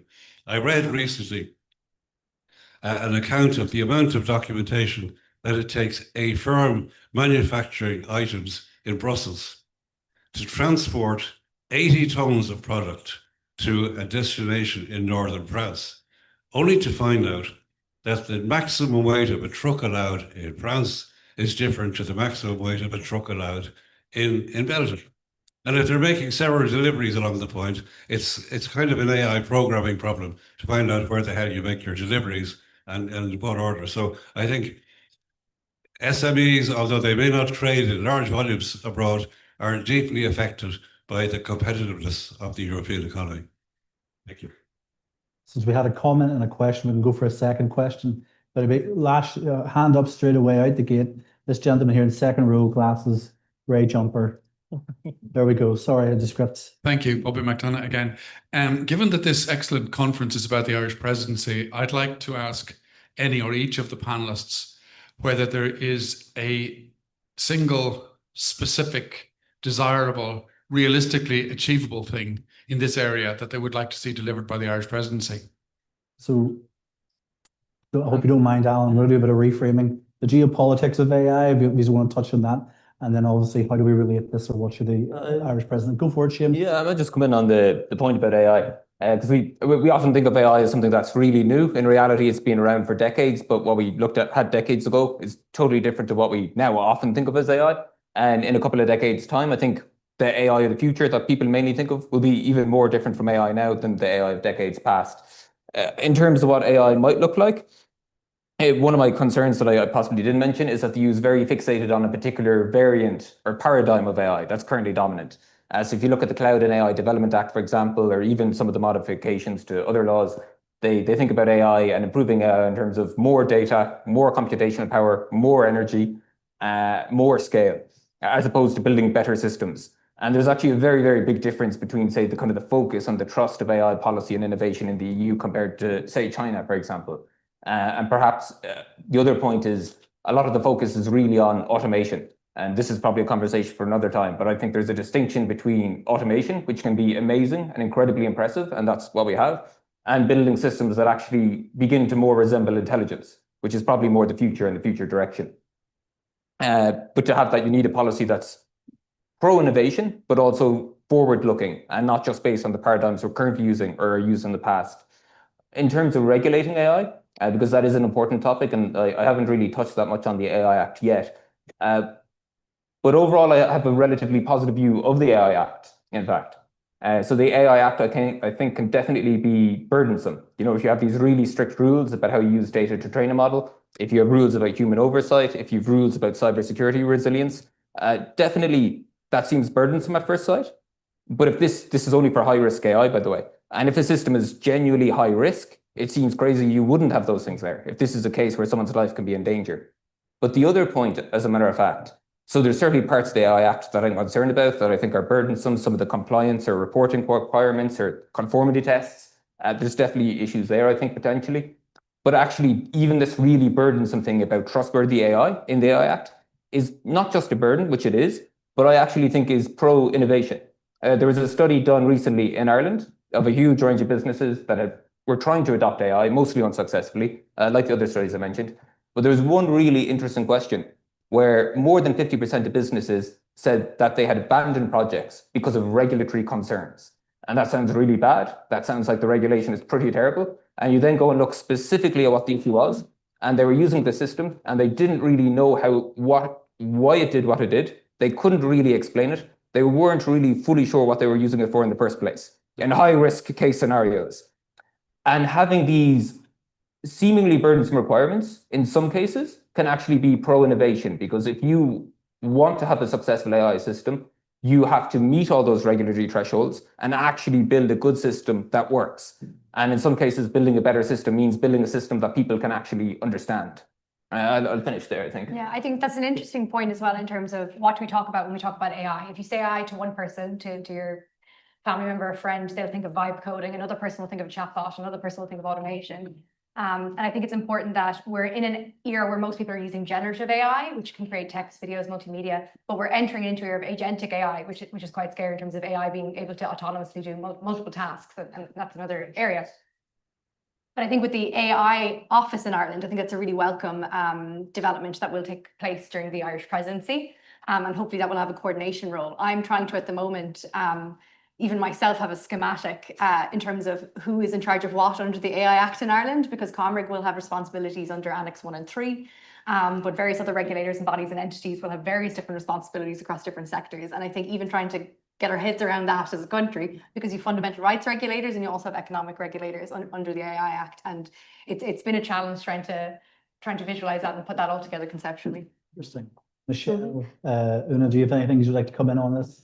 Oh, yes, as far as what might be able to be accomplished during the Irish presidency. So I talked quite a bit about the fragmentation of European financial markets. One thing that I didn't really make a big point of saying is they're also still fragile.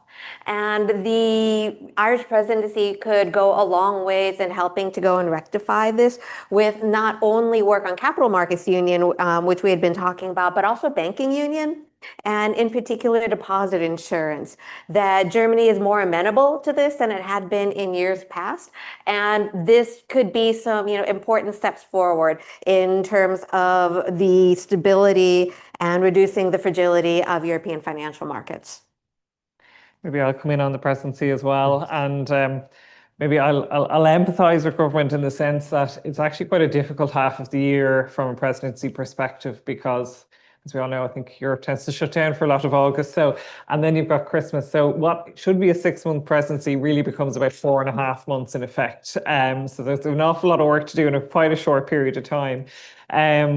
Obviously, from our perspective, the digital omnibus, we're hoping tips over into the Irish presidency and that there can be kind of cool heads and logic heads that kind of say, okay, hold the horses and let's actually see, is it doing what we said it was going to do, and try and inject a bit of kind of impact assessment criteria there. I think the other major thing that Ireland will have to do is the European budget. I have a sense that that is probably going to consume a lot of the presidency. I think that's probably the hardest thing to have to do with a new commission. This huge expectation for out in Brussels. You're talking to other people or other associations, huge expectations on the Irish presidency. So I can only wish them the best, but I do think the budget is going to consume a huge amount of time. Okay. So last round of questions. So fire your hands up if you have any more. Don't be scared. We've got one here. We'll go to this lady over here first in the black, and then we'll come to you, sir, at the end of that side.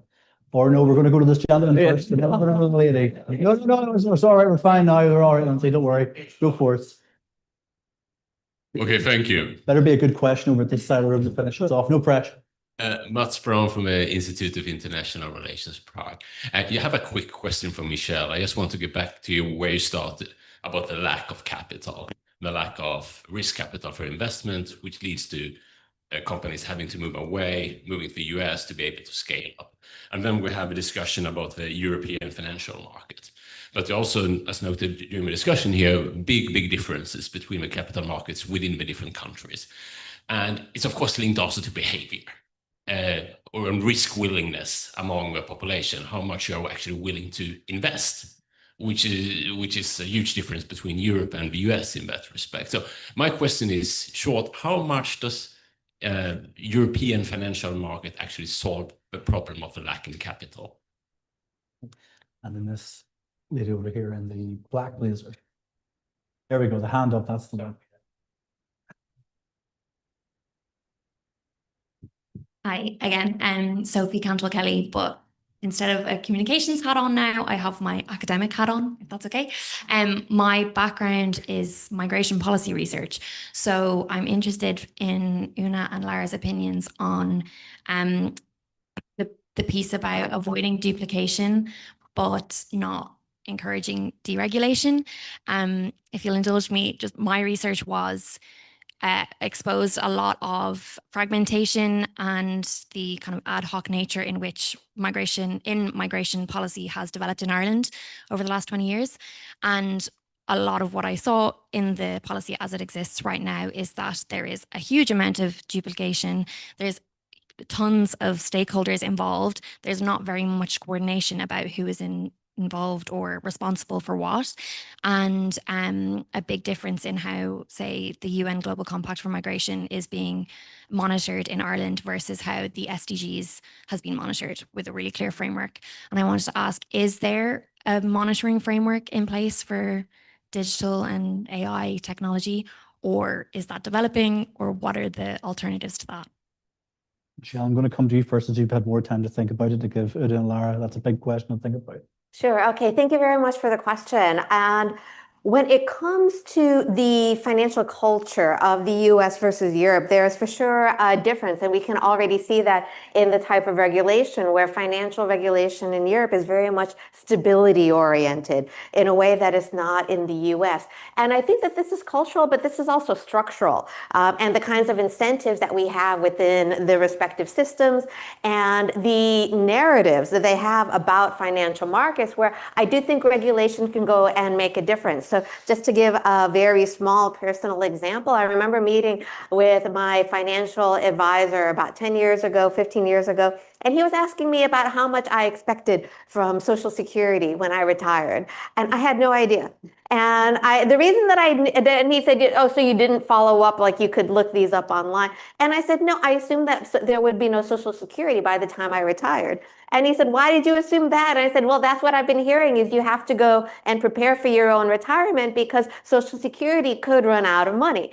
And so I went for years without even knowing what that figure was, on this assumption. And this is where I think that investment culture comes in. It's not because Americans grow up so savvy about financial markets. It is because they have real incentives.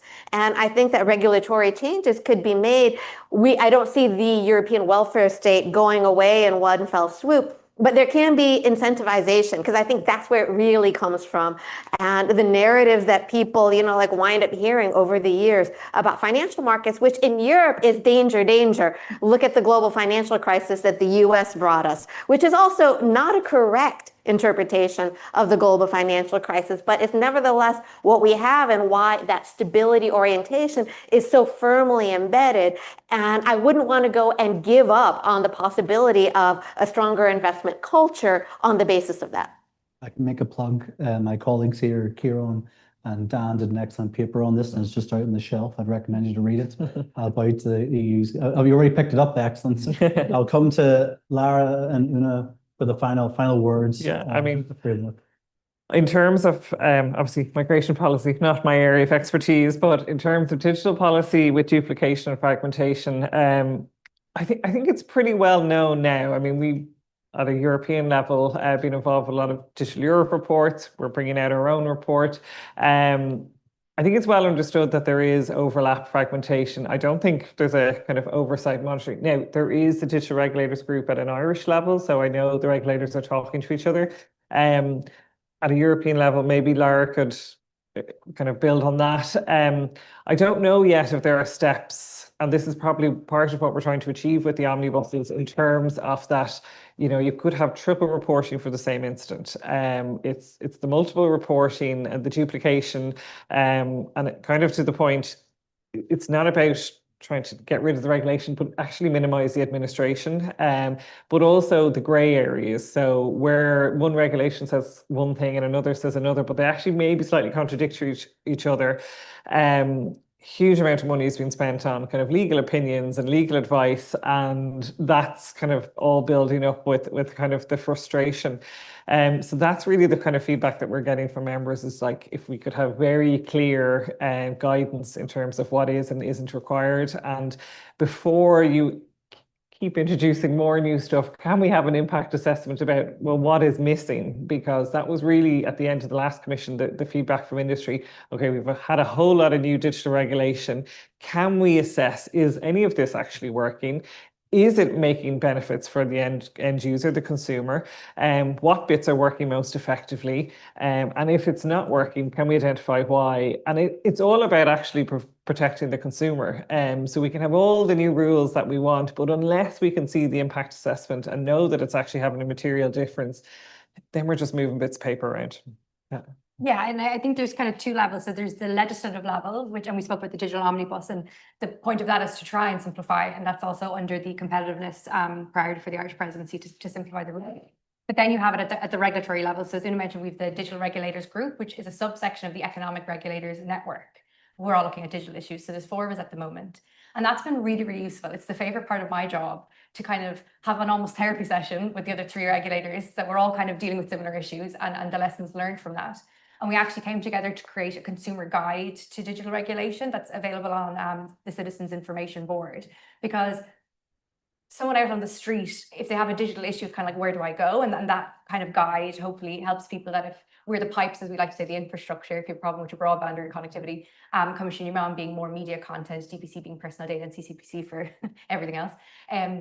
But it's been really, really useful to talk to each other and to figure out how can we work smarter, not harder, because there's no point in doing the legwork twice on some of these issues. Thank you. I'm going to pass over to my colleague Barry in a moment, but I want to thank you as an audience for staying intellectually curious after the third tier coffee break and asking very good questions. And I would like to take a moment to say thank you to Seamus, Michelle, Una, and Lara for your clarity, for your expertise, and for your time. I thought it was an incredibly engaging conversation and very complimentary conversation. So please give a big hand.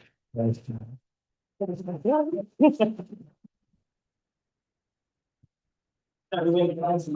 speakers. That concludes the first day. It was brilliant, but it was intense. Thanks for staying with us. Thanks to the attendees and all the participants. We start tomorrow again at 9 with registrations. We have a full day looking at security, enlargement, and geopolitics. The TEPSA group, this space here is going to be where the General Assembly takes place in 15 minutes. So handing over to Yi